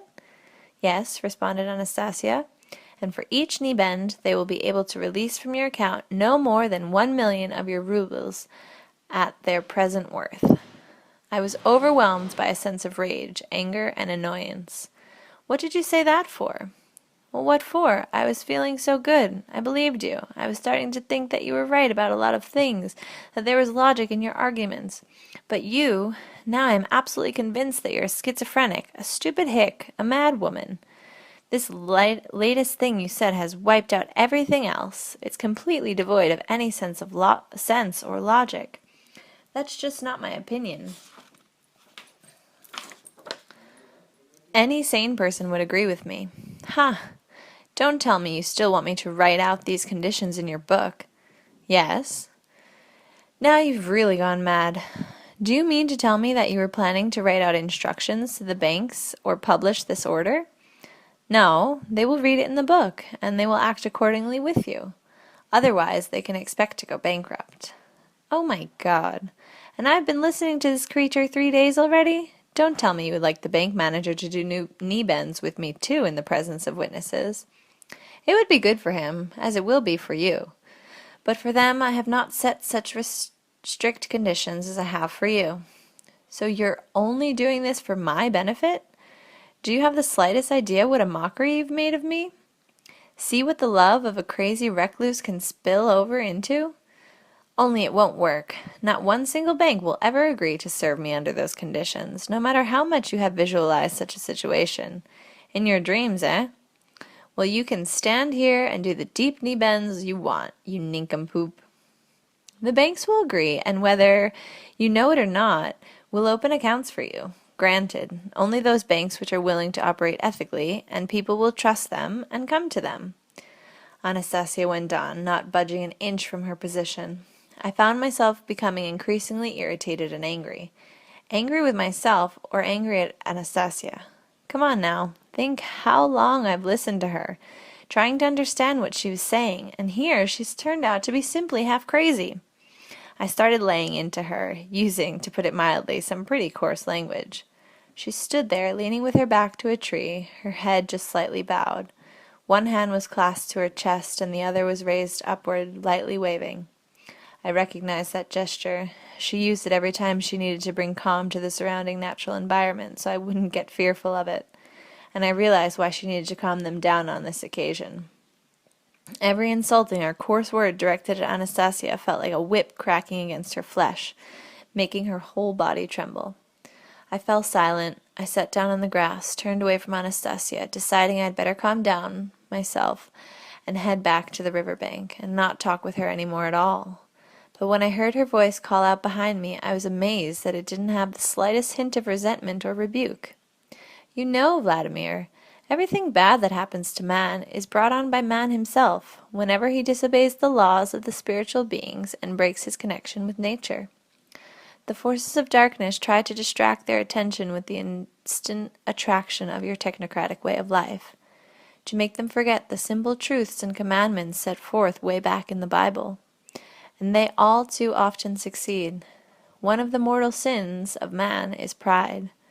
Most people are subject to it, this sin. I shall not at the moment go into all the terrible, disastrous effects it produces. After you return home and try to make sense of it, you will understand, either on your own or through the help of the enlightened individuals who come to see you. For now I shall just say this: the forces of darkness, which are diametrically opposed to the force of light, are every moment working to make sure man does not let go of this sin, and money is one of their basic tools in this campaign. They were the ones that thought up the concept of money. Money is like a high-tension zone. The forces of darkness are proud of this invention. They even think themselves stronger than the forces of light for having come up with money, and for being able to use money to distract people from their true purpose. This great confrontation has lasted for millennia, and man is at its center. But I do not want you to be enslaved to this sin. I realize that mere explanations are not enough to settle this question, because in spite of thousands of years of explanations, mankind has not understood nor discovered the means of counteracting this sin. It is only natural that you would not be able to discover it either. But I really very much want to save you from this mortal danger, which can corrupt the spirit. That is why I thought up a special situation just for you, one that would cause this device of the forces of darkness to be broken, or fail, or even work the opposite way for the extermination of the sin. That is why they have become so enraged. Their anger has been implanted in you, and you, for your part, started shouting your insults at me. They wanted to make me angry at you in return, but I will never do that. I realized that what I thought up would hit the mark precisely, and now it is clear that their system, which has worked flawlessly for thousands of years, can indeed be broken. Right now I have done this for you, but I shall think up something for other people too. Now what harm is there in drinking less of that alcoholic poison, and becoming less arrogant and stubborn? What were you so upset over? Of course, it was pride that was upsetting you. She fell silent, and I thought, improbable as it is, her brain, or something besides, may have put into this comic, utterly abnormal situation of doing deep knee bends in a bank such a deep meaningfulness that there really could be some logic in it. I'd better think about this a little more calmly. All my anger at Anastasia passed, and in its place arose a feeling of uneasy guilt. However, instead of apologizing on the spot, I simply turned to her with the desire for reconciliation. Anastasia, it turned out, felt my inner state. She at once gave a joyful shudder all over and began talking at top speed.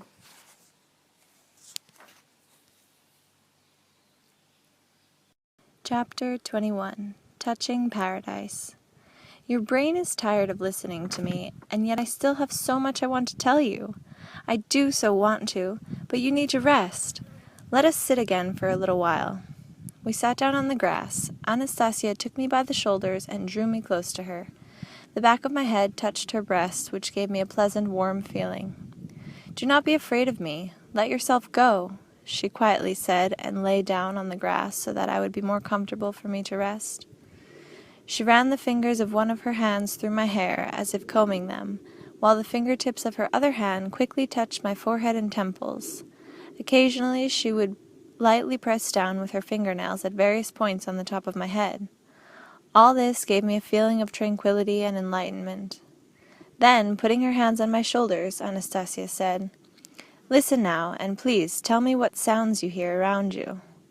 I listened, and my hearing caught a wide range of sounds, all different in tonality, rhythm, and continuity. I began naming the sounds aloud: the birds singing in the trees, the chirping and clicking of insects in the grass, the rustle of the leaves, the fluttering and flapping of birds' wings. I named everything I could hear, then fell silent and went on listening. This was pleasant and very interesting for me. "You have not named everything," Anastasia observed. "Everything?" I replied. "Well, maybe I left out something not very significant, or something I didn't catch. Not anything important, that is." "Vladimir, do you not hear how my heart is beating?" asked Anastasia. Could I really have not been paying attention to the sound of her heart beating? "Yes," I hastened to respond. "Of course I hear it. I hear it very well. It's beating evenly and calmly. Try to memorize the intervals of the various sounds you hear. You can choose the principal sounds and memorize them." I selected the chirping of some insects, the cawing of a crow, and the gurgling and splash of the water in the stream. "Now I shall increase the tempo of my heartbeat, and you listen to see what happens all around." Anastasia's heartbeat increased in frequency, and right away the rhythm of sounds I could hear around me joined in with a heightened tonality. "That's astounding! Simply incredible!" I exclaimed. "What are you saying, Anastasia? Are they so sensitive to the rhythm of your heartbeat?" "Yes, everything, absolutely everything, a little blade of grass, a big tree, even the bugs, they all react to any changes in the rhythm of my heart. The trees accelerate their inner processes and work harder to produce oxygen." "Is this how all the plants and animals in people's environment react?" I asked. "No, in your world they do not understand to whom they should react, and you do not try to make contact with them. Besides, you do not understand the purpose of such contact, and do not give them sufficient information about yourself. Something similar might happen between plants and the people who work on their little garden plots. If only people would do everything I outlined to you, imbue the seed with information about themselves, and begin to communicate more consciously with their plants. Do you want me to show you what man will feel when he makes such contact?" "Of course I want you to, but how will you do that?" "I shall tune the rhythm of my heartbeat to yours, and you will feel it." She slid her hands inside my shirt. Her warm palm lightly pressed against my chest. Little by little her heart adjusted its tuning and began beating in the same rhythm as mine. And something most amazing happened. I felt an unusually pleasant sensation, as though my mother and my relatives were right there beside me. A sense of softness and good health came over my body, and my heart was filled with joy, freedom, and a whole new sense of creation. The range of surrounding sounds caressed me and communicated the truth. Not a truth comprehensible in all its detail, just something I felt intuitively. I had the impression that all the pleasing and joyous feelings I had ever experienced in my life were now merging into a single and wonderful sensation. Perhaps it is this sensation that is called happiness. But as soon as Anastasia began to change the rhythm of her heartbeat, the wonderful sensation started to leave me. I asked, "More! Please, let me feel some more, Anastasia." "I cannot do that for long. After all, I have my own rhythm." "Even just a little bit more?" I pleaded. And once again Anastasia brought back the sensation of happiness just for a short time, and then everything faded, but not without leaving me with a small taste of the pleasant and radiant sensation as a memory of it.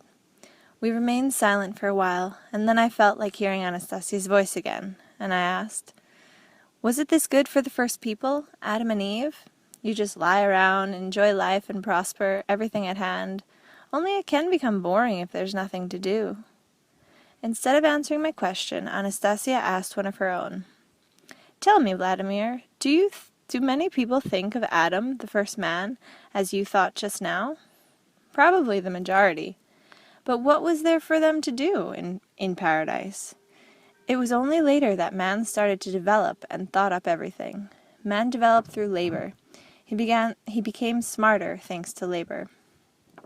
Yes, labor is needful, but the first man was infinitely smarter than his descendants today, and his labor was more meaningful. It demanded considerable intelligence, awareness, and will. But what did Adam do in paradise? Did he tend a garden? That is something that can be done today by any gardener, not to mention plant breeding specialists. Nothing more is said in the Bible about Adam's activity.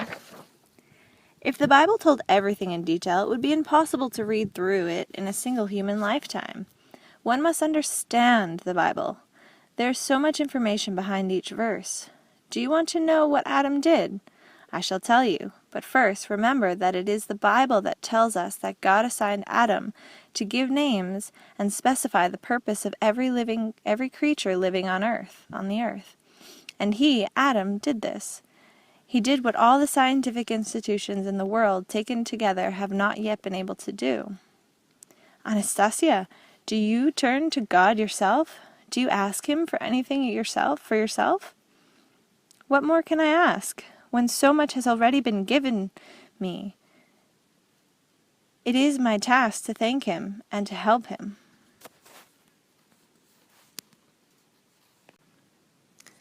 Chapter 22. Who will bring up our son? On the way back to the river, as Anastasia was escorting me to my motorboat, we sat down to rest in the place where she had left her outer clothing, and I asked her, Anastasia, how will we bring up our son? Try to understand, Vladimir, you are not yet ready to bring him up, and when his eyes first take in a conscious awareness of the world, you should not be there. I seized her by the shoulders and gave her a shaking. What are you saying? What liberties are you taking here? I can't understand how you could have come to such one-sided conclusions. Anyway, even though the mere fact of your existence is incredible, that doesn't give you the right to decide everything yourself and in violation of all the rules of logic. Calm down, Vladimir, please. I do not know what logic you have in mind, but do try and make sense of it, calmly. What am I supposed to make sense of? The child is not only yours, he's mine too, and I want him to have a father. I want him to be well taken care of and get an education. Please understand, he does not need any kind of material benefits as you see them. He will have everything he needs right from the start. Even in his infancy, he will be taking in and making sense of so much information that your kind of education will be simply ludicrous. It is the same as sending a learned mathematician back to grade 1. You want to bring the baby some kind of senseless toy, but he has absolutely no need of it whatsoever. You are the one who needs it for your own self-satisfaction. Oh, look at me! I'm so good and caring. If you think that you will do some good by offering your son a car or anything else along that line, well, he can get it himself just by wishing for it. Be calm and think about something specific you could tell your son. Think about what you could teach him. Think about what you have done in life that he might find interesting. Anastasia continued talking in soft, quiet tones, but her words still made me tremble. You see, Vladimir, when he begins to make sense of creation, you will look like an underdeveloped creature next to him. Do you really want that? Do you really want your son to see you standing there like a dimwit? The only thing that can bring the two of you together is your level of mental purity, but few attain that level in your world. You must strive to attain it. I realized that it was absolutely useless to argue with her, and I cried out in despair. Does that mean he'll never know anything about me? I shall tell him about you, about your world, when he is able to comprehend it in a meaningful way and make his own decisions. What he will do then, I do not know. Despair, pain, resentment, fear, conjecture, All these swirled around in my brain. I felt like smashing this beautiful intellectual recluse's face with all my might. I understood everything, and what I understood left me breathless. It's all clear. Now, it's all clear to me. You had nobody to bang with to give you a child. That business at the beginning, that was all just an act. You sly vixen. You made yourself into a nun. You needed a child. But you did go to Moscow. She sold her mushrooms and berries. Ha! You could have got yourself a shag there right on the street. All you had to do was take off that jacket and shawl of yours, and you would have had takers right off. Then you wouldn't have needed to spin your web and trap me in it. Of course, you needed a man who was dreaming about a son, and you've got yours. Did you ever think about the child, about your son, one destined in advance to live the life of a recluse, to live the way you think he should? Come on now. Here she's been sounding off about the truth. You've got an awful lot of gall, you hermit. What is it with you? Trust as a last resort? Well, did you ever think about me? Me? I dreamt about a son. I dreamt about passing along my business to him. I'd teach him to be a businessman. I wanted a son to love. And now how am I supposed to live? To live and to know that your precious little son is crawling around unprotected somewhere out in the wilds of the taiga, with no future, with no father? That's what breaks my heart. But that's not something you can understand, you forest bitch. Perhaps, Anastasia quietly responded. Your heart will gain the awareness it needs, and everything will be all right. A pain like that will cleanse the soul, accelerate thought, and summon you to creation. But I was still burning with rage and anger. I wasn't in control of myself. I grabbed a stick, I ran away from Anastasia, and began beating the stick against a small tree with all my might until the stick broke. Then I turned to look at Anastasia standing there, and oh, how she appeared to me. Incredibly, the anger started to leave. I thought to myself, oh, now I've gone and done it again. I lost control of myself and went wild, just like the last time when I swore at her. Anastasia was standing there against the tree, one arm stretched upward, her head bent forward as though withstanding the onslaught of a hurricane. With my anger completely gone, I went closer and began looking at her. Now her hands were clasped to her chest and her body slightly trembling. She didn't speak. Only her kind eyes were looking at me with the same tenderness as before. We stood there that way for some time, just looking at each other, and I started reflecting along these lines. There is no doubt about it. She is incapable of lying. She didn't have to say anything, but she knew it would be hard, and yet she spoke. Of course, that too is a challenge. How can you possibly live if you must always tell the truth and say only what you think? But what can you do if that's the way she is and can't be anything else? What's done is done. Everything happened the way it happened. Now she will be the mother of my son. She will be a mother, if she said so. Of course, she'll be a pretty strange mother. That lifestyle of hers and her way of thinking. Oh, well, there's nothing to be done with her. Still, she's physically very strong and kind. She really knows nature well, knows the animals, and she's smart. In her own peculiar way, at least. In any case, she knows a lot about raising children. She kept wanting to talk about children the whole time. She'll nurture the boy. Somebody like her will definitely nurture him. She'll get him through the cold, through snowstorms even. They mean nothing to her. She'll nurture him, yes indeed, and she'll bring him up right. And somehow I've got to adapt to the situation. I'll come and see them in the summertime. Like going to a dacha. No way in the winter. I wouldn't make it. But in the summer I can play with my son. He'll grow up and I'll tell him about the people in big cities. At any rate, this time I've got to apologize to her. And I said, I'm sorry, Anastasia. I got nervous again. And right off she said, You are not to blame, only do not be hard on yourself. Do not worry. After all, you were concerned about your son. You were afraid that things would turn out bad for him, that the mother of your son was just an ordinary bitch, that she could not love with real human love. But you must not worry. You must not get upset. You talk that way because you did not know. You did not know anything about my love. my darling.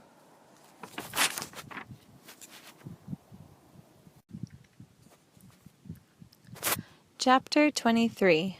Through a Window of Time. Anastasia, if you are so smart and omnipotent, that means you could help me? She looked up at the sky, and then again at me. In the whole... Chapter 23. Through a Window of Time. Anastasia, if you are so smart and omnipotent, that means you could help me? She looked up at the sky, and then again at me. In the whole of the universe, there is no being capable of more powerful development and greater freedom than man. All other civilizations bow before man. All sorts of civilizations have the capability of developing and bringing themselves to perfection, but only in one direction, and they are not free. Even the greatness of man is beyond their grasp. God, the great mind, created man, and to no one else gave he more than to man. I could not make sense, at least right off, of what she was saying, and again I uttered the same question, pleading for help, not fully understanding what kind of help I needed. She asked me, "What is it that you have in mind? Do you want me to cure all your physical ailments?" That is a simple matter for me. I already did this 6 months ago, only in the principal area of need no benefit came about. The dark and destructive elements common to people of your world have not lessened in you, and your various aches and pains are trying to come back again.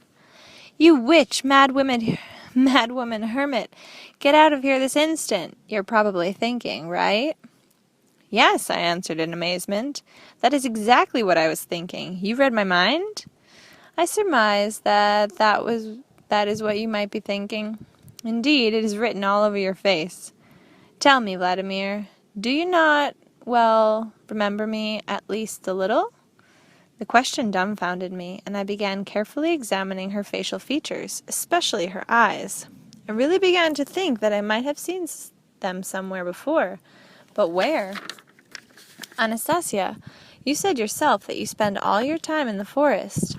How, then, could I have seen you?" She gave me a smile and ran off. A short while later, Anastasia came out from behind the bushes dressed in a long skirt, a brown buttoned cardigan, her hair done up in a shawl, but without the quilted jacket in which she had greeted me on the river bank. And the shawl was tied differently. Her clothes were clean, though not stylish, and her shawl covered her forehead and neck, and I remembered her.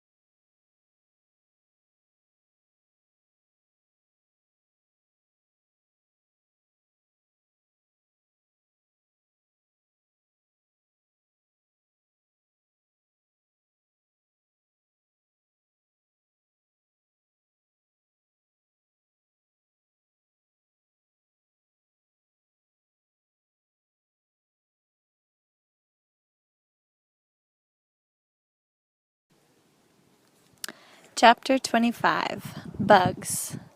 That day I had decided to join in Anastasia's morning routine. Everything went fine at first. I stood under the tree and touched various little shoots. She told me about different herbs, and then I lay down beside her on the grass. We were both completely naked, but even I wasn't cold. That might have been, of course, due to my running through the forest with her. I was in a splendid mood. I felt a sense of lightness, and not just physically, but inside me as well. It all started when I felt a pinching sensation on my thigh. I raised my head and I saw a small army of bugs crawling along my thigh and lower leg, including ants and some sort of beetle. I lifted my arm to swat at them, but to no avail. Anastasia seized my arm in midair and held it, saying, "Do not touch them." Then she got up on her knees in front of me, bent over, and pinned my other hand to the ground. I lay there as if crucified. I tried to free my arms, but I couldn't. I felt that it was an impossibility. Then I tried to jerk myself free with great effort.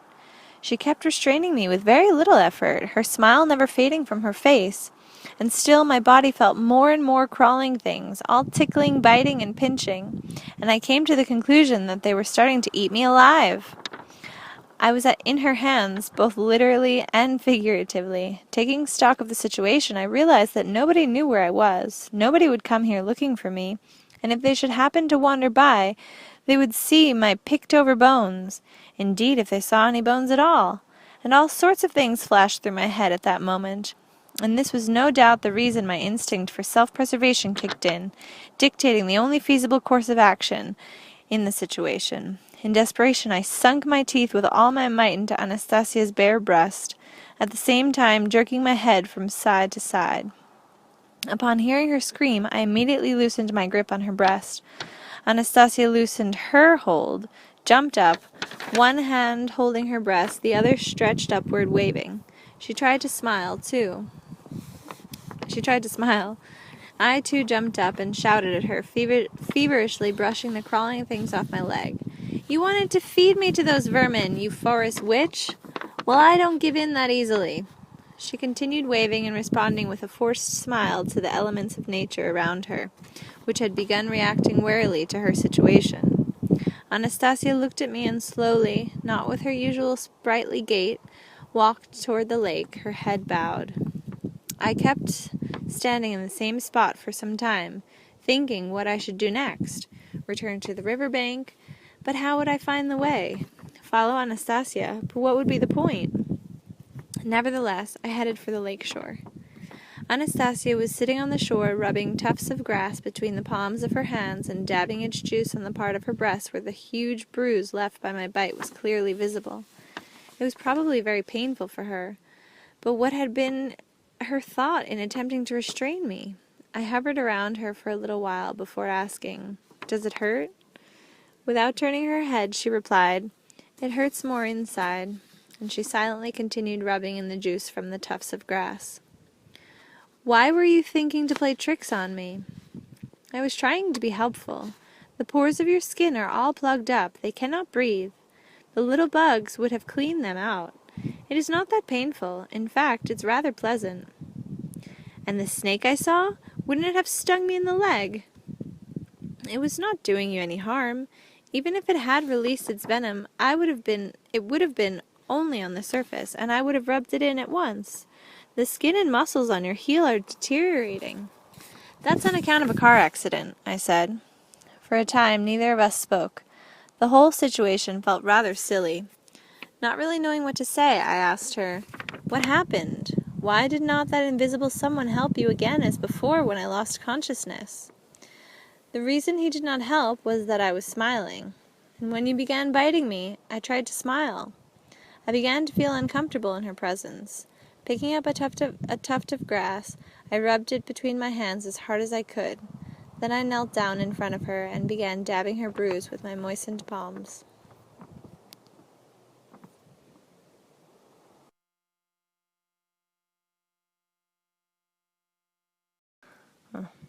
Chapter 23. Through a Window of Time. "Anastasia, if you are so smart and omnipotent, that means you could help me?" She looked up at the sky and then again at me. In the whole of the universe, there is no being capable of more powerful development and greater freedom than man. All other civilizations bow before man. All sorts of civilizations have the capability of developing and bringing themselves to perfection, but only in one direction, and they are not free. Even the greatness of man is beyond their grasp. God, the great mind, created man, and to no one else gave he more than to man. I could not make sense, at least right off, of what she was saying, and again I uttered the same question, pleading for help, not fully understanding what kind of help I needed. She asked me, "What is it that you have in mind? Do you want me to cure all your physical ailments?" That is a simple matter for me. I already did this 6 months ago, only in the principal area of need no benefit came about. The dark and destructive elements common to people of your world have not lessened in you, and your various aches and pains are trying to come back again. "You witch, mad woman, hermit, get out of here this instant," you're probably thinking, right? "Yes," I answered in amazement. "That is exactly what I was thinking. You read my mind?" "I surmise that is what you might be thinking. Indeed, it is written all over your face. Tell me, Vladimir, do you not, remember me at least a little?" The question dumbfounded me, and I began carefully examining her facial features, especially her eyes. I really began to think that I might have seen them somewhere before, but where? "Anastasia, you said yourself that you spend all your time in the forest. How, then, could I have seen you?" She gave me a smile and ran off. A short while later, Anastasia came out from behind the bushes dressed in a long skirt, a brown buttoned cardigan, her hair done up in a shawl, but without the quilted jacket in which she had greeted me on the river bank. And the shawl was tied differently. Her clothes were clean, though not stylish, and her shawl covered her forehead and neck, and I remembered her.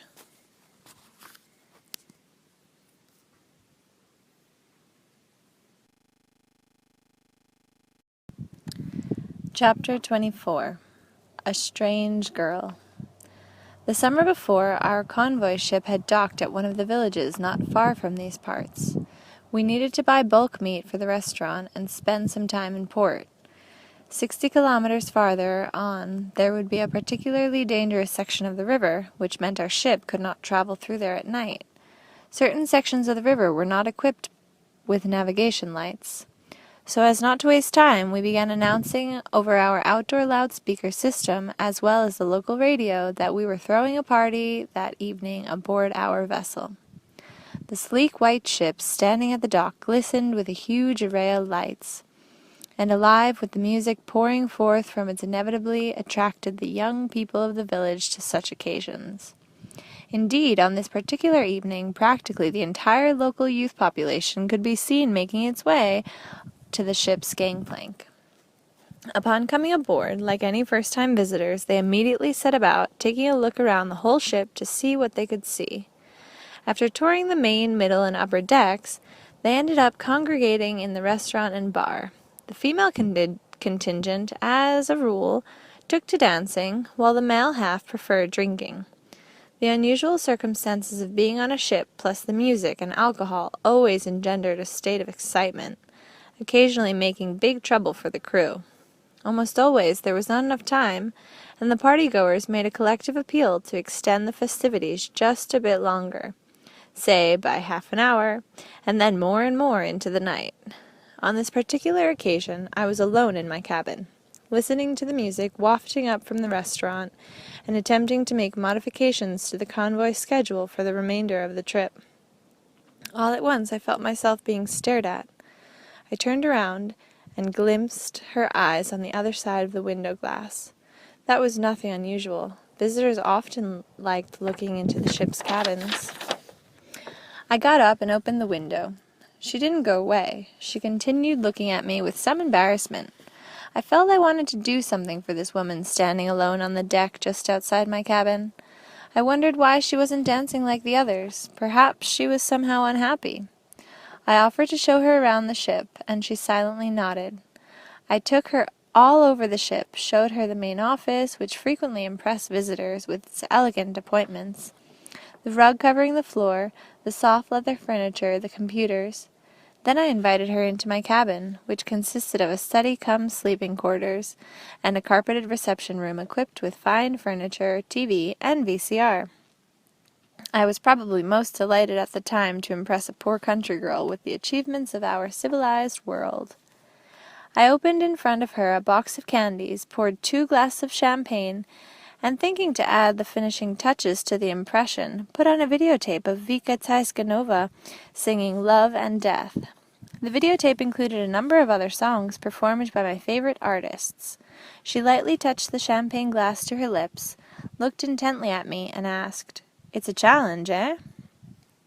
I expected just about any kind of question except that one.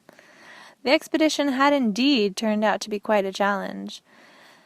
What with the difficult navigation conditions on the river and the crew, mainly students from the Marine Academy, smoking pot and pilfering merchandise from the store, we were frequently behind schedule and couldn't get to our planned stops on time, where our arrival had been advertised in advance. These burdens and other worries had often deprived me of the opportunity not only to admire the landscape along the river, but even to get a normal sleep. I muttered something meaningless to her, something like, "Never mind, we'll get through," then turned toward the window and polished off my glass of champagne. We went on talking about this, that, or the other, listening to the videotape in the background, and we talked right up to the dock ship once more at the end of the party cruise. Then I escorted her to the gangplank. Upon returning to my cabin, I made a mental note.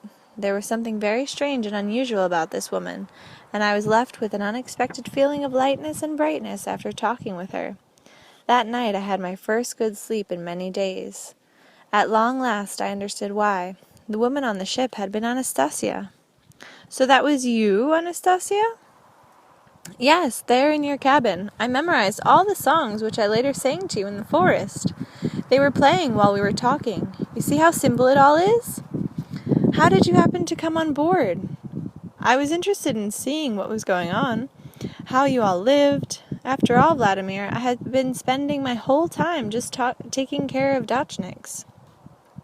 That day I had hurried to the village, sold the dried mushrooms which the squirrels had collected, and bought a ticket to your party cruise. Now I know a lot more about the class of people you call entrepreneurs, and I know you pretty well too.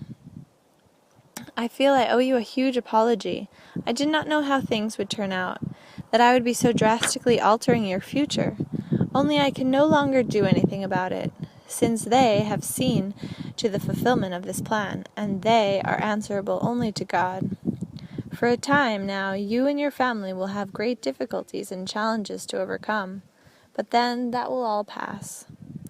Still not understanding what Anastasia was specifically talking about, I intuitively felt that something was about to unfold itself to me that would go way beyond the usual parameters of our existence, something directly concerning me. I asked Anastasia to tell me in more detail what she meant by altering my destiny and challenges.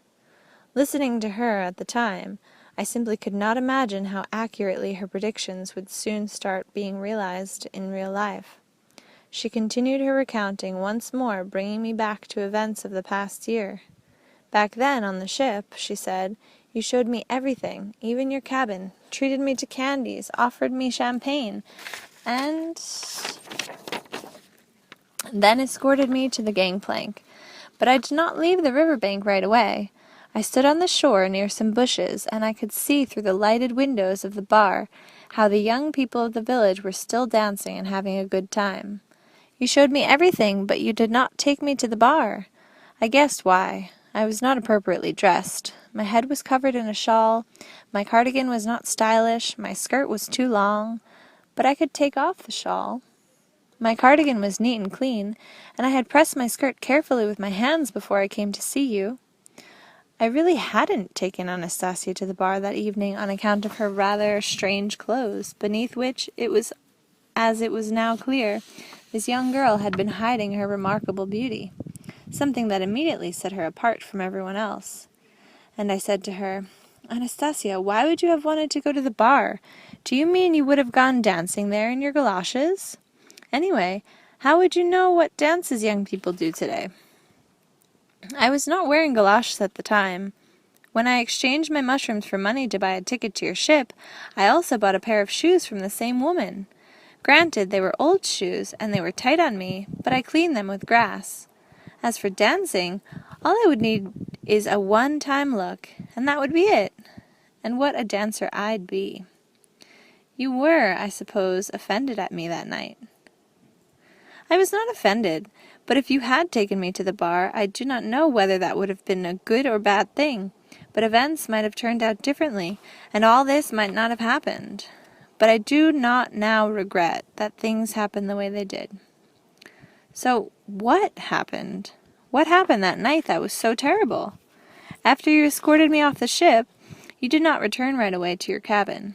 You first dropped in to see the captain, and then the two of you headed for the bar. For you, that was a normal thing to do. The moment you entered, you both made an impression on the public. The captain looked prim and proper in his uniform. You were very elegant, and gave the most respectable appearance. You were known to many in this village, the famous Migre, the owner of a convoy of ships unique in these parts, and you fully realized that you were making an impression. You sat down at a table with 3 young country girls. They were all only 18 years old, just out of school. The waiters immediately brought champagne, candies, and new wine glasses to your table, prettier than the ones that were there before. You took one of the girls by the hand, bent over and started whispering something in her ear. Compliments, I understand they are called. Then you danced with her several times, and the conversation continued. The girl's eyes were radiant, as if she were in another world, a fairy tale world. You took the girl out on deck and gave her a tour of the ship, just as you had me. You took her to your cabin and treated her to champagne and candies, just like me. But there was something a little different in the way you behaved with this young girl. You were in a cheerful mood. With me you were serious, and even morose. But with her you were cheerful. I could see all that very well through the lighted window of your cabin, and possibly I felt a little as though I wanted to be in there in place of that girl. You don't mean to tell me you were jealous, Anastasia? I do not know. It was somehow an unfamiliar feeling for me. I recalled that evening, and these young country girls who were trying so hard to look older and more modern. The next morning, Captain Senchenko and I once again had a laugh at their nighttime antics on the dock. Then in my cabin I realized that this girl was in such a state that she was ready to go to any lengths, but I didn't have any thought about wanting to possess her. I told Anastasia about this, and she replied, "Still, you had stolen her heart." The 2 of you went out on deck. It was drizzling, and you threw your jacket over the girl's shoulders. Then you took her back to the bar. What were you doing, Anastasia, standing the whole time in the bushes in the rain? That was nothing. The drizzle was good and caressing, only it interfered with my view, and I did not want my skirt and shawl to get wet. They were my mother's. My mother left them to me. But I was very lucky. I found a cellophane bag on the shore. I took off my skirt and shawl, put them in the bag, and hid it under my cardigan. Anastasia, if you didn't go home and it started to rain, you should have come back to the ship. I could not have done that. You had already seen me off, and you had other concerns. Besides, everything was shutting down. When the party came to an end and the ship was due to depart, at the girl's request, especially the girl who was with you in your cabin, you delayed the departure. At that point, everything was in your power, including their hearts, and you were intoxicated with this power. The young people of the village were grateful to the girls, and the girls, too, felt imbued with a sense of power through you. They completely forgot about the young lads who were there with them in the bar, guys they had been friends with in school. You and the captain escorted them to the gangplank. Then you went back to your cabin. The captain went up to the bridge, and then the signal sounded, and the ship slowly, very slowly, began to pull away from the dock. The girl you had danced with stood on the shore beside her girlfriends and the young people who had waited around to see the ship off. Her heart was beating so strongly it was almost trying to leap out of her breast and fly away. Her thoughts and feelings were all mixed up. Behind her back could be seen the outlines of the village houses with their darkened windows, while in front of her the sleek white steamship was departing forever, illuminated with a host of lights, still abundantly pouring forth its music across the water and the nighttime riverbank. The sleek white ship was where you were. After saying so many marvelous things to her she had never heard before, so charming and alluring, and all that was slowly distancing itself from her forever. Then she decided to do something in the sight of everyone. She squeezed her fingers into a fist and began shouting desperately, "I love you, Vladimir!" And she did it again and again. Did you hear her shouting? Yes, I replied. You could not help hearing her, and members of your crew heard her too.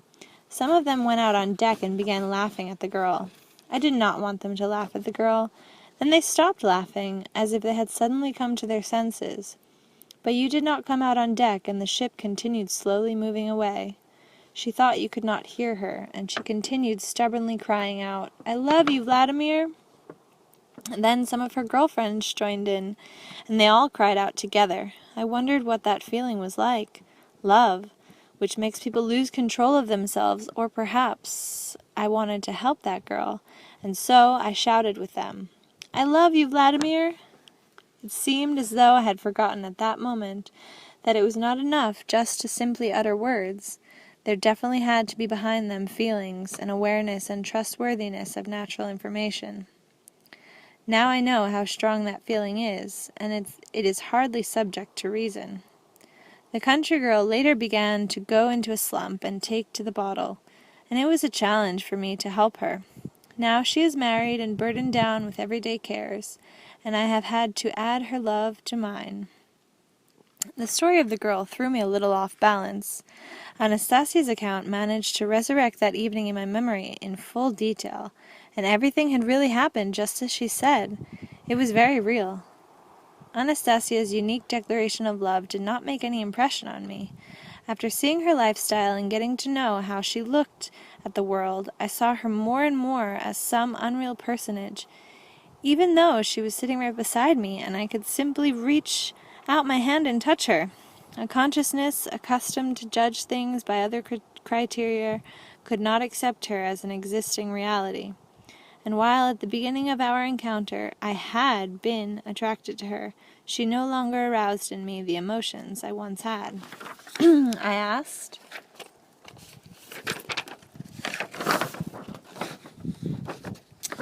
"So, you think these new feelings appeared in you just by chance?" "They are desirable, they are important," replied Anastasia.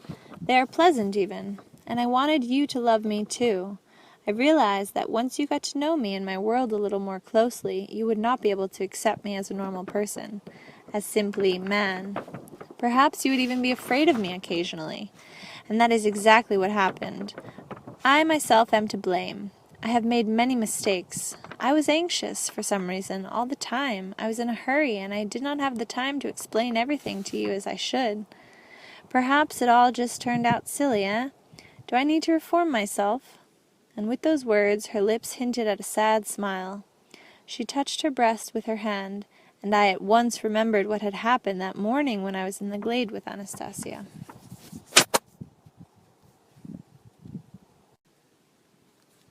Chapter 25. Bugs. That day I had decided to join in Anastasia's morning routine. Everything went fine at first. I stood under the tree and touched various little shoots. She told me about different herbs, and then I lay down beside her on the grass. We were both completely naked, but even I wasn't cold. That might have been, of course, due to my running through the forest with her. I was in a splendid mood. I felt a sense of lightness, and not just physically, but inside me as well. It all started when I felt a pinching sensation on my thigh. I raised my head, and I saw a small army of bugs crawling along my thigh and lower leg, including ants and some sort of beetle. I lifted my arm to swat at them, but to no avail. Anastasia seized my arm in midair and held it, saying, "Do not touch them." Then she got up on her knees in front of me, bent over, and pinned my other hand to the ground. I lay there as if crucified. I tried to free my arms, but I couldn't. I felt that it was an impossibility. Then I tried to jerk myself free with great effort. She kept restraining me with very little effort, her smile never fading from her face. And still my body felt more and more crawling things, all tickling, biting, and pinching, and I came to the conclusion that they were starting to eat me alive. I was in her hands, both literally and figuratively. Taking stock of the situation, I realized that nobody knew where I was. Nobody would come here looking for me, and if they should happen to wander by, they would see my picked-over bones. Indeed, if they saw any bones at all. And all sorts of things flashed through my head at that moment. And this was no doubt the reason my instinct for self-preservation kicked in, dictating the only feasible course of action in the situation. In desperation, I sunk my teeth with all my might into Anastasia's bare breast, at the same time jerking my head from side to side. Upon hearing her scream, I immediately loosened my grip on her breast. Anastasia loosened her hold, jumped up, one hand holding her breast, the other stretched upward, waving. She tried to smile, too. I, too, jumped up and shouted at her, feverishly brushing the crawling things off my leg. "You wanted to feed me to those vermin, you forest witch! Well, I don't give in that easily." She continued waving and responding with a forced smile to the elements of nature around her, which had begun reacting warily to her situation. Anastasia looked at me and slowly, not with her usual sprightly gait, walked toward the lake, her head bowed. I kept standing in the same spot for some time, thinking what I should do next. Return to the river bank, but how would I find the way? Follow Anastasia, but what would be the point? Nevertheless, I headed for the lake shore. Anastasia was sitting on the shore, rubbing tufts of grass between the palms of her hands and dabbing its juice on the part of her breast where the huge bruise left by my bite was clearly visible. It was probably very painful for her, but what had been her thought in attempting to restrain me? I hovered around her for a little while before asking, "Does it hurt?" Without turning her head, she replied, "It hurts more inside," and she silently continued rubbing in the juice from the tufts of grass. "Why were you thinking to play tricks on me?" "I was trying to be helpful. The pores of your skin are all plugged up. They cannot breathe. The little bugs would have cleaned them out. It is not that painful. In fact, it's rather pleasant." "And the snake I saw? Wouldn't it have stung me in the leg?" "It was not doing you any harm. Even if it had released its venom, it would have been only on the surface, and I would have rubbed it in at once. The skin and muscles on your heel are deteriorating." "That's on account of a car accident," I said. For a time, neither of us spoke. The whole situation felt rather silly. Not really knowing what to say, I asked her, "What happened? Why did not that invisible someone help you again as before when I lost consciousness?" "The reason he did not help was that I was smiling. And when you began biting me, I tried to smile." I began to feel uncomfortable in her presence. Picking up a tuft of grass, I rubbed it between my hands as hard as I could. Then I knelt down in front of her and began dabbing her bruise with my moistened palms.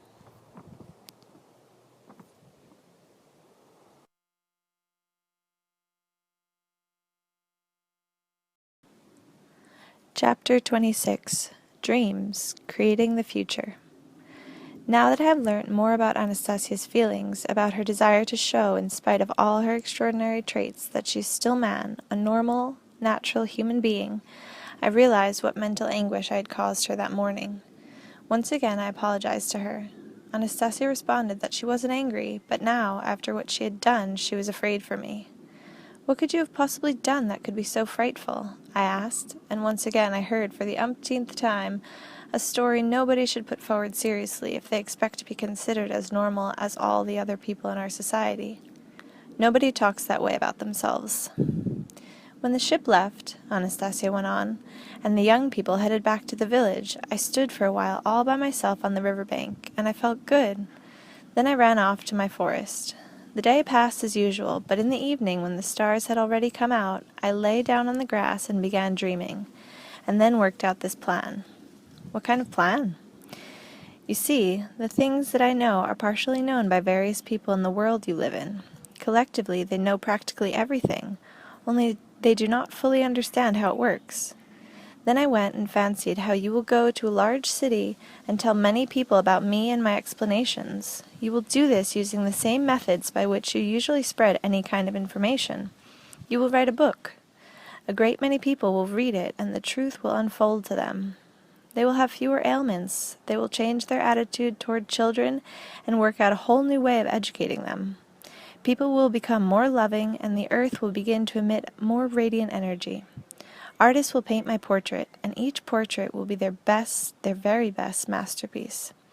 I shall try to inspire them. They will make what you call a movie, and it will be the grandest film ever made. You will look at all this and remember me. You will meet wise people, and you will understand and appreciate what I told you, and they will explain a lot of things to you. You will trust their word more than mine, and realize that I am not a witch, but actually man, a human being. It is just that I have more information inside me than other people. What you write will be of tremendous interest, and you will become rich. You will have money in the banks of 19 countries, and you will visit holy places and cleanse yourself of all the darkness that is in you. You will remember me and begin to love me. You will have the desire to see me again and to see your son. You will desire to become worthy of your son. My dream was so clear, but possibly a bit pleading too. That is probably why everything happened the way it did. They took it in as a plan of action and decided to carry through the dark forces window of time. That is permitted if the plan is formulated in detail on earth in the heart and mind of an individual man, an earth dweller. No doubt they took this as a grandiose plan. Perhaps they added something themselves, and this is why the forces of darkness have been hard at work of late. They have never been this active before. I realize this from the ringing cedar. Its rays has become a lot more powerful lately, and the ringing has got louder. The cedar is hurrying to give back its light and its energy. As I listened to Anastasia, I began thinking more and more that she was utterly crazy, that maybe she had long ago escaped from some asylum and was living here in the forest, and here I had gone and slept with her, and now she might have a child. What a tale indeed! Still, seeing how serious and concerned she was as she talked with me, I tried to calm her down. Don't you worry, Anastasia. Your plan is obviously unrealizable, and so there's no need for the forces of darkness and light to fight each other. You don't have a detailed enough knowledge about our everyday life, its laws and conventions. The thing is that an awful lot of books are being published right now, but for some reason, even the works of well-known authors aren't selling. I'm no writer, and so I don't have either the talent or ability or education to write anything. That is correct. You did not have these things earlier, but now you do, she declared in response. Okay, I kept trying to assuage her fears. Even if I tried, nobody would print it, or believe in your existence. But I do exist. I exist for those for whom I exist. They will believe and help you just as I shall help them later. And together with those people I couldn't make sense of what she was saying right off, and once more I made an effort to calm her down. I shan't even make an attempt to write anything. There's absolutely no sense in it. Don't you get it? Believe me, you shall. They have already created a whole network of circumstances that will make you do this. What am I, think you? A puppet in somebody's hands? And so much depends on you, but the forces of darkness will try to stop you with all the tricks in their arsenal. They will even try to drive you to suicide by creating an illusion of hopelessness. Enough, Anastasia. That's it. I'm sick and tired of listening to your fantasies. You think they're just fantasies? Yeah, fantasies. And I stopped short. It began to dawn on me as I calculated the timing in my head, and I understood. Everything Anastasia told me about her dreams, about our son, she had thought up last year, long before I knew her as well as I do now, long before I slept with her. Now, a year later, it was coming to pass. So that means it's already coming to pass? I asked her. Of course. If it had not been for them, and for me too, a little, your second expedition would not have been possible. After all, you were scarcely able to make ends meet after the first one, and you did not even have any claim to the ship. You mean to say you influenced the shipping line and the firms that helped me? Yes. So you drove me to ruin and inflicted damage on them? What right have you to interfere like that? And here I've left the ship behind and I'm sitting here with you. Maybe right now everything's going to pieces back there. You've probably got some kind of hypnotic ability. No, worse than that, you're a witch, and that's it. Or a crazy hermit. You don't have anything, not even a house, and here you go philosophizing in front of me, you sorcerer. I'm an entrepreneur. Do you have any idea what that means? I'm an entrepreneur. Even if I'm dying, my ships still ply the river. They bring goods to people. That's what I do. I bring things to people, and I can give you any items you need. But what can you give me? What can I give you? I can give you a drop of heavenly tenderness, and I can give you rest. You will be a genius of bright-eyed cleverness. As your image I am blessed. Image?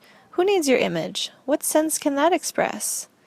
It will help you write the book for people. Oh, please, there you go again, doing goodness knows what with that mysticism of yours. So you can't just live like a normal person. Are you sure? I have never done anything bad to anyone, and I never can. I am a human being. I am man. If you are so concerned about earthly goods and money, just wait a little. It will all come back to you. I do owe you an apology for dreaming like that, dreaming that you will have a time of troubles, but for some reason I could think of no alternative back then. You do not see the logic. You need to be compelled to see it through the help of your circumstances in your world. Excuse me? I couldn't hold out any longer. What's this about being compelled? You do something like that and you still want to be treated as a normal human being? I am man, a human being, a woman. Anastasia's agitation was clearly noticeable in her voice. I only wanted, and I still only want the good. I want only the light. I want you to be purified. That's why I thought back then about your trip to holy places, about the book. They have accepted this, and the forces of darkness are always fighting with them. But never have the dark forces scored a major victory. And what about you? I countered. With all your intelligence, information, and energy, are you just going to stand and watch from the sidelines? In a confrontation on this scale between two great principles, my own efforts count for precious little. Help is going to be needed from many others in your world. I shall seek them out and find them. Just as I did that time when you were in the hospital. Only you need to develop a little more of that conscious awareness. You need to overcome the bad within yourself. I'd like to know just what's so bad within myself. What did I do wrong when I was in the hospital? And how could you have treated me when you weren't there beside me? Back then, you simply did not feel my presence, but I was right there with you. When you were on the ship, I brought you a little branch of the ringing cedar which Mama had broken off before she died. I left it in your cabin when you invited me in. You were ill even then. I could feel it. Do you remember the branch? Yes, I replied. In fact, that branch hung on the wall of my cabin for some time. Many of my crew noticed it, and I brought it back to Novosibirsk, but I didn't pay attention to it. You simply threw it out. But I had no idea. No, you had no idea. You threw it out, and Mama's branch did not succeed in overcoming your illness. Then you went into hospital. When you get back, take a closer look at the history of your illness. If you check the chart, you will see that in spite of taking the very best medicine available, there was no improvement. But then they gave you some cedar nut oil.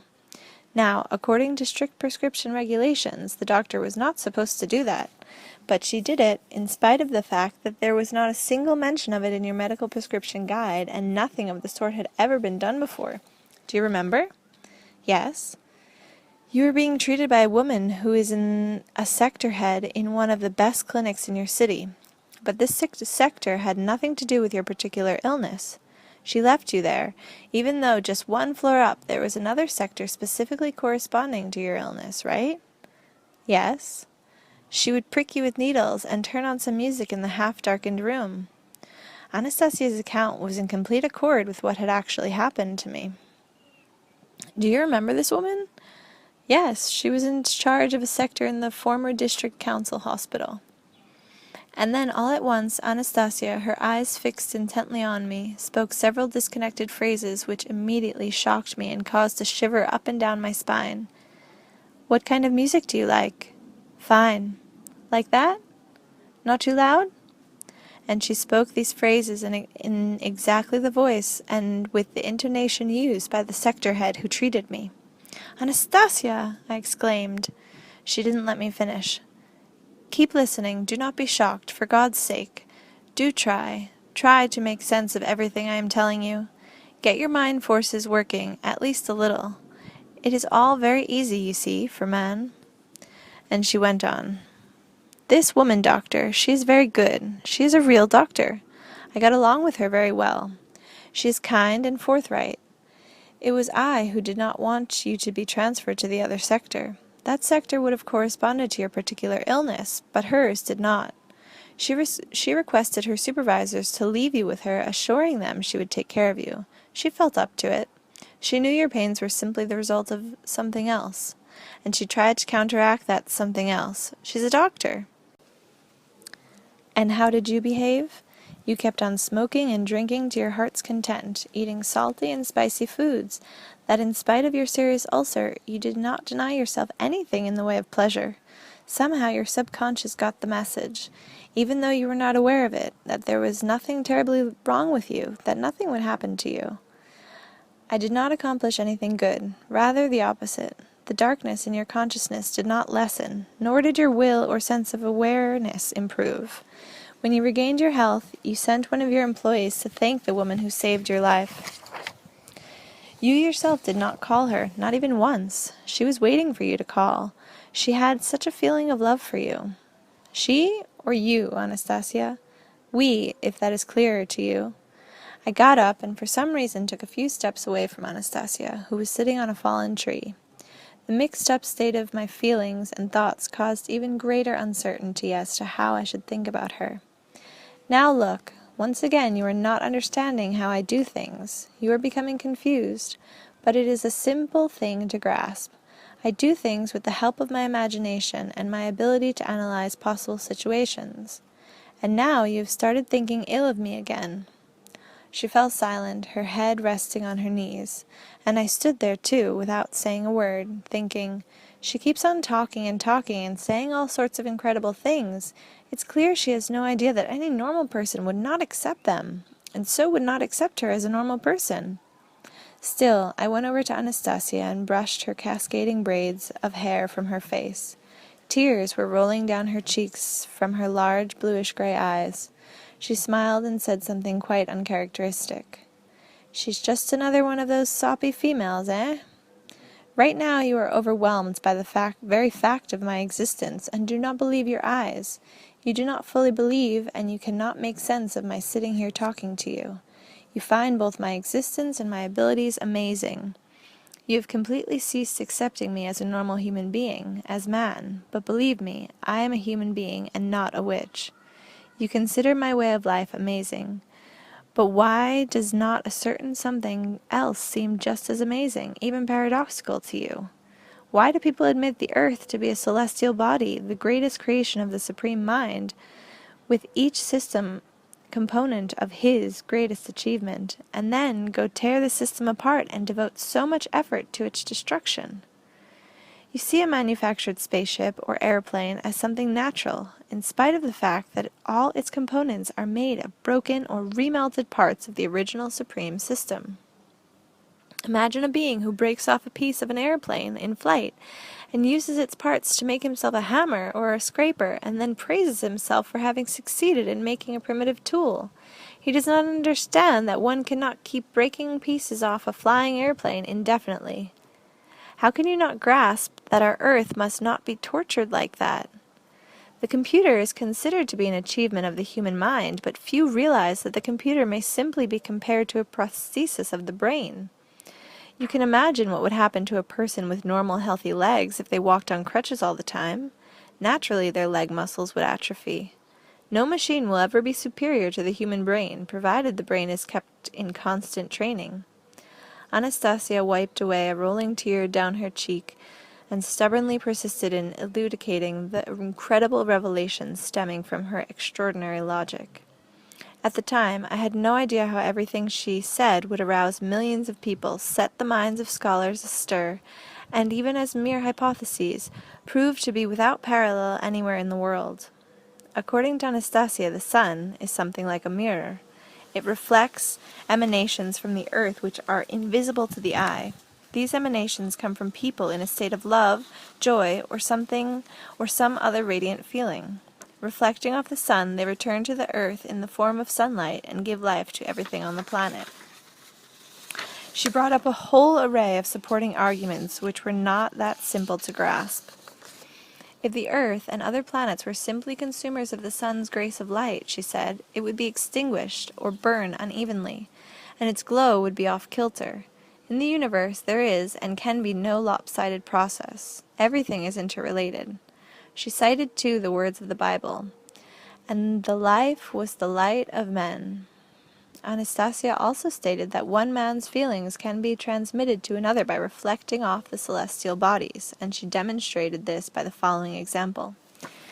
Nobody on earth can deny that what you feel when somebody loves you, that you can feel when somebody loves you. This feeling is especially noticeable when you are with the person who loves you. You call it intuition.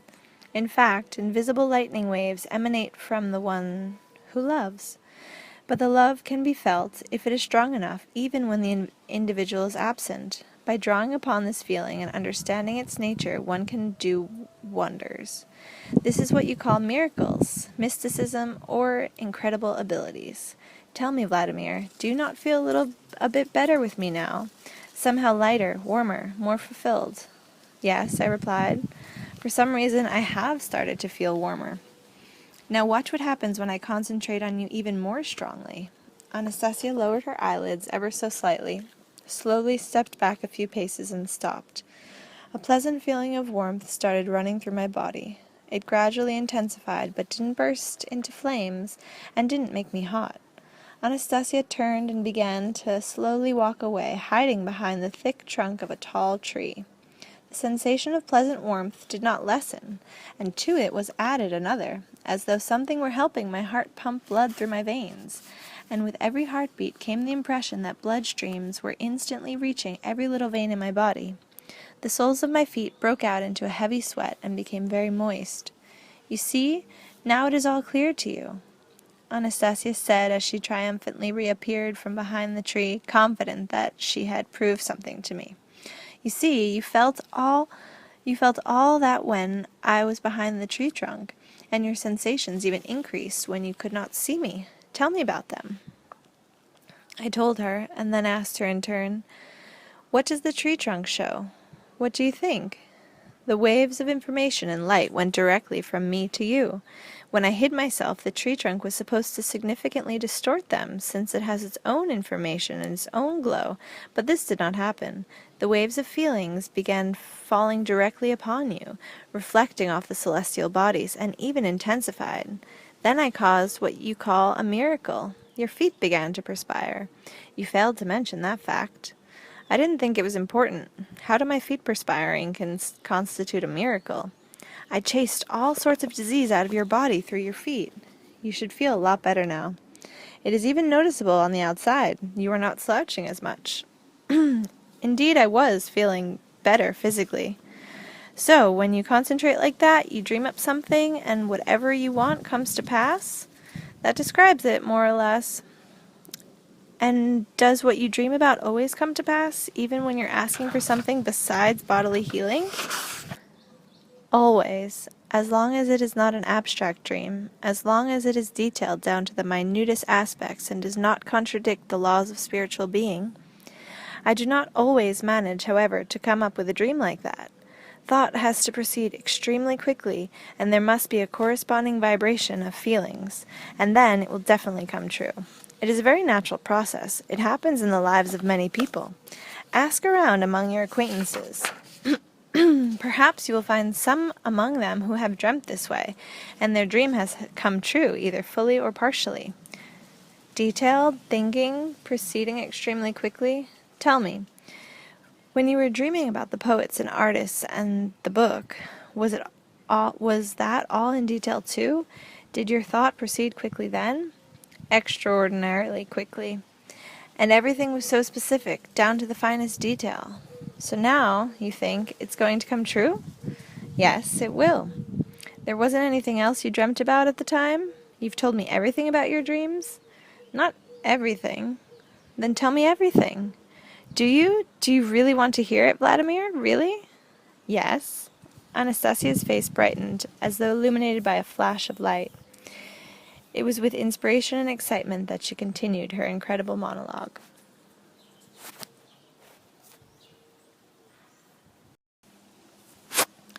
Chapter 27. Across the Dark Forces Window of Time. During that night of my dreams, I thought of how to transport people across this window of time of the dark forces. My plan and conscious awareness were precise and realistic, and they accepted them. In the book you are going to write, there will be unobtrusive combinations, formulations made up of letters, and they will arouse in the majority of people good and radiant feelings. These feelings are capable of overcoming ailments of body and soul and will facilitate the birth of a new awareness inherent in people of the future. Believe me, Vladimir, this is not mysticism. It is in accord with the laws of the universe. It is all very simple. You will write this book, guided only by feelings and your heart. You will not be able to do otherwise, since you have not mastered the technique of writing, but through your feelings you can do anything. These feelings are already within you, both mine and yours. They are not something you can comprehend just yet, but they will be understandable to many. When they are embodied in signs and patterns, they will be stronger than Zoroaster's fire. Do not hide anything that has happened to you, even your most intimate experiences. Free yourself from any sense of shame, and do not be afraid of appearing ridiculous. Humble your pride. I have opened my whole being to you, my body and my soul.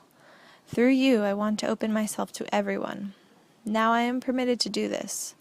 I know what a terrible mass of dark forces will descend upon me. They will try to counteract my dream, but I am not afraid of them. I am stronger, and I will succeed in seeing my plan come true. And I will succeed in giving birth and raising my son, our son, Vladimir. My dream will break down many of the devices of the forces of darkness, which for millennia have been acting on people destructively, and it will cause many to work for good. I know that you find yourself unable to believe me at the moment. You are prevented from doing this by the conventions and many dogmas planted in your brain by the circumstances of existence in the world in which you live. The possibility of transport through time seems incredible to you, but your concepts of time and distance are all relative. These dimensions cannot be measured by meters or seconds, but by the degree of one's conscious awareness and will. The purity of thoughts, feelings, and perceptions held by the majority is what determines the place of humanity in time and the universe. You believe in horoscopes? You believe in your complete dependence on the position of the planets? This belief has been attained through the aid of the devices of the dark forces. This belief is slowing down the movement of the channel of light, allowing its dark counterpart to advance and increase in size. This belief is leading you away from a conscious awareness of the truth, the essence of your earthly being. Analyze this question very carefully. Think about how God created man in his image and likeness. Man has been granted great freedom, the freedom to choose between the darkness and the light. Man has been given a soul. The whole visible world is subject to man, and man is free even when it comes to his relationship to God, to love him or not to love him. Nobody and nothing can control man apart from his own will. God wants man's love in return for his love, but God wants the love of a free man, perfect in his likeness. God has created everything we can see, including the planets. They serve to guarantee the order and harmony of all life. Not only plants and animals, they also help human flesh, but there is no way they have power over man's heart and mind. It is not they who control man, but man who controls their movements through his subconscious. If a single individual wanted a second sun to flare up in the sky, it would not appear. Things are arranged this way so that planetary catastrophes do not happen. But if everybody together wanted a second sun, it would appear. In making up a horoscope, it is necessary first of all to take into account the basic dimensions, the level of man's temporal awareness, his strength of will and his spirit, the aspirations of his soul, and the degree to which its participants in the life of the here and now. Favorable and unfavorable weather, magnetic storms, high and low pressure, these are all subject to will and conscious awareness. Have you never seen a happy and joyful person on a cloudy or stormy day? Or, on the other hand, a sad and depressed person on a sunny day amidst the most favorable weather conditions? You think that I am simply indulging in a crazy person's fantasy when I say that the patterns and formulations of letters I shall put in the book will heal people and illuminate their experience. You do not believe me because you do not understand, and yet in fact it is so simple. You see, right now I am talking to you in your language, using your speech idioms, and I even try sometimes to speak with your voice inflections. It will be easy for you to memorize what I say because this is your language, belonging exclusively to you, although understandable to many people. It contains no incomprehensible words or obscure idioms. It is simple and therefore understandable to the majority. But there are certain words or right orders which I have changed just a little, but only a little. Right now you are in an excited state, and therefore whenever you recall this state, you will recall everything I have told you, and you will write down what I have said. And that is how my combinations of letters will fall into place in your book. These combinations are very important. They can do wonders, just like prayer. After all, many of you already know that prayers are specific combinations and specific patterns of letters. These combinations and patterns are strung together with God's help by people who have an illuminated experience. The forces of darkness have always tried to deprive man of the opportunity of drawing upon the grace emanating from these combinations. To this end, they have even changed the language, introduced new words, and removed old ones, and distorted the meaning of words. At one time, for example, there were 47 letters in your language. Now there remain only 33 alone.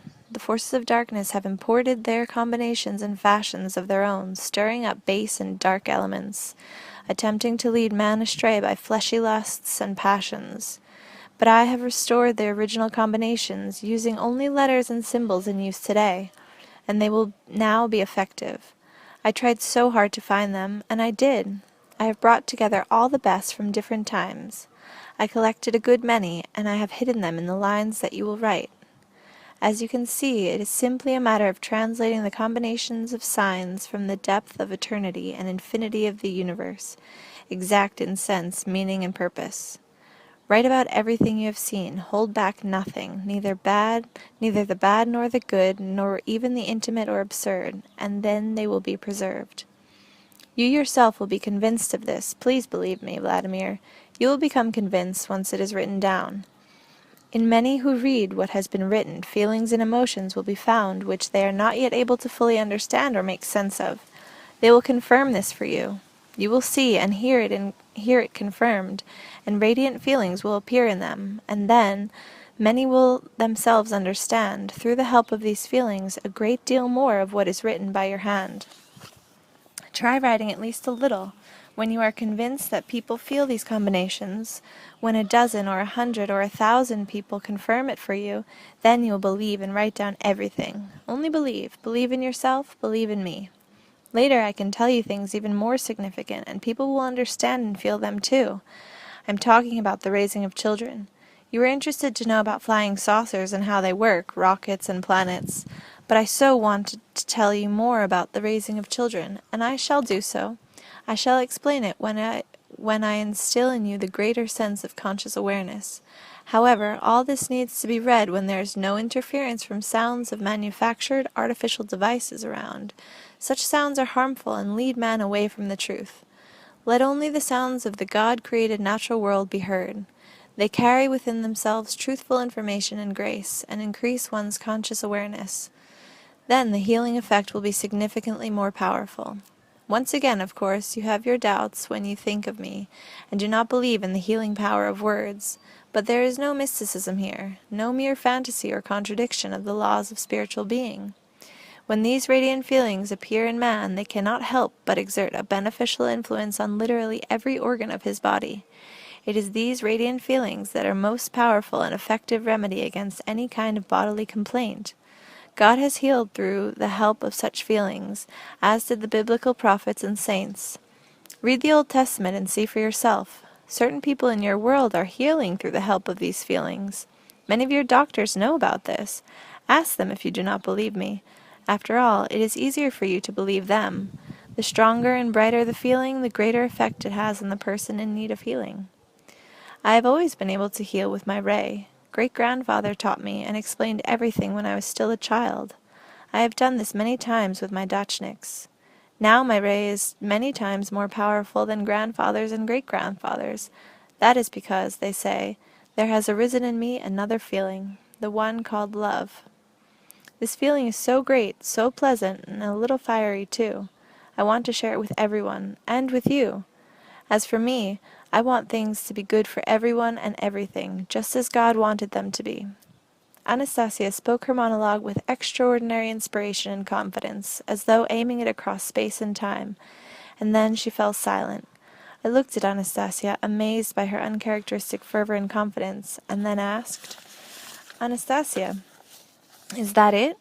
Are there no further nuances in your plans or dreams?" "The rest, Vladimir, is just trifles, nothing of great significance. I merely included them, little things as simple as ABC, as I was formulating the plan. There was just one sticking point concerning you, but I managed to resolve it." "Well, please go into a bit more detail here. What kind of sticking point was it that concerned me?" "You see, I made you into the richest person on earth, and I also made you the most famous. This will happen in the near future. But when the details of my dream unfolded, as yet it had not taken off, so to speak, it had not been taken up by the forces of light. The forces of darkness, they are always trying to inject their own harmful input, like all sorts of side effects exerting a destructive influence on the person at the center of the dream, and on the other people too. My thoughts were dashing along ever so quickly, but the forces of darkness were still keeping pace. They had left many of their own earthly affairs in the attempts to concentrate their devices on my dream. But then I came up with something. I outwitted them, and I caused all their devices to turn about and work for the good. The forces of darkness lost their bearings for less than a split second, but that was enough for my dream to be snatched up by the forces of light and transported into radiant infinity, well beyond their sight and reach." "And just what did you come up with, Anastasia?" "Unexpectedly for them, I extended by a little the dark forces' window of time, the time you will need to meet the various challenges. In doing so, I deprived myself of the possibility of using my ray to help you. They were confounded, failing to see my logic on my part. And during this moment I very quickly shone my light on the people who will be in touch with you in the future. And what does this all mean? People will help you realize my dream. They will do this with little rays of their own, which will be almost uncontrollable, but there will be a lot of them, and together you will make the dream come true in physical reality. You will be carried across the dark forces window of time, and you will carry others with you. And becoming rich and famous will not make you greedy or arrogant, because you will understand that money is not the point. It will never buy you the warmth or the genuine compassion of the human soul. You will understand this when you make your way across that window of time. When you see and get to know these people, and they too will understand. As for the deep knee bends, this kind of relationship with the banks is something I also thought up because you are altogether negligent in taking care of your body. At least you will be getting some exercise whenever you withdraw money from your account. Some of the bank officials will do it too, besides. And never mind if it looks a little funny. It means you will find yourself free from the sin of pride. So it has turned out that all these challenges and trials which the forces of darkness has concocted in their window of time will serve to strengthen you and those around you. All this will increase your sense of conscious awareness, and it will ultimately save you from the dark temptations they are so proud of. Their own actions will save you. This is why they lost their bearings for a split second. Now they will never be able to catch up to my dream. Anastasia, my dear, precious dreamer, my fantasy maker. Oh, how good of you to say that. Thank you, thank you. It was so good of you to say, my dear. You're welcome. But, you see, I also called you a fantasy maker, a dreamer. You're not offended? Not at all. You do not know yet how accurately my dreams always come true, and when they turn out so clearly and in such detail. This one will come true without fail. It is my favorite dream, the clearest of them all. And the book you write will come into being, and people will start having extraordinary feelings, and these feelings will call people into action. Wait, Anastasia, you're getting carried away again. Calm down. Only a short time had gone by before my interruption of Anastasia's fervent stream of speech, which seemed indeed but a fantasy. I couldn't quite grasp the significance behind this monologue of hers. Everything she said sounded too fantastic. Only a year later, Mikhail Firnin, editor of the magazine Wonders and Adventures, after reading my manuscript containing this monologue, excitedly handed me the latest issue of his magazine, the issue of May 1996. The contents of the magazine overwhelmed me with excitement. Two major scholars, both academics, Anatoly Akimov and Vail Kaznachevs, talked in their articles about the existence of a supreme mind, the close interrelationship of man and the universe, as well as about certain rays, invisible to normal sight, emanating from man. Scientists have now been able to identify them with special equipment, and the magazine included 2 photographs of these rays emanating from people. But science has only begun to talk about what Anastasia has not only known from childhood, but has been applying in her daily life, in the endeavors to help others. How was I to know a year earlier that this girl standing before me in an old skirt, the only one she possessed, and uncomfortable-looking galoshes, nervously picking at the buttons of her cardigan, this girl named Anastasia actually possessed a vast store of knowledge as well as the ability to influence human destinies? Or that the pulse beats of her soul are in fact capable of counteracting the dark and destructive forces threatening mankind? Or that the well-known Russian healer, Vladimir Mironov, would tell a gathering of his assistants that we are all ants compared to her, adding that the world has not yet known a power greater than hers, and regretting that even after spending such a long time with her, I had still not understood her. Many people were to feel the energy of a tremendous power emanating from the book. Following the first small-scale printing of the book, for which I have to give credit to Anastasia herself as one author, would come a sprinkling of verses in abundance, washing away dirt like a spring rain.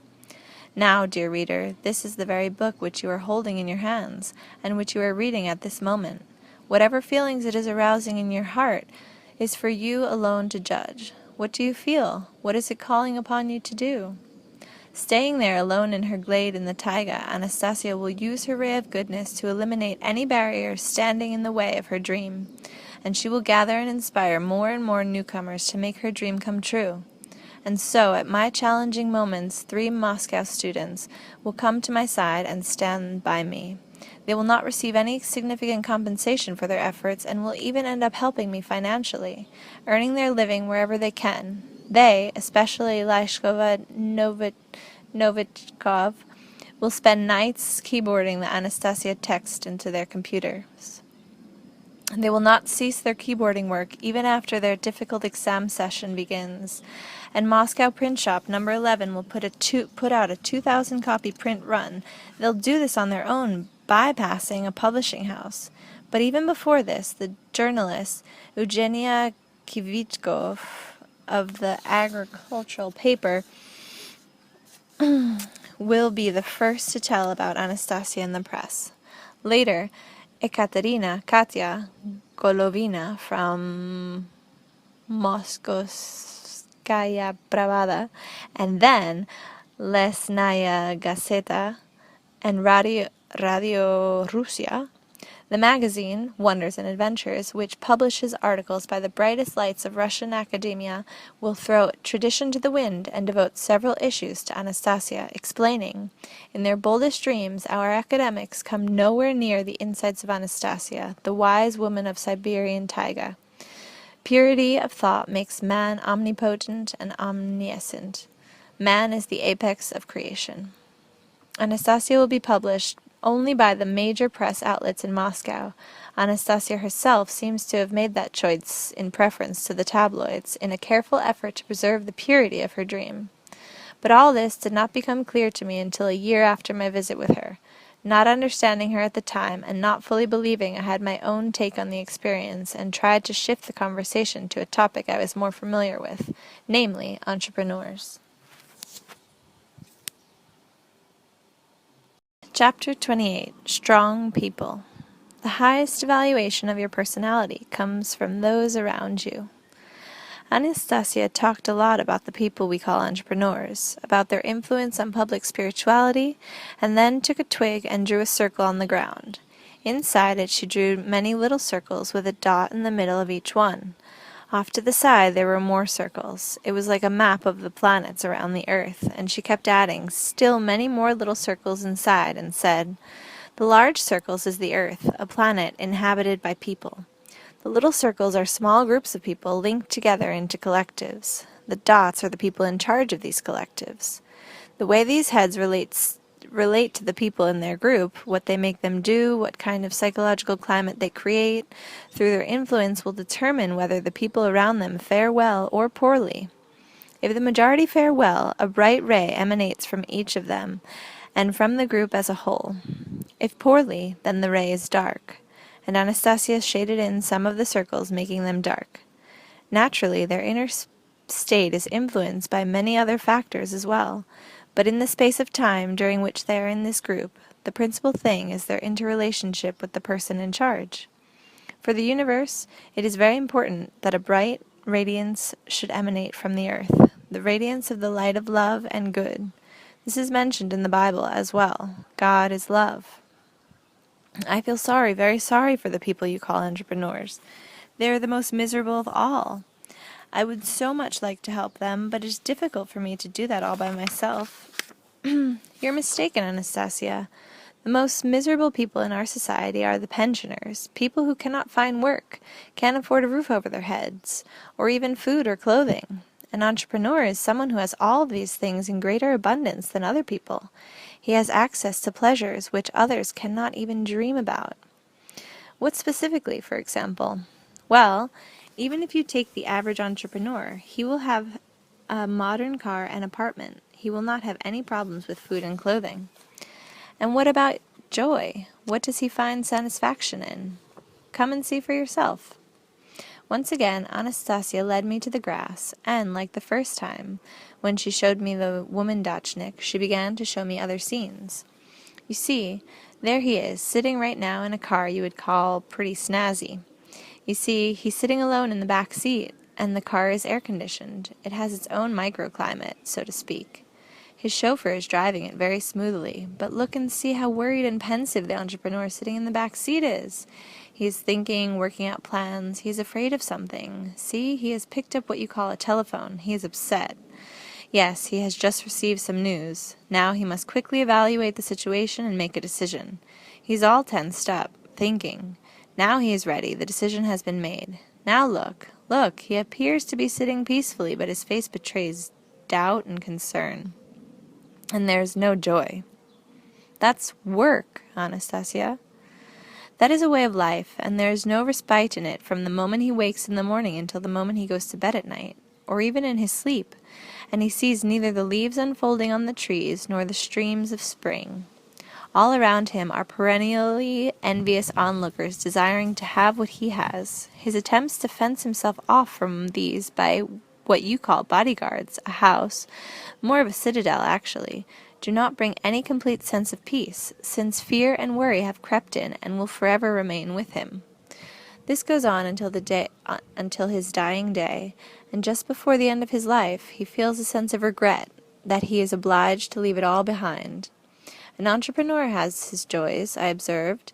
They come when he obtains a desired result or fulfills a plan he's thought up. Not true, Vladimir. He never gets to enjoy his acquisitions, since along comes another plan immediately to take its place, a more complicated plan, and the whole process begins again from scratch, only with greater challenges. This forest princess painted me a rather sad and gloomy picture of outwardly well-off social class, and this was not a picture I felt like accepting. I attempted a counter-argument.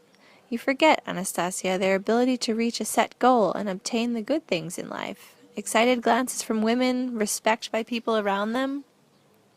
To which she replied, "Sheer illusion. There is nothing of the sort. Where have you ever seen a respectful or an excited glance directed at a passenger in a snazzy car, or at the owner of the fanciest house in town? Not a single person will confirm what you have just said. These are but glances of envy, indifference, and irritation.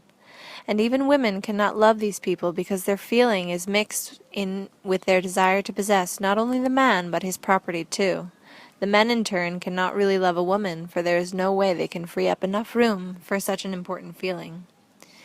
It was useless to look for further arguments, since what she said could be confirmed or refuted only by the people she was talking about. As an entrepreneur myself, I never really thought about what Anastasia was describing, never analyzed how many minutes of joy I actually experienced, and most certainly could not do this for anyone else. For some reason, it is simply not accepted in entrepreneur circles to whine or complain. Everyone tries to show himself as successful and content with life. This is no doubt why most people hold this stereotype image of the entrepreneur as someone who has received more than his share of good things in life. Anastasia was perceiving not the externally expressed feelings, but those which are more delicate and hidden in the inner recesses of one's heart. She was measuring a person's state of well-being by the amount of light she could detect in them. As to the scenes and situations she was able to see, I felt I was picturing them more from listening to her.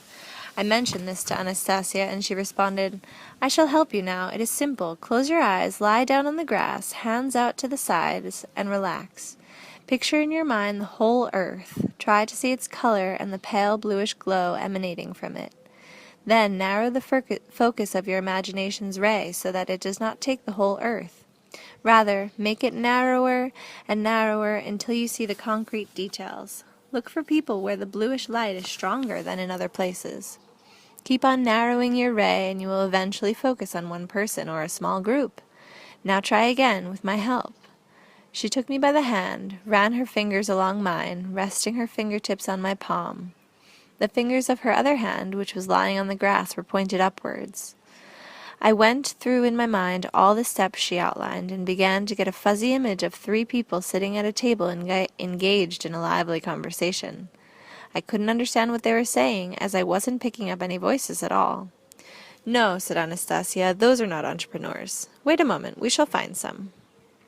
She searched and searched with her ray, peering into offices both large and small, private clubs, party celebrations, and bordellos. The bluish glow was either very weak or not there at all. "Look, it is night time here already, and this entrepreneur is sitting alone in a smoky office. Something is not right. But look at that one. How contented he looks, in a swimming pool, surrounded by pretty girls. He is tipsy, but there is no glow. He is simply trying to run away from something. His feelings of self-satisfaction is artificial. This one is at home. There is his wife, and his little one is asking him something. The telephone is ringing. You see there, he has become serious again, and pushed his family to the background." All sorts of situations became illuminated one after another, some of them outwardly good, and some not so good, until we happened upon a most frightening scene. All at once appeared a room, probably in some apartment, quite nice-looking, but on a round table lay a naked man, his hands and feet tied to the table legs, his head hanging over, his mouth covered with brown sticky tape. At the table were sitting 2 burly-looking youths, one of them with a close-shaven head, the other with smooth, slick hair. A little distance away, under a floor lamp, there was a young woman in an armchair. Her mouth was also taped over, and she was tied to the chair with her linen sash bound tight around her waist. Both her legs were tied to the chair legs. She was wearing nothing but a torn undergarment. Next to her was sitting a thin, wiry man who was taking a drink of something, possibly cognac. On a small table in front of him lay a chocolate bar. The youths sitting at the round table weren't drinking. I could see them pouring some kind of liquid over the chest of the man lying on the table, vodka or pure alcohol, and set it alight. A break-in, I surmised. Anastasia shifted her ray away from the scene, but I cried out, "Go back! Do something!" She went back to the scene and replied, "I cannot. It has already happened. This cannot be stopped now. It should have been stopped earlier, but now it is too late." I watched spellbound and suddenly got a clear glimpse of the woman's eyes, filled with sheer horror and not even pleading for mercy. "Do something!" I cried to Anastasia. "If you have any heart at all, do at least something. It is not within my power. Everything has been, so to speak, programmed in advance, but not by me. I cannot interfere directly. They have the upper hand right now." "But where's that goodness of yours, your powers?" Anastasia didn't say a word. The horrifying scene began to blur a little. Then the older man who had been drinking the cognac suddenly disappeared. All at once I felt a weakness throughout my body. I could also feel the arm Anastasia was touching start to grow numb. I could hear her somewhat weakened voice say, with evident difficulty in getting out the words, "Take your hand away, Vlada." She couldn't even finish my name. I stood up and drew my hand away. My arm just hung there as if paralyzed, as happens sometimes when you get a tingling sensation in your arms or legs, and went completely white. Then I wiggled my fingers a little and the numbness began to go away. I looked at Anastasia in shock. Her eyes were closed, the blush had drained from her cheeks, and it seemed as though there was not a drop of blood left under her skin, on her hands and face. She did not even seem to be breathing as she lay there. The grass for about 3 meters all around her had also become white and bent over. I realized something terrible had happened and cried out, "Anastasia, what's happened to you, Anastasia?" But there was not even the slightest response to my cry. Then I grabbed her by the shoulders and shook her body, which was no longer supple but had somehow gone limp. There was no response. Her completely white, bloodless lips remained silent. "Can you hear me, Anastasia?" She opened her eyelids ever so slightly and looked at me through her dimmed eyes, which had lost all their characteristic expression. I grabbed a flask of water, lifted up Anastasia's head, and tried to give her something to drink, but she was unable to swallow. I looked at her, feverishly wondering what to do. At long last she managed to move her lips just a tiny bit and to whisper, "Carry me over there, to the tree." I lifted her limp body and carried it out of the circle of whitened grass and laid it down by the nearest cedar tree. In a little while she started to come round, and I asked, "What happened to you, Anastasia?" "I tried to fulfill your request," she quietly said, and a moment later I added, "I think I succeeded." "But you look so bad. You almost died." "I violated the natural laws. I interfered in something I should not have. That required all my strength and energy. I am surprised that they held out at all." "Why did you take such a risk if you knew it was so dangerous?" "I had no choice. After all, you wanted me to do something. I was afraid that if I did not fulfill your request, you would lose all respect for me. You would think that all I can do is talk, that I am all words, and that I could not do anything in real life." Her eyes looked at me inquiringly and pleadingly. Her soft voice trembled a little as she spoke. "But I cannot explain to you how to do it, how this natural system works. I feel it, but I cannot explain to you in a way you could understand, and your scholars probably will not be able to explain it either." She bowed her head, fell silent for a while, as though mustering her strength. Then she looked at me once more with pleading eyes, and said, "Now you are going to be even more persuaded that I am abnormal or a witch." All at once I felt the tremendous urge to do something good for her. But what? I wanted to tell her that I did not consider her a normal human being. That I did consider her a normal human being, a beautiful and intelligent woman, but in all honesty I didn't feel about her the way I usually felt about women, and she, with that intuition of hers, would not believe me. And then I suddenly recalled her story about how her great-grandfather customarily greeted her as a child, about how this old gray-haired fellow would stand on one knee before the little Anastasia and kiss her hand. I got down on one knee before Anastasia, grasped hold of her still pale and slightly cold hand, kissed it, and said, "If you are indeed abnormal, then you are the best, the kindest, and the cleverest, and the most beautiful of all abnormal people ever." At long last a smile once more lightened upon Anastasia's lips, and her eyes looked at me in gratitude. A rosy blush was coming back to her cheeks. "Anastasia, that was quite a depressing scene. Did you choose it deliberately?" "I was looking for something good, just as an example, but I could not find anything. They are all held in the grip of their worries and cares. They are constantly facing their problems all alone. They have practically no spiritual communication." "So what can be done? What can you suggest apart from pitying them?" And I should tell you, these are strong people, these entrepreneurs. "Very strong," she agreed, "and most interesting. It is as though they are living 2 lives in one. One life is known only to them and not even to their family, while the other is the outward life, which people around them see. They can only be helped through increasing their sincere spiritual communication with each other. They need to strive, with complete sincerity, for purity of thought. Anastasia, in all probability, I shall try to do what you have asked, and I shall try to write a book and establish an organization of entrepreneurs with pure thoughts, but only in a way that I can understand. It will be difficult for you. I shall not be able to offer you sufficient help. I have little strength left. It will take a long time for my strength to recover. For a time I shall not be able to see at a distance with my ray. I am having difficulty seeing you right now with my ordinary eyesight. Don't tell me you're going blind, Anastasia. I think it will all get better. It's only a pity that for some time I shall not be able to help you. You do not need to help me, Anastasia. Just try to keep yourself for your son and help other people. I needed to leave to catch up to my ship. After waiting until she had started to regain her almost normal appearance, I got into the motorboat. Anastasia took hold of the bow with her hand and pushed the boat away from the shore. The boat was swept up and began floating downstream with the current. Anastasia stood in the water almost up to her knees, the hem of her long skirt wet and flapped about in the waves. I gave the starting cord a tug. The motor roared into life, breaking the silence I had grown accustomed to over the past 3 days. The boat gave a jerk forward, picked up more and more speed, and soon began to distance itself from the diminutive figure of the taiga recluse, standing alone in the shallow water near the river bank. All at once, Anastasia rushed out of the water and started running along the bank after the boat, her long hair trailing behind her from the headwind, looking like a comet's tail.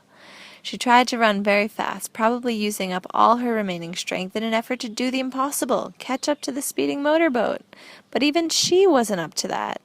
The distance between us gradually increased. I started feeling sorry for her fruitless efforts. Wanting to shorten the difficult moments of parting, I pushed down the gas lever with all my might. Then the thought flashed through my head that Anastasia might think I had taken fright once more and was running away. The motor, now roaring in bursts, lifted the boat's bow out of the water, making it speed forward faster and faster and increasing the distance between us even more. As for her, oh Lord, what was she doing? Anastasia ripped off the wet skirt that was slowing her down and cast aside her torn clothes. She increased her tempo, and the incredible happened. The distance between her and the boat gradually began to decrease. On the path ahead of her loomed a steep slope leading to an almost vertical drop-off. Continuing to press the gas lever to the limit, I thought that the incline would stop her in her tracks and bring this difficult episode to a quick end. But Anastasia continued her headlong rush, occasionally stretching out her arms in front of her as though using them to sense the space ahead. Could it be that her eyesight had become so poor that she couldn't see the slope? Without reaching down in the least, Anastasia ran straight up the slope. Reaching the top, she fell on her knees and threw up her arms toward the sky, turned slightly in my direction, and began shouting something. I could hear her voice over the wind roar of the motor and the noise of the waves. I heard as though in a whisper, "There are shallows ahead! Shallows! Sunken logs!" I quickly jerked my head forward, not fully able to grasp what was happening, and gave such a hard pull on the rudder that the lower side of the sharply tilted boat almost submerged to the point of taking in water. A huge sunken log, one end grounded in the sandbar, the other barely visible on the surface, lightly scraped against the side of the speeding boat. If it had been a direct hit, it would have easily torn a gaping hole in the thin aluminum bottom. Once out of the mid-channel, I turned to glance at the cliff and whispered in the direction of the lonely figure standing on her knees, which was slowly being transformed into a vanishing dot. "Thank you, Anastasia."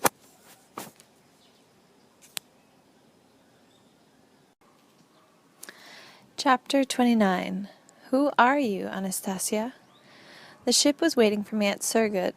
The captain and crew were awaiting my instructions, but there was no way I could concentrate my efforts on working out the subsequent itinerary, and ordered the ship's crew to continue standing port at Surgut, hold parties for the local population to come and have a good time, and keep up the promotion and sales exhibits.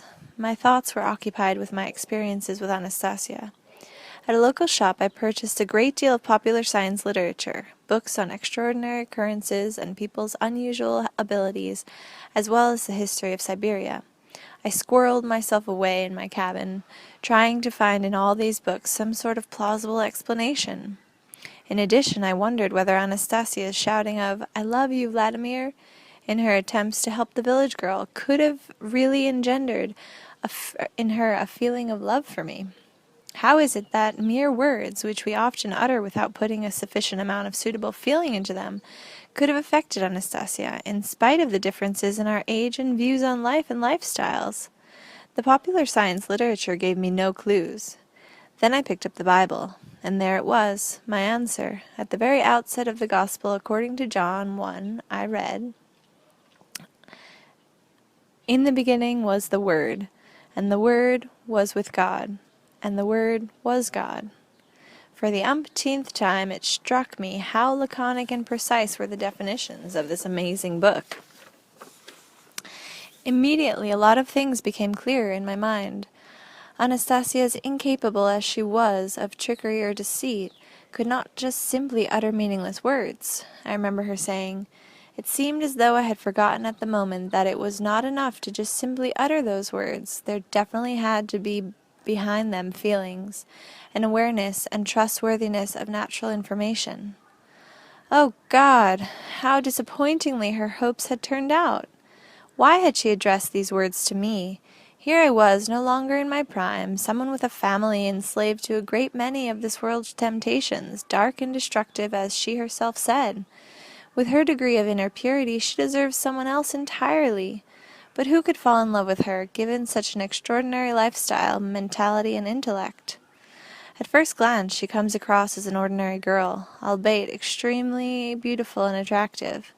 But once you get to know her, it is as though she is transformed into some kind of creature living way beyond the bounds of the rational. It may very well be that this impression of mine is due to my imperfect knowledge of things, my insufficient understanding of what constitutes our being. Others might have an entirely different perception of her. I recalled that even at our parting I did not feel any particular desire to kiss or embrace her. I don't know whether she would have wanted me to or not. Anyway, what exactly did she want? I recalled her telling me of her dreams. What a strange philosophical bent her love had. Organize a fellowship of entrepreneurs to help them? Write a book passing along her advice to people? Carry people across the dark forces window of time? And she believes it all. She is convinced that's how it will all turn out. Oh, I was a good one. I promised I would try and organize a fellowship of entrepreneurs and write a book. Now she'll probably be having even more fantastic dreams about that. She might have thought up something simpler, more realistic. An inexplicable sense of pity for Anastasia rose in my heart. I could imagine her sitting there in her forest, waiting and dreaming that everything would work out that way in broad daylight. Fine, if she were simply content to wait and dream. But who knows, she may go beyond that and start taking steps of her own, focusing that ray of goodness of hers, expending the colossal energy of her heart and believing in the impossible. And even though she showed me what she could do with her ray and attempted to explain to me how it works, somehow my consciousness still can't accept it as something real. Judge for yourselves, dear readers. In her own words, she aims her ray at a person, illuminates this person, this man, with an invisible light, and imparts to him her feelings and aspirations towards goodness and light. No, no, no. Do not just think that I am interfering with a person's mental make-up, that I am violating his heart and mind, I remember her telling me. Man is free, people are free to accept or reject my advice, only to the degree that they themselves find it to their liking, something close to their heart, will they be able to accept these feelings as their own. And then they will become lighter and brighter in their appearance too, and your diseases will leave them, either partially or completely. My grandfather and great-grandfather can do this, and I have always been able to. Great-grandfather taught me when he played with me in my childhood, but now my ray has become many times stronger than grandfather's and great-grandfather's, because in me has been born that extraordinary feeling called love. It is so bright and clear, and even a little fiery. There is such a lot of it, and I want to share it. With whom, Anastasia? I had asked. With you, with others, with anyone who can accept it. I want everyone to experience good. When you begin to do what I have dreamt of, I shall bring many of these people to see you, and together you... Remembering all this, picturing her in my mind, I suddenly realized that I couldn't help but carry out, or at least try to carry out, her wishes. If I didn't, I would be tormented with doubt for the rest of my life, along with the feeling that I had betrayed Anastasia in her dream. Perhaps her dream wasn't all that realistic, but it was something she passionately desired. I made my decision. The ship headed full steam for Novosibirsk. The unloading and disassembly of the exhibit equipment I left to my firm's executive director. After somehow managing to explain the situation to my wife, I set out for Moscow. I set out for Moscow to make, or at least try to make, Anastasia's dream come true. To be continued.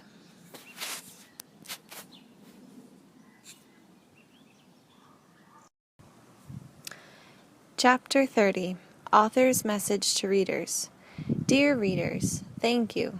Thank you all who have responded to Anastasia with kindness and understanding. Indeed, I could not imagine that she would actually be capable of arousing so many feelings and emotions. I would so like to answer all your letters individually, but for the time being at least, this is physically impossible. The last lines of this book were penned in the Caucasus, where I have joined local archaeologists and enthusiasts in investigating the dolmens Anastasia spoke about. And we found them, saw them with our own eyes, took pictures. They are ancient stone constructions, 10,000 years old. They have functional significance even for people living today. They are located in the south, in the mountains of the Caucasus, not far from the cities of Novorossiysk, Gelezendek, and Tuapse. They are the precursors of the pyramids of Egypt, but the local residents didn't pay any attention to the dolmens, not appreciating their purpose. Even though the dolmens were classified as historic monuments, they were ransacked by the local population. Their huge stones were carted off, and even used to build a church in the settlement of Beregovo, which to me is nothing short of sheer blasphemy. Perhaps it was for this reason that 40 priests were cruelly tortured to death in the Kuban region during the revolutionary period of Russian history. 1 priest for each dolmen stone. People carried these stones off, not fully appreciating their significance. Now that Anastasia has spoken about them, all this will change. It is amazing, but a fact. Much of what she said has already been confirmed. And even the fluctuations she talked about, the background radiation of the Earth fluctuating near the dolmens, have been detected and reported on local health officials. Out of all the things Anastasia told or showed to me, I have decided to publish only what has been directly or indirectly corroborated by scientific experiments, material objects, or historical facts. Though I am starting to think that we'd better simply listen some more with our hearts. It would be quicker that way. The other method of confirmation takes up an awful lot of time. As with the dolmens, for example. It took me pretty much half a year to collect historical data and trek through the Caucasus Mountains to see the dolmens with my own eyes and take pictures of them. I was, finally, convinced. But at the end of the day, it turns out that if I had simply believed right off, I could have used this half year to greater advantage. It turns out that a great deal depends on one's ability to believe. I did get a chance to visit Anastasia a second time.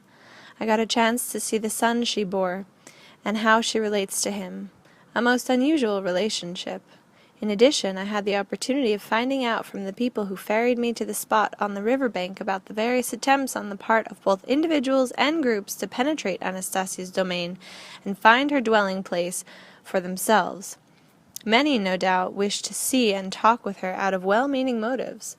But the people who ferried me also told me about groups of scoundrels who set up camp on the riverbank, sent out a helicopter to take pictures of the area, and tried to capture her. She was obliged to emerge from the taiga to talk with them and then send them packing, despite their attempts to restrain her physically. I shall tell all about that in the second book. I only asked people not to touch her, to leave her alone. Now, after the experience with these rotters, local hunters have taken it upon themselves to shoot strangers on sight. That's bad, of course, but I say, let them shoot. Let them shoot. It turns out the local hunters knew about her existence long before I came along, only they never told anyone, and they never encroached upon her territory themselves. The locals talked with her only when she came out to them. I started having pangs of conscience for having told her told about her without hiding the location, especially in the first edition of the book, and for not changing the names of people I mentioned, or even the name of the ship. Anastasia calmed my fears a little when she said, "Never mind. After all, I was the one who wanted to reveal myself to everyone. But I am wiser now. I shouldn't have mentioned specific names, and in the future I shall try to be more circumspect. But still I want to emphasize, please don't disturb her. She herself will tell everything she feels is necessary to reveal. We must not do to her what we have already done to one Siberian family, the Lykovs, described by Vasily Peskov in his article, Dead End in the Taiga. As far as I know, the only member of this family remaining is Agafya, who is dying of cancer, left helpless, taken out of the taiga. A real tragedy how things have turned out. The Lykov family lived in the taiga for many years, but died out after contact with our enlightened civilization. Which way of life, then, is the real dead end?" I can understand why so many people want to contact Anastasia, but it is impossible for her to meet and talk with everyone. And after all, Anastasia does have a young child. There is an Anastasia Club, or community organization, operating in Glezendik, headed by Valentina Larionova, an ethnographer of 30 years' experience. She has organized a group of local ethnographers, along with people from a variety of professions, who are sensitive to the spiritual legacy of their region and its ecological problems. This was one of the first clubs to be organized by readers of the Anastasia book. The members of the Glezendik Club have made what is, to my mind, a remarkable discovery. On the basis of information provided by Anastasia, they have restored to Russia, and quite possibly to the world, the forgotten shrines of our ancestors, and are now receiving people wishing to visit them and conducting tours to the places mentioned by Anastasia. About Gelendzик, for example, Anastasia had this to say: "This city could have been richer than Jerusalem or Rome, but because of its rulers' neglect of its primal origins, this city is dying. I believe this, and other cities and settlements will be restored, not by the rulers of this world, but by the hearts of ordinary people aroused by Anastasia. And there's more. Anastasia is now the subject of conversation among many healers, wizards, and preachers. We are like ants compared to her," said the chairman of the Healers Foundation, Vladimir Mironov. "I have seen a video recording of a speech given in front of a large audience by the leader of a religious domination, in which he referred to Anastasia as the ideal of womanhood to which we should all aspire. He added, her ability to draw inferences and conclusions and level of intellect far surpasses that of our population today. This video is now being copied and distributed. Much of the same type of reaction is coming from people with extraordinary abilities living in India. Still, another religious leader said that while Anastasia is currently studying her life, she has not managed, unfortunately, to meet up with a real man. Later I was told that there is only one chap very much like Anastasia living in Australia, and that the two should meet. I, of course, do not have any pretensions to being a real man. Far from it, even in my thinking. But perhaps it is still premature to think in terms of arranging a marriage. And isn't it right to idealize and it isn't right to idealize her to such an extent. It is this idealization of Anastasia that has prevented a timely recognition of what she has done. Just think calmly and rationally about what has happened. A child has been born, and I have held him in my arms. I have heard his little heart beating. There is a child. He is growing up, but he has no official birth certificate. He will grow up and want to go somewhere, maybe abroad, for instance. Maybe he'll want to see the world. Who will issue him a passport to travel abroad? What country is he a citizen of? What shall we tell him then? Oh well, you know, somehow we haven't thought about any documents for you. You just stay here in the taiga. I checked with a legal firm on the question of the birth certificate. A lawyer said Anastasia would have to give birth in a hospital. Then, even if she didn't have a medical birth record, they could have at least issued her a memo regarding the birth, which she could have used to obtain a proper birth certificate. The other alternative, said the lawyer, would be for her to abandon her child to an orphanage. They would issue him documents there. Orphanages can do that. And then have him adopted. But somehow this alternative was not at all appealing, and I doubted that Anastasia would ever agree. So what to do? When I talked to her about a birth certificate, she responded, "Of course it would be fine if he had one just like everyone else. I suppose I let that slip by without really thinking about it, but do not be concerned. Everything will still work out." Note how she said, "I suppose I let that slip by without really thinking about it." I wonder how many other things she has let slip by. Things which could have been taken care of, which could be taken care of at a future stage. That means we can't fully count on everything working out exactly the way she said. I think we need to examine it all very carefully and at some point make adjustments to adapt it to our reality. On another point, I hear talk about what a poor entrepreneur I am, not being able to print enough copies to keep pace with the demand. Indeed, I really can't at the moment. I have refused to sell exclusive rights to the book to any one publisher. I certainly don't want anyone to have exclusive control over the manuscript and put out whatever print runs they fancy. The publisher I talked with gave me this: "The style needs to be edited and made more literary. In its present form, it is only Anastasia's explanations and monologues that make the book worth anything at all. My language is seen as stilted. They suggest I think up a catchier title, something like Dead End in the Taiga, the Healer Girl, or The Girl from Outer Space. But I do not consider Anastasia to be from outer space, nor do I consider her to be at a dead end in the taiga. She herself, after all, simply wants to be man, a normal human being. Of course, I can always exercise my author's privilege, even in confrontation with publishing houses, but a lot of time would be wasted on that. I have been using the proceeds of the initial print run to pay for subsequent runs in the print shop, bypassing the publishing houses altogether, so things will even out in the long run. If someone is interested in assisting along this line to our mutual advantage, I'd be happy to listen, but without condition of exclusive rights. I should also say a few words about a certain situation involving my relationship with my family. The Moscow group now looking after distribution of the book has received a number of letters and telephone calls about this.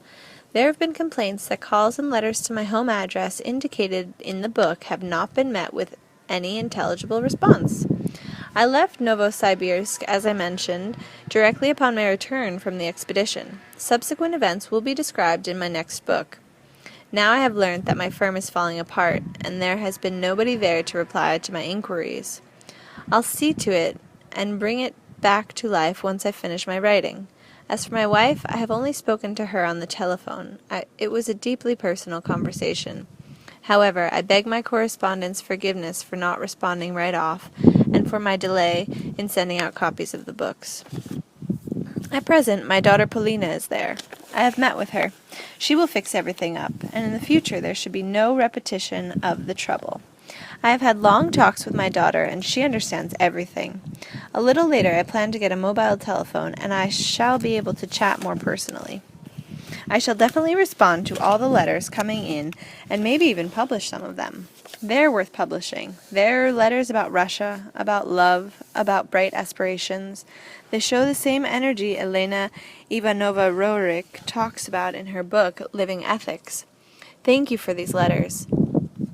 But one letter in particular, a letter from a 13-year-old girl from Kolomna, named Nastia, deserves to be answered right here and now, along with other girls who have written and will be writing. Here is her letter.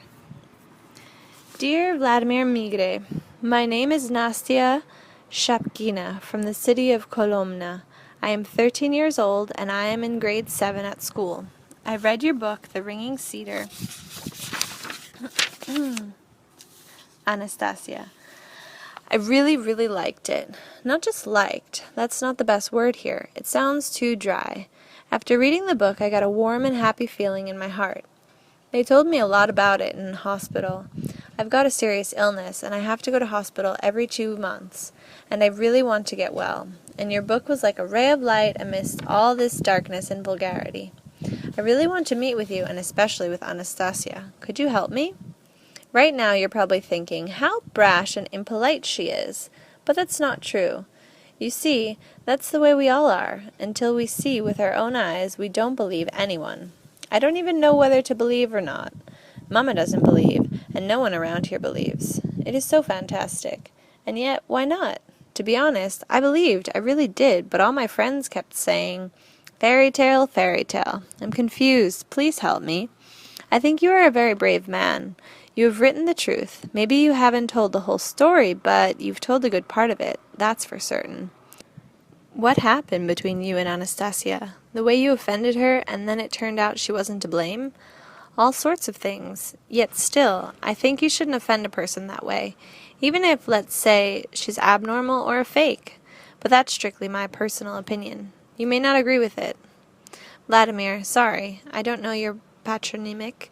Did Anastasia have a child or not? And if she did, is it a boy or a girl? And what did your wife think of that? And my last question. You wrote that Anastasia's grandfather and great-grandfather rubbed the piece of cedar with their fingers, but you never said that Anastasia did this too. Did she really not do it, or did you just happen to leave it out? Please answer me. I know you get a whole bag full of letters, but please, just a few lines. Goodbye, Anastasia. Dear Nastya, you will most certainly be a healthy, spiritually strong, and pretty girl. I shall ask Anastasia the next time I visit her to help you. Yes, Anastasia has a unique approach to healing. She looks upon illness as a conversation between God and man. An illness can be a warning or a deliverance from something even more terrible. And she showed me examples of this. I'll be telling about them later in a new book. I shall try and persuade her, though she's pretty stubborn about sticking to her views. She says it's only man himself, through his spirit and conscious awareness, who can cure anything without negative side effects, while outside interference is often harmful. Nastya, judging by your reaction to the book, you seem to be already healthier spiritually than a lot of people, and that's the main thing. I'm beginning to realize that that's really the case. As far as whether people around you believe or don't believe in Anastasia's existence, I'll answer you by quoting what someone said at one of my get-togethers with readers. When that question was put to me for the umpteenth time, he got up and declared in a loud voice, "Look, people, you're holding in your hands an impulse of inspiration, a thought bursting forth, a call to action, an idea. It's right there in your hands. What more do you want? A sample of her blood, urine, and feces for analysis? Is there no way you can do without that? After all, the greatest and most important proof is already sitting right there in your hands." You see, Nastya, I've come to the realization that Anastasia is an uncomfortable concept for many, and they would rather she didn't exist at all. After all, she's breaking down a whole lot of technocratic theories, conventions, and priorities against the background of purity emanating from her. We suddenly start to become aware of our own filth, and that's not always what we want, especially when we like to think of ourselves as so good and smart and conscientious no matter what we do. Anastasia said, "I exist for those for whom I exist." I didn't think there was anything special hidden in this statement. Anyone who wants to believe can believe. If they don't want to believe, they don't have to. However, I was mistaken. Some people read and nothing happens with them. Others, they find a great feeling of love, kindness, and inspiration welling up in their hearts.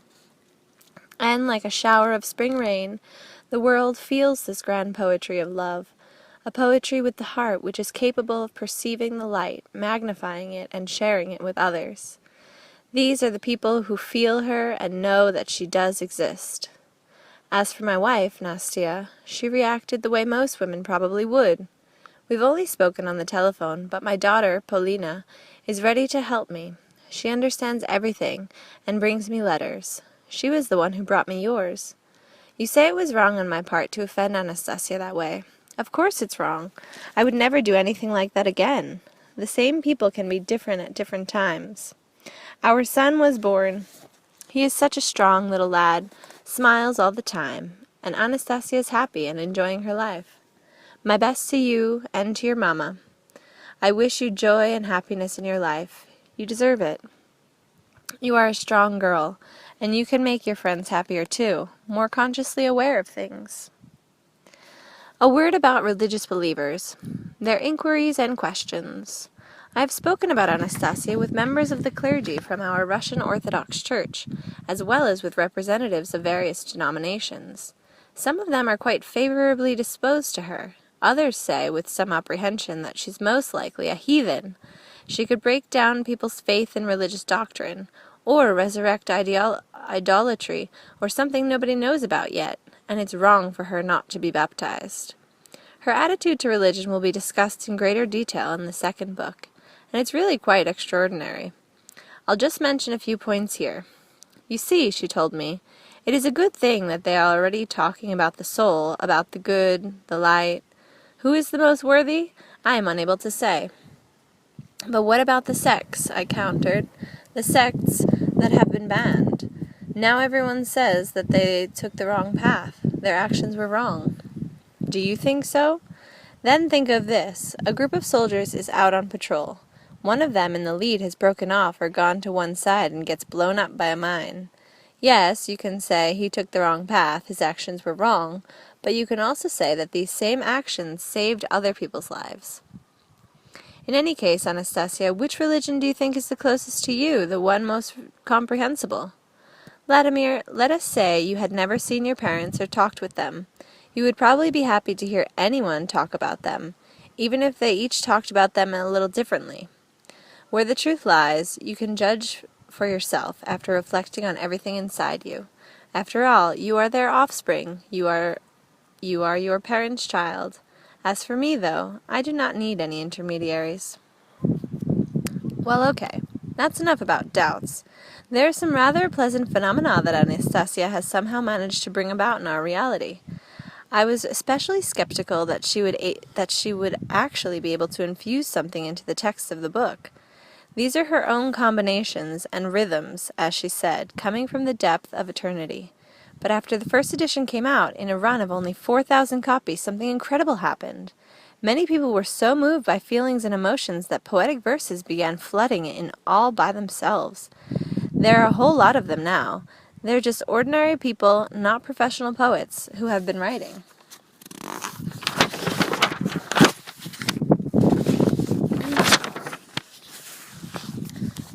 There are enough poems to date to put out a whole separate volume of them. In the Moscow group devoted to studying Anastasia's phenomenon, they say that nowhere in the world, in the past or present, has there ever been a person or figure capable of provoking such a huge poetic outpouring in so short a time. Another surprising thing is that while in the first book there is almost nothing said about faith or Russia, the majority of the reader's poems speak directly about faith and Russia and bright aspirations. And it seems to me they do this most inspiringly. And this had a calming effect on my thought about Anastasia's influence. After all, the Bible tells us how to distinguish the bad from the good, the false prophet from the bearer of truth. It says, "By their fruits ye shall know them." And if Anastasia's aspirations and her combinations bring forth such radiant poetic feelings, those are undoubtedly good fruit. And I even thought, if this goes on much longer, she's going to turn half the population of Russia into poets, enamored of their motherland, the earth, and all nature around them. I sorted the poems into several categories: anonymous poems, signed poems, poems by soldiers, and poems by government officials. And do you know what this kind of sorting shows? It shows that there is absolutely no point in dividing society up the way we sometimes do, and blaming our troubles on certain categories of people, like entrepreneurs, the military, government officials. Their hearts all beat in exactly the same way, and across all these categories there are people sincerely striving for the light, for the good. As for our troubles, they're something we probably all produce by ourselves. In this edition of the book, 1. Anastasia's Ray. Into our busy, bustling life of lonely souls in crowds immersed, from the vast universe of space, a ray broke through to the earth. It glistened brighter than the light of the sun or of gold of the purest hue. My people, greetings! Here I am as your brother, speaking to you. I have been sent to you by love, sent to you by the ages' call. Come to me and take of mine, I give myself to all. Wait there, my friend. Where are you going? Why is there sadness on your face? You've been forsaken. Yes, I know. I know all time and space. Dear people, what are you thinking, people? The world is beautiful, no end. I can do everything, dear people, because I am your friend. But the crowd only surged against the ray, rushing along on their fashion-shod feet, and kept on shoving it away into a puddle in the street. The ray dipped into the dirty slush, it felt no offense, and shed no tear, but all at once the slush burst forth in a water spring crystal clear. And then a little boy came running, and fearing no punishment therefrom, he leapt feet first in the puddle, and drew on the ray's sweet balm. His mamma got angry with despair, and wildly waved her arms in dread. But Pushkin's statue on the square suddenly came to life and said, "Now wait! You must not spank the boy. He did not act just out of fun. Pay heed to him. Your hearts will be illuminated by your sun. Come near and feel his moistened hands. Come close and touch your blessed son. And you will find there in his palms all that the poets have sung, all they've created through the ages, reflected there within the heart. Mama, mamochka, my mama." The little boy hugged his mom. "Mama, can you hear the singing? Hear the song of happy birds? You shall know, dear mama, yes, you know it. I shall write you a verse. And now you will be happy, Mamma, for that is what I want for you. You see, I hear it. Yes, I hear it. I think I can do it, too." Into our busy, bustling life of lonely souls in crowds immersed, fought from the vast universe of space, a ray broke through to the earth. Author unknown. 2. Anastasia, Anas, on the image and heroine of Vladimir Migre's book, Anastasia. In Russia, Migre wrote this brand new idea. In book publications and newspaper lines, the ringing cedar, or Anastasia, which drew attention to himself at the same time. It's not the first time that this name I've heard spoken, and yet it is still not that common a name. Yes, Anastasia. So music-evoking, or Stasia, or Stacy, they all mean the same. The Stacys I know live in cities of shadows, their character simple, of good honest worth. But here in the taiga, in a cedar-ringed meadow, I glimpse a fair goddess, the fairest on earth.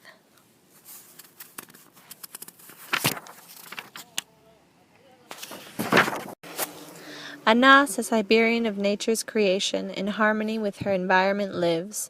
Her conscious awareness, her love, inspiration to animals, plants, all around her she gives. Her feelings and thoughts are in tune with the living. The mind of the cosmos is simple and clear. In all of our wide world, believe me, there's nothing escaping her knowledge of stars or light years. Clairvoyant Anas cures disease at all stages. The great ringing cedar enhances her reach. She draws upon cultures of all lands and ages for logic and meaning and riches of speech. And an analyst practicing nature's ecology, her meaning of life is in tune with the world. Intuitive grasper of highest astrology, there's nothing impossible for this precious girl. Mikhailov, Moscow. 3. The Kind Wizard Girl. Galenzik's dolmens, the years, wind back. Time has opened a window, just a crack, for the stretches of infinity to be understood, evaluated, felt through and through, recognized as fact. Stepping over my threshold limit, through the light of good in the blue expanses way up high, I come to you, Anastasia, born again, in the twinkling of an eye. You are a flower of consciousness and will, your might from cedar trees and forest leaves, and from such charming, mystical, magical thoughts that I am ready to be one who simply believes. Every beast and insect, raven and jay, every serpent, blade of grass and hay, you wizard girl, kind maven of the way, so many aroused by what you have to say, your thoughts, ideas, even stronger now today, shed light on all the earth with their bright ray. 4. Anastasia's love. To the woman of my beloved, I shall pray for you are loved, the woman of my own beloved. As his heart's desire, you will be blessed as I wish for you the best. Keep him safe when he is strong, or weak, or brave. Keep him safe when he may irrationally behave. Keep him, my beloved, safe and sweet. My days, it seems, have flashed by in a beat. Their crazy dance has burnt with me its heat.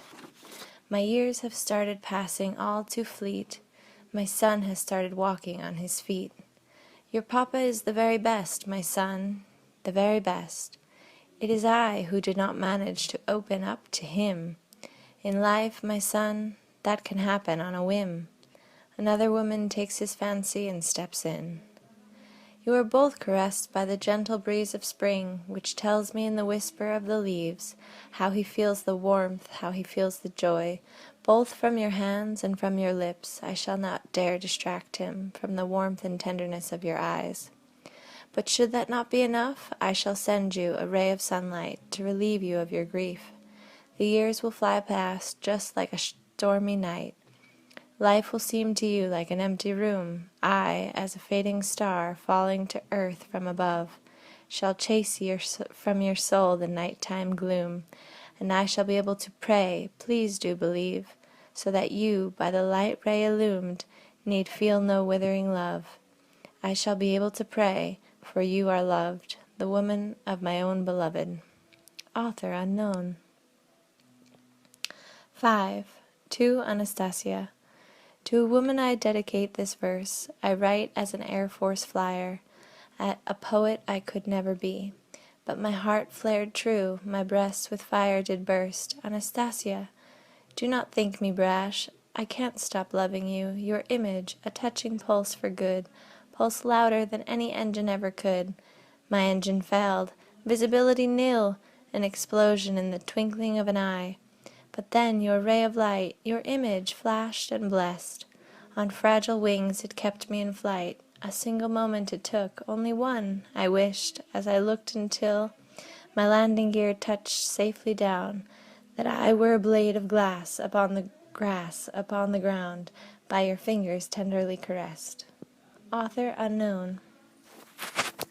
6. The cedar forest rings and chimes. To Vladimir Migre. Ah, the fragrance of Siberian cedars, the smell of resin very strong, the taiga vast, almost half a globe sweeping, stretching to one grand, endless song. The cedars keep peace since times of old, maintaining the energy of the earth to brighten the pulse beat of the soul. They ring for all mankind, these words. Here dwells among us, Anastasia, in spiritual purity's forest art. She watches over Mother Russia through people's holiness of heart. She sends out thoughts and calls to action, to the highway leading to heavenly light, the essence of Veles, Krishna, Rama, Shiva, Buddha, Allah, Christ. These holy thoughts, the star-bright logos, old Russian purity, their theme, are flying like snowstorms, calling the ages to penetrate to the heart of the dream. With me are the forces of light, unchanging. I exist for all who walk and plod. I give to all a bright awakening who do not turn their back on God. Bow before holy Russia's leading. Bow to her gods, our creators above, in the never-ceasing ring of the cedars which defy the light as love. So Russians, turn, and with your soul pay heed to all that heaven gives. On the rivers of Lena, Yana, and Ob, God's temple of all the Russians live. Step out on the upward road to the light, the cosmic self-programming path discern. We look to your goals as you answer all right. So Russia may to her gods return. Preserver of the cosmic energy of nature, the ringing cedar waits for the one who loves his Russia as God the Savior, whose heart its course for others has run. Then live in peace and love for nature, brook no dishonesty, live aright, draw wisdom's radiance from the people's favor, and show to others the pathway to light. Such people are called by Anastasia to accept my energy's gentle load, so that the bright force's attentive idea may help those climbing up the road. The cedars call everyone to hope for the prize, on the path to divinity, to beauty's gleam. Awaken, my people, open your eyes. Reach out to others, to the heart of the dream. The cosmic expanse opens wide its doors to awakened pilgrims on their climb. To those united on the upward course, the whole Cedar Forest rings and chimes. President of the Cosmos Society of Russian Space Exploration Committee, Moscow. 7. Two goddesses. Do not come here to see my shame, or think with mute reproach to bless, nor hand nor secret stare can claim, to lift the cross from my poor chest. No earthbound cry will scare away the soul of heavenly confusion. It will not blight the holy ray of mind and feelings interfusion. The world is full of sun and storm, of finger snaps and love's fire too. Here ashes, flame, blood, tears are born, where mind is false but feelings true. Wild honey becomes bitter, surely, no sweetness from the wormwood's bloom. Pretenders will not grasp the worldly, the afterlife the wise will doom. All stories, letters, poems, flowers will waken to the heavenly blue. I see two goddesses, two powers, these are my poetry and you. Verse should not be debased as phantom, it will not see a final breath. You are immortal, we are random, in poems just like birth and death. A physicist.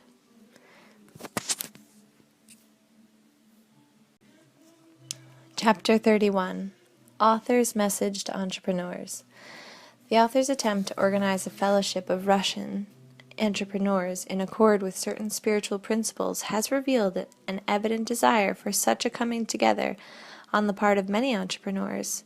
Notices were sent out all over Moscow. A wider distribution throughout Russia would have entailed a substantial expenditure.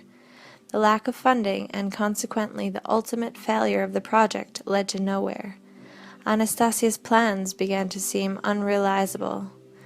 During my second visit with her, however, she told me there were no dead-end situations, only that I should not have altered the sequence she had prescribed. The book should have come first, which would have spread the right information and prevented the organizational principles from being tied to monetary concerns. This second visit also settled one other question. An organizational task force had to be set up in Moscow to spearhead the formation of the fellowship, but we could not come to a decision on either the selection criteria for the new members or how the selection committee should be constituted. Anastasia stated the following: one's heartfelt impulsion and one's aspiration to strive for such a fellowship are the principal criteria for eligibility. Nobody has the right to refuse access to anyone manifesting such qualities. One's past record is irrelevant, for the one who has the most worthy yesterday may well turn out to be the least worthy today, and vice versa. Subsequently, when you get together to determine the eligibility criteria according to the impulses of your hearts, you will also be able to work out the specific terms on which applicants are accepted into the fellowship. The blame for altering the sequence prescribed by Anastasia falls, of course, on me. To all those Moscow entrepreneurs who wanted to join the fellowship, I hereby offer my sincere apologies, first, for postponing the initial conference to a later date, and secondly, for the consequent drain on your time and finances. The task force was indeed made up of dedicated entrepreneurs. Many of you had limited time to devote to this project, but you found the time, or stole it from something else. You worked on drafting documents and the principles for this future society. The secretariat, too, similarly made up of Muscovites, was fueled by enthusiasm. In addition, Moscow students put together a magnificent computer version of the future society's catalog. It made it all the more painful for me to look back once I realized my mistake and see the hopelessness of the situation. The only way out was to muster the strength needed to correct the mistake and write the book. Without a word of explanation to anyone, explanations seemed impossible at that point, I went off by myself and began to write. It is only now that the book exists and is spreading more and more right across Russia and starting to fulfill the function specified for it by Anastasia that I can talk about the future. I am more confident now about the possibility of seeing such a society actually come into being. The reaction to the book indicates that it will attract a sufficient number of entrepreneurs from the various regions of the country. The conference will take place. There will be a fellowship. In acting on my own, I may well have offended some of those who worked alongside me in Moscow. I shall particularly like to single out 3 Moscow students who gave their all to assisting and participating in the Secretariat of the Future Society. They were the ones who keyboarded the text of the first book on their computers, and kept on keyboarding even after their exam session started. I wasn't in a position to compensate them for their work. They knew this, understood the situation, but still went on keyboarding. Others too would have probably reacted with understanding, had they known the whole picture. If that applies to any of you, I apologize for my lack of trust in you and for my temporary disappearance. Of course, there is a great deal more I need to learn and understand, including the degree to which Anastasia herself has been involved in all this. I'd like to know just how this reclusive young woman from the Siberian taiga managed not only to draw up plans like these, but also to have them implemented in real life. It's not that she is predicting the future. She is literally creating the future. She struggles to bring it about and feels the struggle in her heart. In fact, it is something on the order of a master business plan, which she has formulated in her head, keeping track of all its details down to the nuances of psychological probabilities. She's working her hardest to make it come about, and calling on us to participate in its realization. But we are not simply blind mice, but normal, professionally experienced adults, and we must understand that a single individual, especially one still relatively new to the entrepreneurial practice, cannot foresee everything ahead of time. Anastasia affirms, just the organization alone, the spiritual, yes spiritual, contact among such people as entrepreneurs, is a salutary reaction of cosmic proportions. There is no need to dictate what will happen next. What will happen next will point out its own path and set its priorities in the occurrences of daily life. What kind of reaction is this? What path is she alluding to? Even though her aspiration to the light can be felt intuitively, nevertheless, we must make sense of everything ourselves and work out the details. I wish you all happiness and success.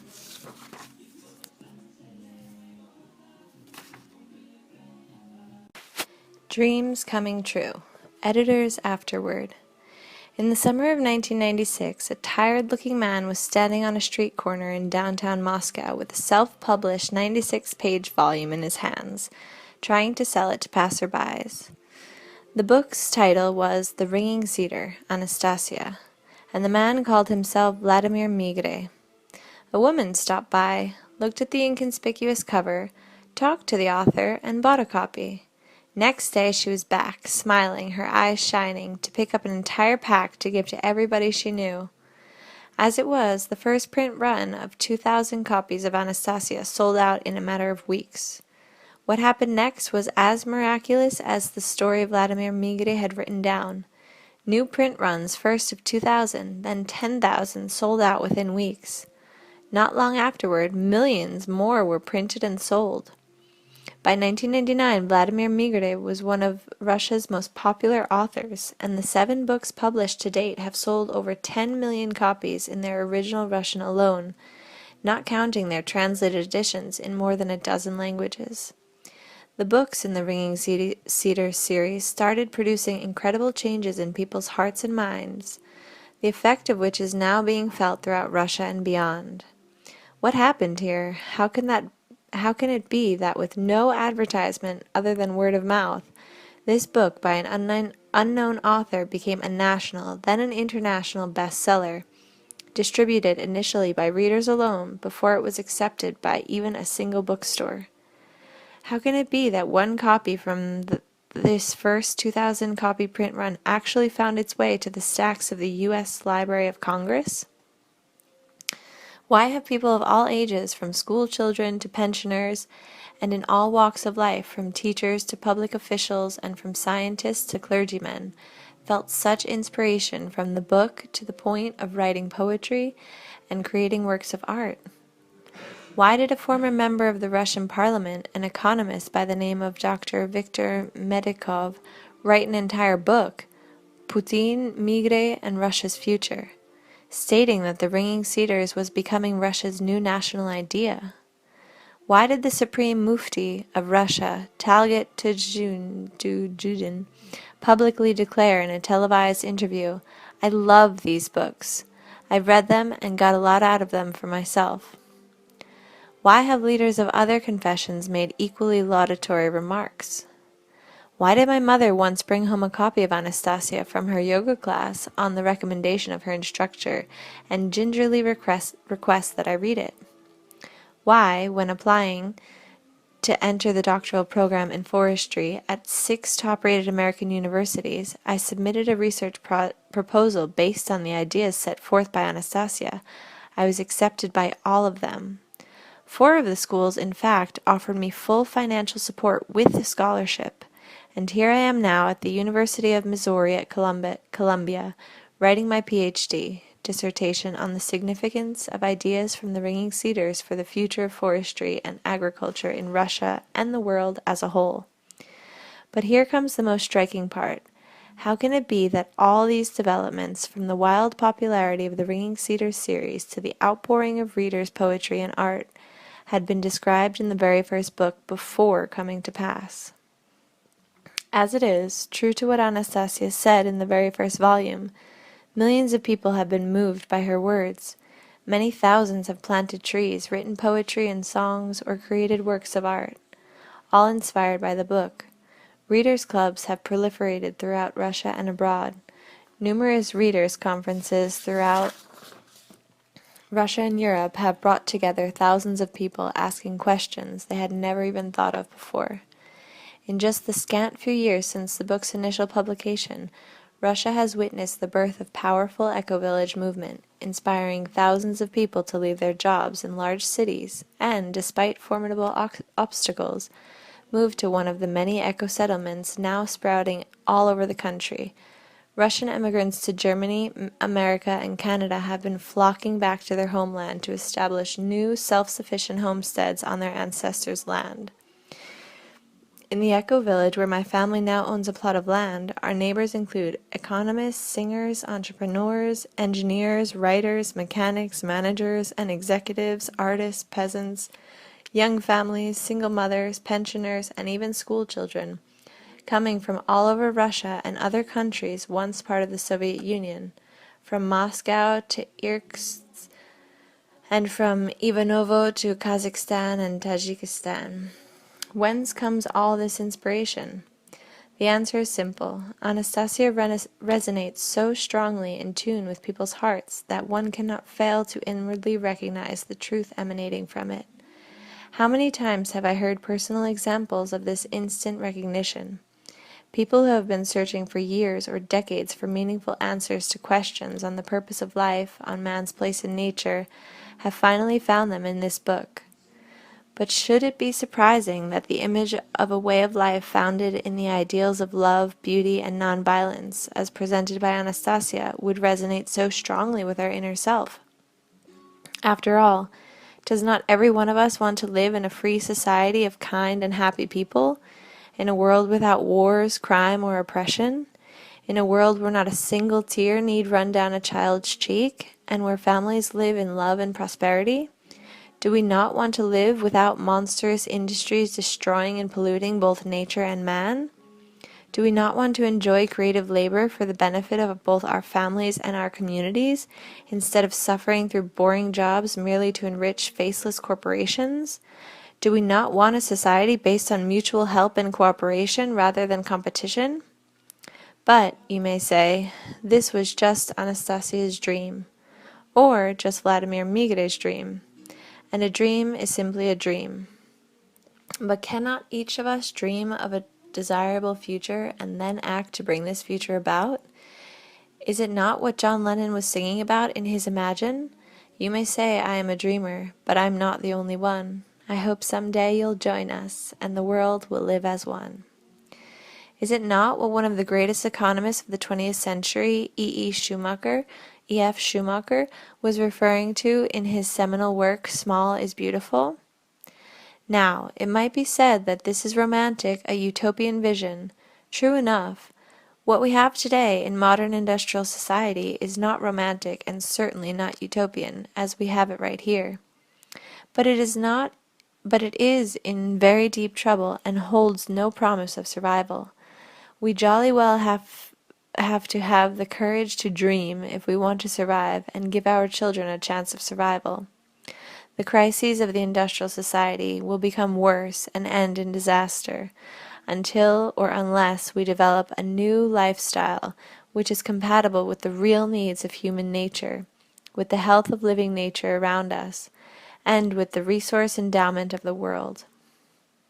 Fortunately, the disaster still may be averted, as more and more people in Russia and throughout the world, drawing their inspiration from the ringing cedars, acquire the courage to dream, and create an image of radiant reality for themselves and their children, and then get down to work in this direction. The spiritual and practical revelations presented in this book are unparalleled in so many areas that their discussion could fill entire volumes. Let me but mention Anastasia's beloved Dachniks, a discovery of exceptional significance. As it happens, the most obvious and significant things often go most easily unnoticed. This is particularly true about Russia's dacha movement. Judge for yourself. Anastasia and Vladimir Migre were the first to speak about the importance of Dachniks. Now it turns out that according to widely available official statistics published every year in Russia's primary statistical source, over 35 million families, and this amounts to 70% of the country's population, grow their own food on their plots and collectively provide far more vegetables, fruit, and even meat and milk than the whole country's commercial agriculture taken together. Why had nobody paid attention to these numbers earlier? Why didn't they ever surface in the discussion on the present and future of Russia, and indeed the world's agriculture?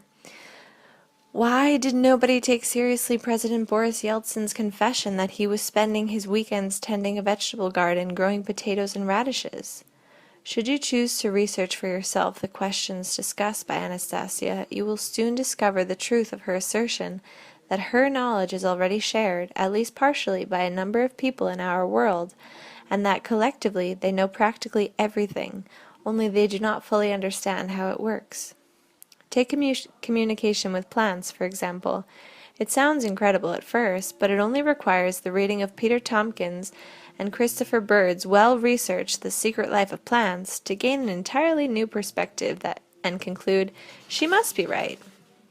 But could it be possible that all diseases are curable through such interaction with plants, as Anastasia argues? It would take a complex and lengthy scientific study to test this hypothesis. Fortunately, this is not necessary, as, in addition to a growing number of personal testimonies from thousands of people, there is factual evidence at hand that can dispel any doubts. Over centuries and millennia, the Hunzakut, a people living in a valley in northern Pakistan, have been practicing an agriculture very similar to the one described by Anastasia, eating food exclusively from their family garden plots, thus establishing a closed loop of matter and information exchange between people and their plants. They are recognized as the most healthy and long-living people on the earth.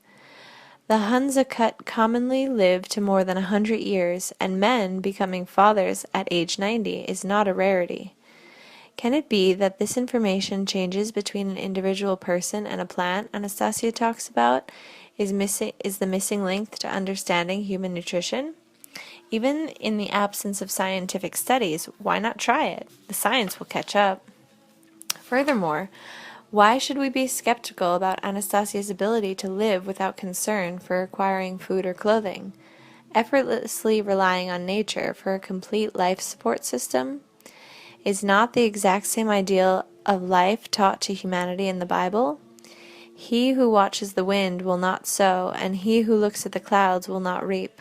Or, take no thought for your life, what ye shall eat, or what ye shall drink. Also, in our own not-so-distant past, Nobel laureate Albert Schweitzer testified on the basis of his experiences in Africa. In return for very little work, nature supplies the native with nearly everything that he requires for his support. Looking around, should one doubt that truly happy children can only be raised in nature? Jean Liedloff, who spent 2.5 years in a society living in close relationship to nature, and consequently knowing no such things as crying children, crime, or depression, speaks about this in her book, The Continuum Concept, with very much the same conclusions as Anastasia. Again, this list could continue. In fact, researchers could and probably will write volumes of commentary on almost every statement contained in Anastasia. Yes, doubts naturally do creep in. It still sounds all too improbable to our traditional way of thinking. And even if the heart feels a genuine light emanating from the book, the mind often refuses to accept it as real. This is an all too familiar dilemma, fully experienced even by Vladimir Migre himself. However, as the series progresses and you come to embrace the ever more significant revelations set forth in the subsequent volumes and immerse yourself in the ever more poetic language, the idea that it could all be simply thought up should gradually melt away. You hold in your hands a flower which will unfold its petals to reveal a most remarkable masterpiece, unique in all of Russia's literature and possibly the world's as well. Indeed, its significance goes far beyond literature. This book possesses a tremendous, unprecedented potential to change life on our whole planet for the better. Do you know of any other book that in a matter of just a few years has succeeded in not only stirring the hearts and minds of millions of people, but also arousing these same people to extraordinary acts of creation in their everyday lives, developing new modes of expression in all the arts, taking or embracing non-violent initiatives to preserve and enhance life on this planet as we know it? Every day, more and more people are joining in. Now that The Ringing Cedars is globally available in English, the realization of Anastasia's dream is certain to take on planetary proportions. I have no doubt about it. In the winter of 2003, at my office in downtown Moscow, just 1 block away from the street corner outside of the metro station where Vladimir Migre had been selling the first copies of his book only 6 years earlier, Igor Vladimirov, head of Anastasia's Reader Club in St. Petersburg, mused one day, looking at the snowflakes dancing outside the window. Wouldn't it be wonderful to have Anastasia published in English? It would, I agreed. You are a professional project manager, and you speak English fluently, isn't that true? Yes, more or less. Then why are you sitting here? We laughed. A subsequent chain of circumstances and events led me to certain people, including Vladimir Migre himself, who became instrumental in carrying out the English translation project. The story of the unusual coincidences and struggles behind this edition could easily form the stuff of a suspense thriller, which I shall probably write one day. In the meantime, I take comfort in the fact that you are now holding a masterfully translated volume in your hands. This is a good indication that dreams really do come true. Columbia, Missouri, USA, January 2005. Leonid Shirashkin.